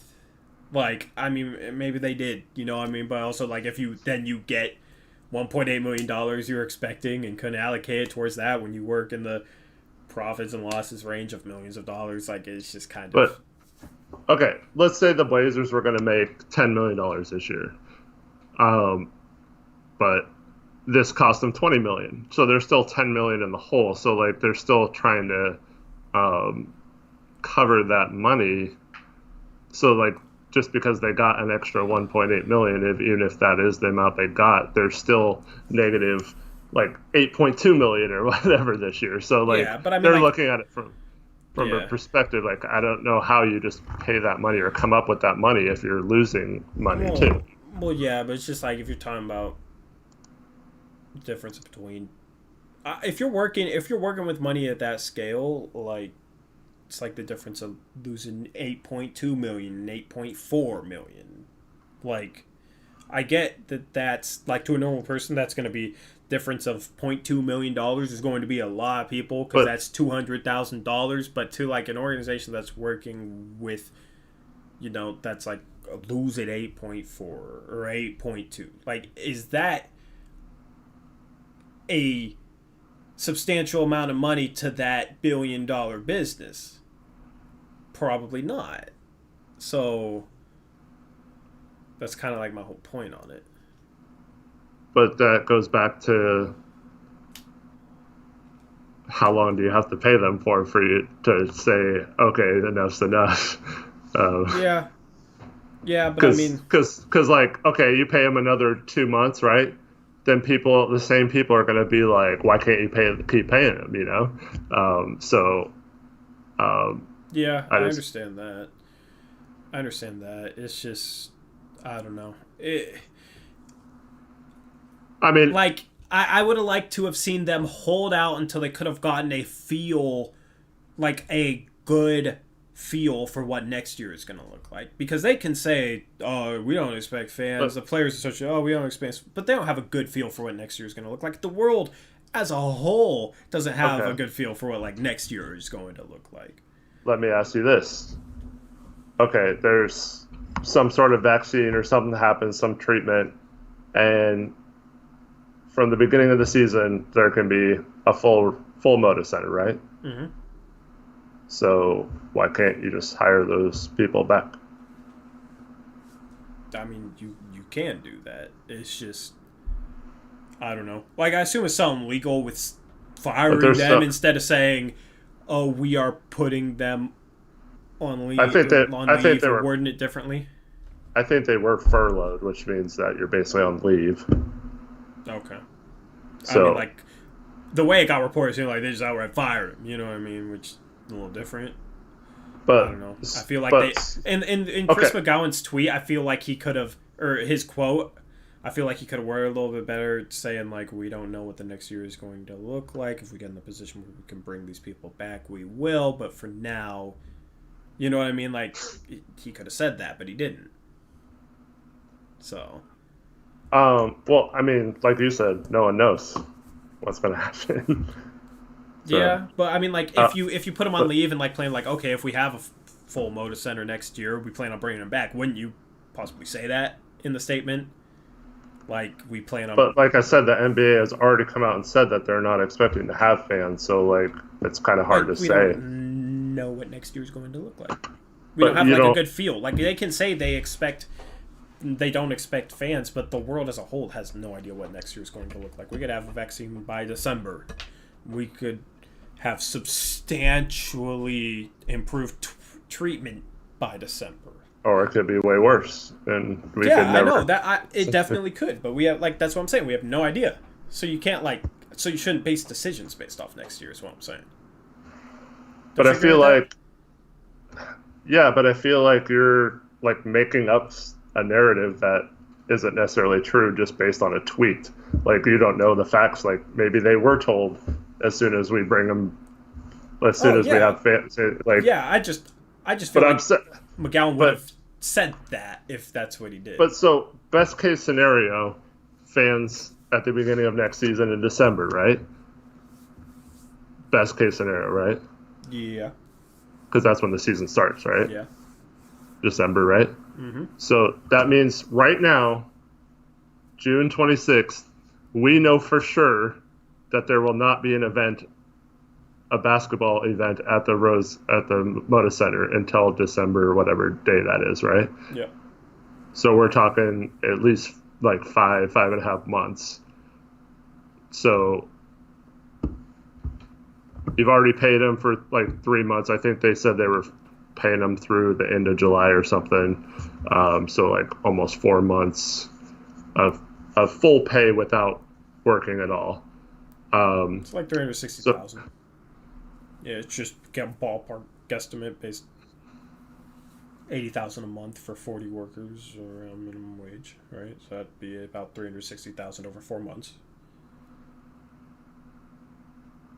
I think it's a lot more than that because they've had to pay 80 times. Had to pay all their employees. But yeah, I'm just saying if they're paying them through July and then decide to keep them for an extra 4 months until the start of next season, they like get a good feel for next season.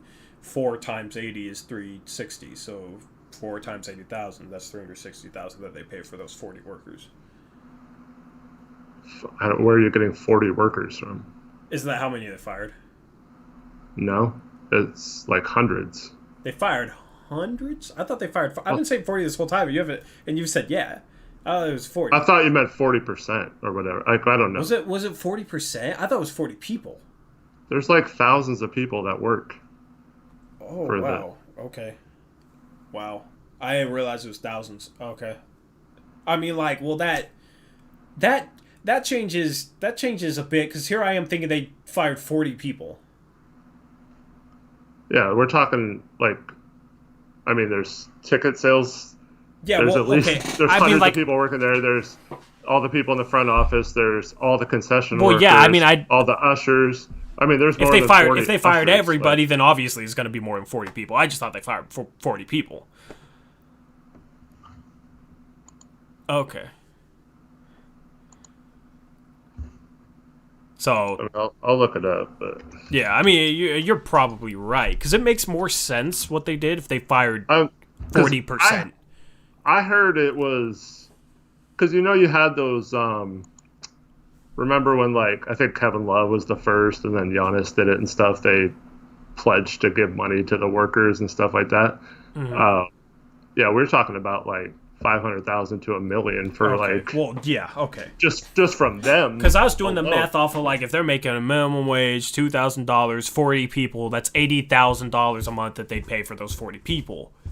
So that's why I was okay. So that's what I was saying with like it being marginal, like a company working with millions of dollars, firing 40 people, making minimum wage. Because all the people that are left took pay cuts too.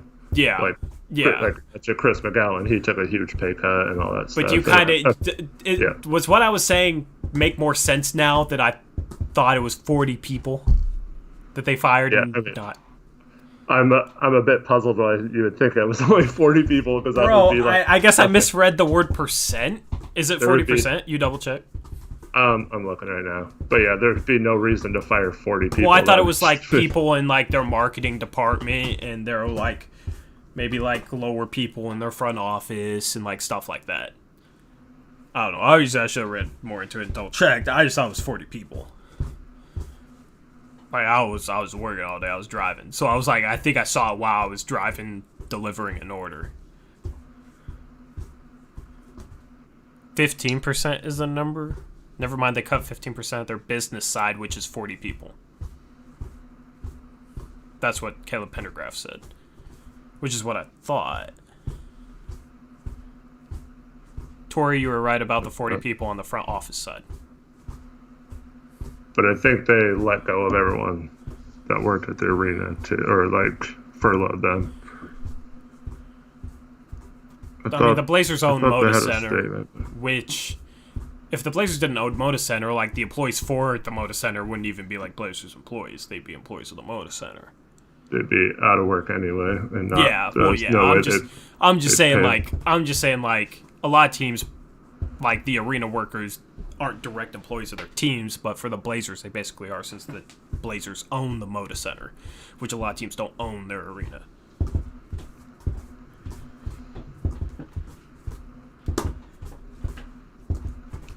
I can't find it. Caleb Pendergraph says, according to the article on Yahoo Sports, it is 40 people on the front office side.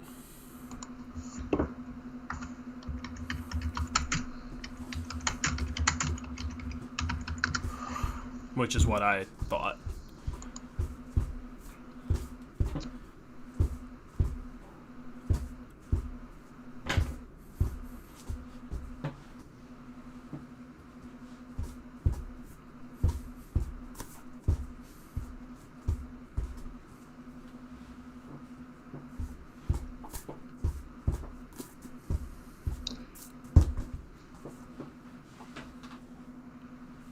Trevin says Oregon Live has the same thing.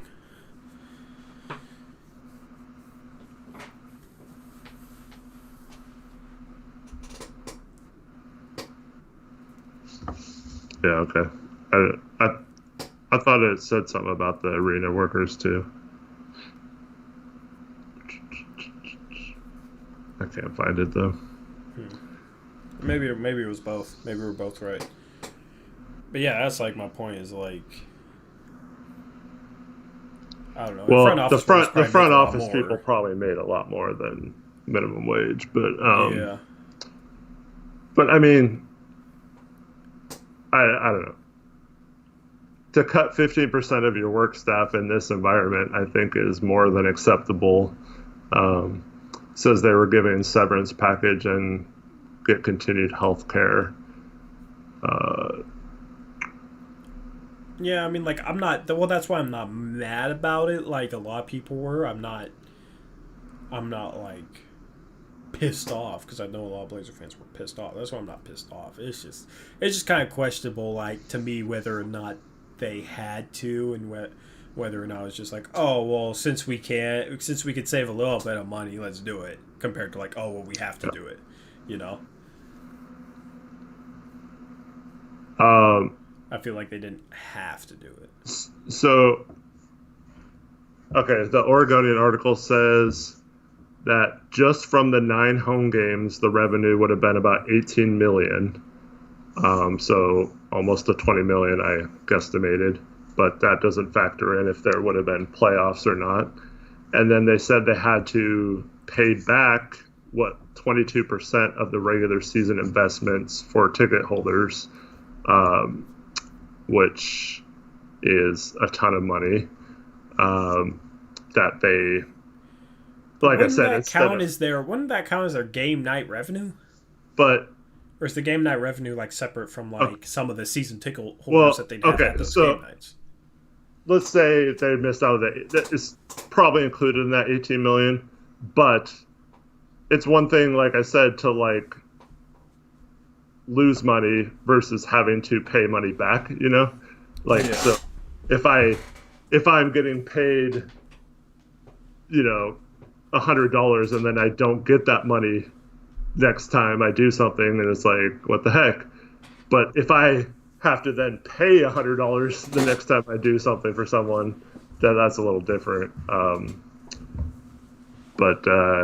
So that's, yeah, like 18 million. So you talk about 1.8 million, and then like all the money they've already paid out to these people for not really doing much the last few months. I don't know. I just feel like losing or letting go of 15% of any business right now when how tough times have been and losing that much money, whether you're worth $1 billion or not worth anything, is tough for any business. Yeah. Yeah. Yeah, I don't know. I'm just... Does my point make a little bit more sense? Given, like, the amount of people they fired, or no? No. Like, do you understand my point, though? Because there's a difference between disagreeing and understanding. I understand that you think they should just give them that money, and that's kind of what some people think is... I mean, it's not the same as, like, the people getting pissed off. It's more like... I know, but, like, I don't know. I feel like, yeah, I don't know. It's like they kept money that they didn't expect to be able to keep, so maybe they could have. I completely disagree with that. I don't agree with that at all. Wait. You disagree with them keeping money that they didn't expect to keep with a reason? They're not keeping money. They don't have to pay money. It's a difference. And once again, we don't. I mean, you're the business owner, so it's probably. But it's just like, it seems to me like, okay, you have your expected expenses. But everything is messed up right now. It's not like this is completely unprecedented times where they just, like I just told you, they lost $18 million.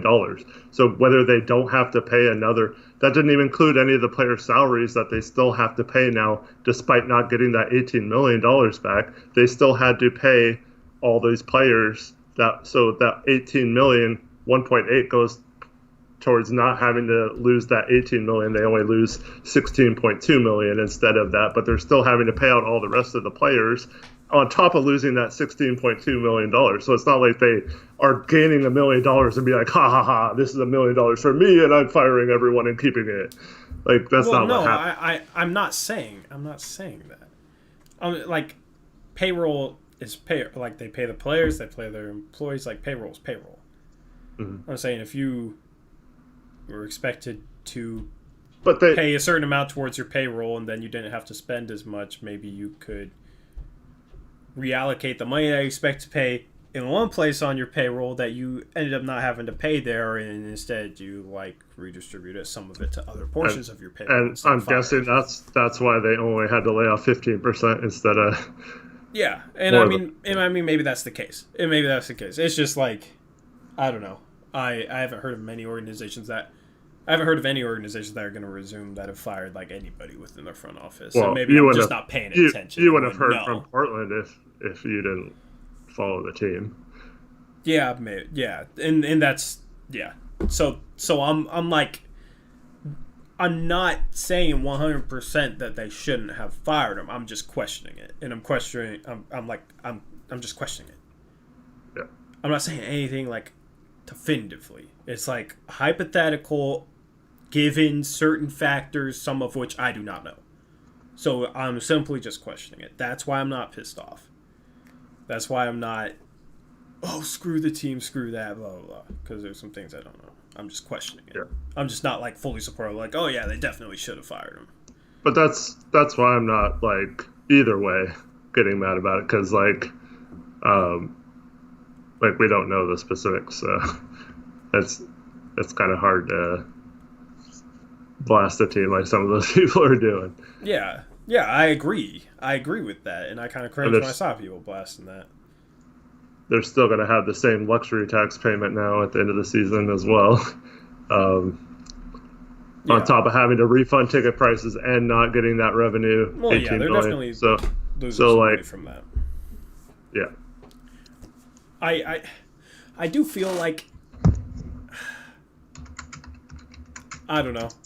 I hope that they were making enough profit in the first 5-6 of the seasons to offset the loss of profit for a sixth of the season, but it's probably not likely because how high the payroll is. But it's like, they do have the fact that they own the Moda Center, that is money that they save, correct? Like, wouldn't it be cheaper to own the stadium instead of having somebody else own it and then leasing it out for game nights or however it works? I don't get what you're saying. Oh, I'm just curious about so the Blazers own the Blazers own the Moda Center, right?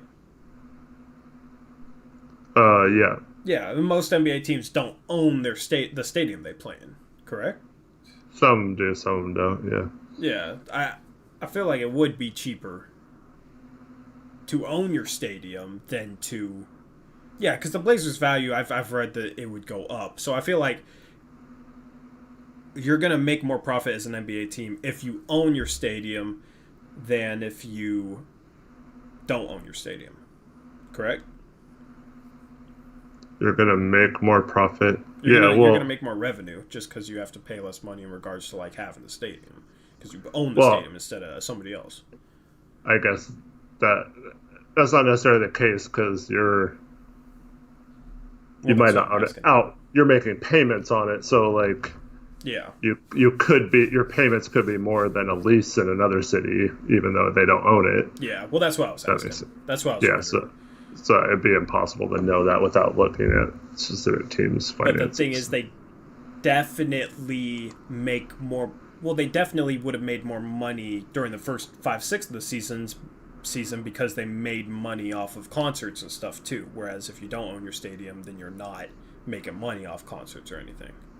So over the first 5/6 of the season, when the Blazers were playing, the Blazers were making more money from owning their stadium because of everything else that happened to that stadium that the Blazers ended up profiting off of. The other teams wouldn't get profit off of. Correct? I don't. I'm guessing that concerts and stuff.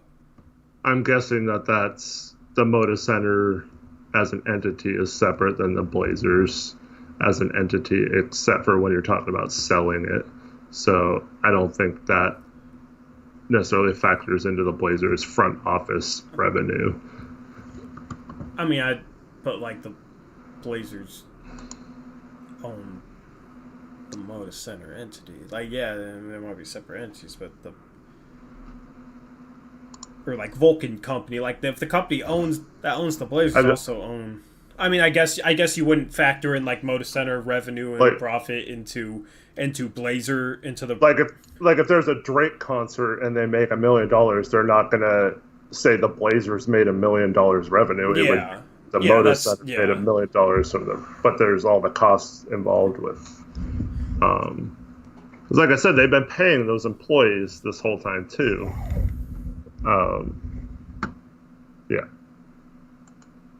Yeah, I mean, if you look at it as different entities from a business perspective, yeah, that makes sense. Okay. But they also think of how many concerts that had already been booked for there that they had to refund tickets for as well. It's a little different when you are saying, yeah, they should be in a position to pay this money out since they're worth so much, but then think of a lot of that was they had all these tickets sold and all these they pretty much had that 18 million guaranteed as long as the game was played. So this is an unprecedented time when the game wasn't played. So you can't think of that when you're spending money or figuring out budgets and stuff like that. Oh, what if there's no game this year? What if there's a pandemic and we lose the last 9 home games? I don't. I mean, the concerts that didn't end up happening, refunding the money itself. That's not going to lose the company any money. Obviously, the budgets aren't just off 5/6 that, or I don't know. Obviously, the budgets aren't just based on the timetable from October to March. And then not being able to have concerts in April, obviously, it's a full year budget. But still, over the first 5/6 of the NBA season, they were making money off of concerts. More money than I feel like they ended up losing since they weren't able to have concerts. Just if you're looking at it from a concert perspective at the Moda. If that makes sense. I'm pretty sure... So, like let's say Sacramento's arena is leased. So while during that time, I mean, I think they would get the profits for any event that happens there while they're leasing it. Yeah. Right. So I think it's the same for every team. But like I said, that's completely separate than actual basketball. Oh, I know. Obviously, it's a business structure thing. Yeah, I don't know. It's hard to think about this stuff because it's like complex business stuff. How do we even get talking about? Whoever asked this question, shout out to you because you kept us on the stream for an hour. It was Caleb, and he said that. At least he's still here after starting all this. He's at work or something, and he was trying to get us to talk about something so he could listen while he's working. I hope we made it. It was very effective, man. Because, like, I don't know. Obviously, I'm not. Obviously, Eric's business savvy. He's owned a business. Like, he owns a small business. Obviously, he's more business savvy than I am. He has experience owning a small business. I don't have any of that type of experience, but I do like thinking about that type of stuff, and I do try and educate myself on that type of stuff, even if I'm not like the most well versed, because I do hope to be like a decent. I don't know. I do hope to be a business owner in the future. I mean, like Blazers Upper is technically a business, but obviously it's nothing like what Eric does or anything like that. Obviously, it's just a YouTube channel. So, why don't you have your own place right now? Me? Yeah. Because I wasn't making really any money for a while. But you were making a lot from SeatGeek. I started making a lot from SeatGeek in March. I really wasn't making much from SeatGeek until March. So you made that money. Why didn't you use that to get a place? Because it wasn't enough money. Okay. If I was $1 billion corporation, I could have 1,000,000 places, bro. What are you trying to say, bro? Whether your company is worth like $1 billion or, I mean, like. There's no difference between me and $1 billion. No, I'm saying like, see, you had. When you started making that money, right? Uh-huh. You were like, this is great. If this keeps up, within a few months, I'll have enough money to do X, Y, and Z, right? I wasn't even making anywhere near close to that much. I needed this DoorDash stuff too. Yeah. I'm just saying, like, maybe that's like a little bit of an extreme example. It's just like when translates, but I mean, nine games is a lot of games. Like you're minimizing it as like, oh, they're $1 billion corporation. That doesn't really matter. But like, at $18 million is the difference between making money a season and not making money. And I mean, like owning a sports franchise is a bit of a risky business. Like for a $1 billion corporation, there is a level of risk to it. So it's kind of just like you should be prepared to like lose money in a season. But I mean, you follow sports. You're a smart guy. Like, you know how many businesses are how many sports franchises are cheap and have to cut corners and don't invest a lot. We've been kind of lucky in Portland being a small market team that we've had an owner that is willing to lose money on a team versus treating it as a business where all he cares about is making money. But as far as the three major sports, I mean, that's about as sure thing as you can get to make a profit, as owning it and then selling it at a later date. The problem is that doesn't mean you made any money at all during that time other than what you sold the team for. So yes, Jody could probably sell the team and make up money that she lost or whatever, but like right now it's like that's not, she doesn't have that $1.6 billion because she owns the team and it's worth that much, but that she doesn't have anywhere close to that. Like, we're talking about a few $1 million here and there, and then losing $18 million when you have the highest payroll in the NBA and are looking at a high luxury tax bill. I mean, that's, like I said, we traded Scal to make a couple $1 million. So like, the margins were obviously razor thin this year, and then losing out on all that. Yeah. But she was willing to have the that's- highest payroll in the NBA, Yeah.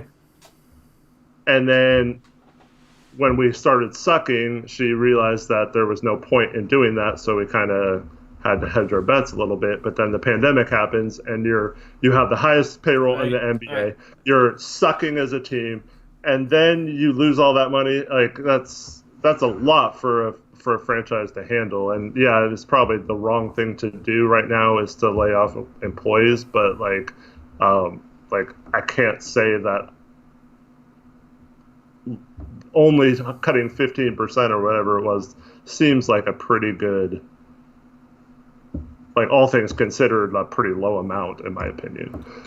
Yeah, it's just like if during the first, I don't know if you count preseason too, because I do make money off of preseason. Obviously, nowhere near as much, but as like a regular season game. But like if you're talking about, okay, if you can't make money for, I don't know. I mean, maybe I just don't understand the business stuff, but it's just like it seems like it's not a well-built business if you, for a period of time, 5/6 of it you operate as normal, and then you can't, and then but due to the last sixth of it, if you like lose the last sixth of it, you lose a bunch of money. I don't know. Like maybe I just don't understand. Okay. It just seems like a risky business let me structure.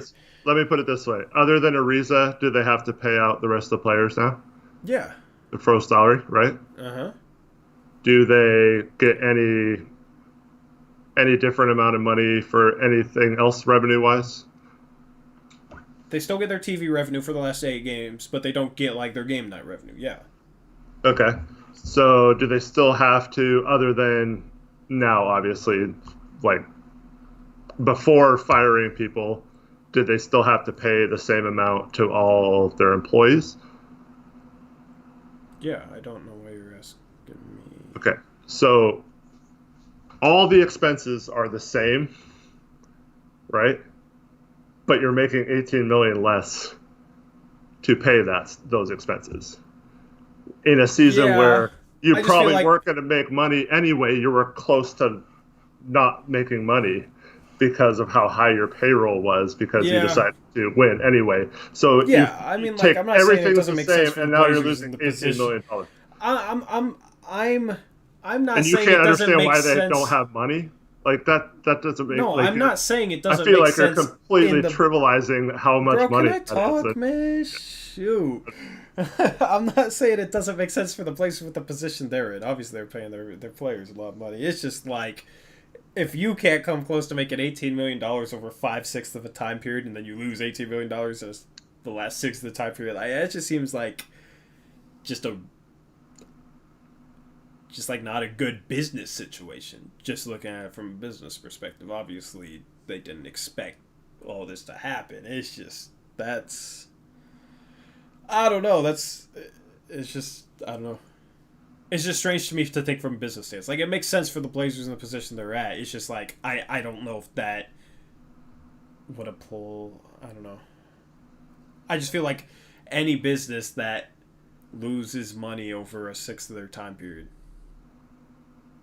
would make more than that over the other 5/6 of their time period. Wow. I don't know. Like most billion-dollar businesses. That's cringe, man. That's cringe. Is it? Yeah, completely cringe. I'm just baffled. Why? Maybe it's just late. It's just like most billion-dollar businesses, don't they make? It's.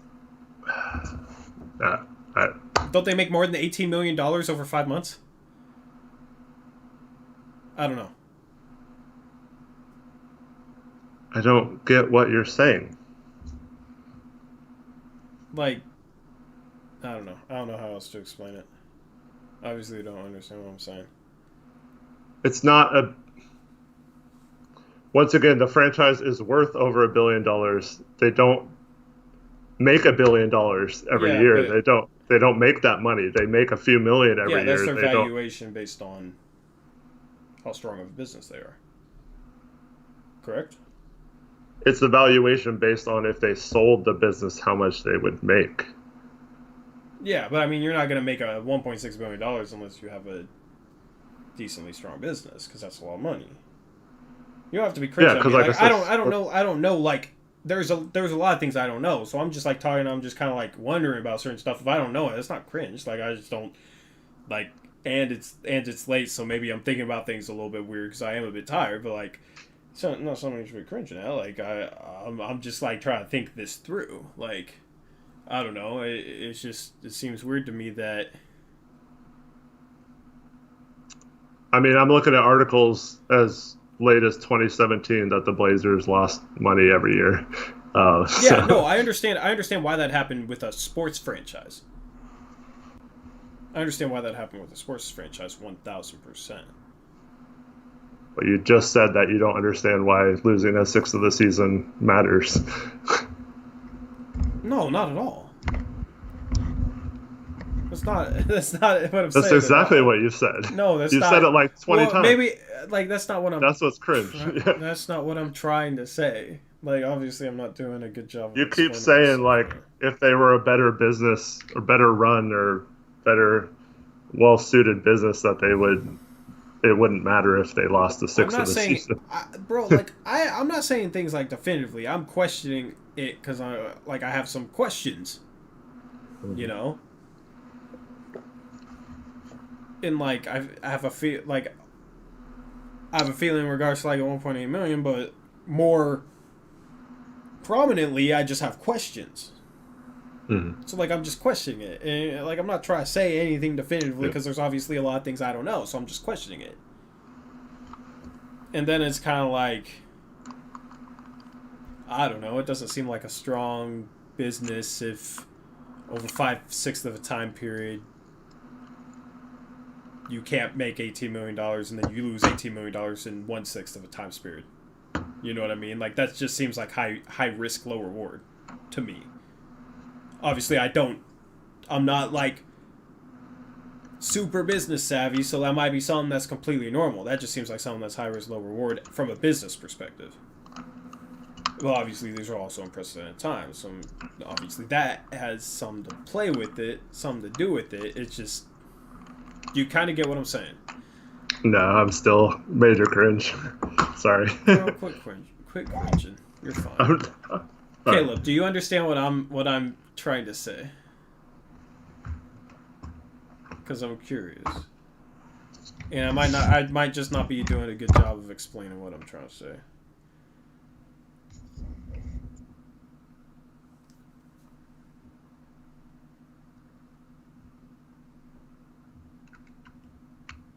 Like, if you, maybe this is a better way to put it, if over 10 months you can't make what you'd lose in 2 months by ceasing operations for 2 months, doesn't seem like a strong business structure. And I guarantee you 99.9999999% of businesses would never exist then if that's the precedent that you would set for them. No, but when you cease, I mean, like, they didn't cease operations. All their payments are still the same. Every single. No, I know, which is why it makes sense. I'm not saying that it doesn't make sense for a sports franchise. I'm saying for like other businesses ceasing operations for 2 months, which is like some businesses have had to like cease a lot of their operations due to this pandemic, like. You cut costs by ceasing operations. So, like, I understand how it makes sense for a sports franchise. I'm saying that for other businesses. Like, yeah. I feel like... It's even worse for other... Alright. Well, you can cringe and think I'm dumb all you want, whatever. I don't care.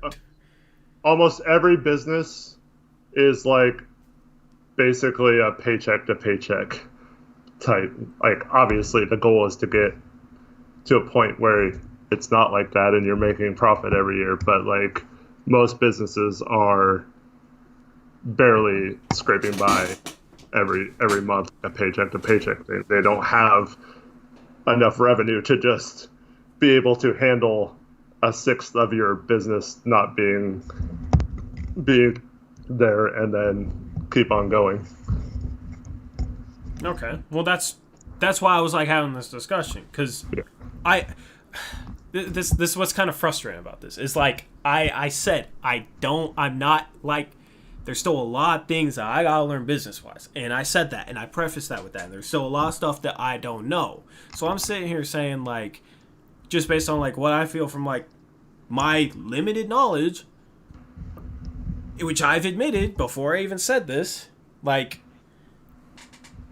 that was like my feelings. Well, obviously I don't fully understand things. And I know you're a business savvy person, so that's why I'm having this conversation, because I know you know more about this, which is why I'm saying like what I feel, and like, okay, but I definitely think that I could very well be wrong with what I'm saying, because I have a limited knowledge of this stuff, especially compared to somebody like you. So that's why I was saying it. So like, okay, if I'm wrong, like, correct me so I can learn about it. That's literally what I'm doing right now. But you're like making me feel like I'm completely dumb, because you're sitting here like cringe. Like, I'm trying to be open-minded, just like trying to like learn about this stuff, bro.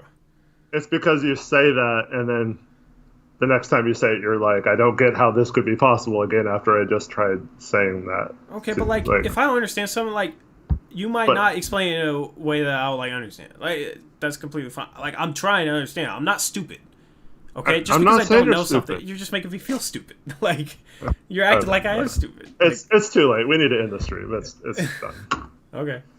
All right. I mean, I'm just trying to like learn about this stuff, which probably at 3:15 at night probably is, especially when we've been streaming for like, what the hell, are we still on there?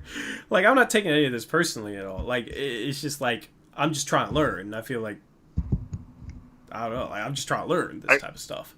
It's like, does that make sense? Do you get where I'm coming from? Okay. I felt like the reason why it was cringe is because I kept trying to explain to you that why it isn't the case. But then you keep saying, I just don't get how a business could be successful if they're not able to do this. And then you'd say, then you try to say that, like, you didn't mean that in that way or whatever. Like, I don't know. You just kept saying I'm not understanding you, and I felt like I might not have been explaining what I felt the right way. So I was, like, trying to, like, find the same page as you. Like, if that makes sense. Yeah. Like, I don't know of a single business that wasn't allowed to be open that is okay right now. And that it doesn't matter if they were a good business or a crappy business or whatever. It's just... Well, I mean, anytime you start losing money, it's not going to be a good thing. Yeah,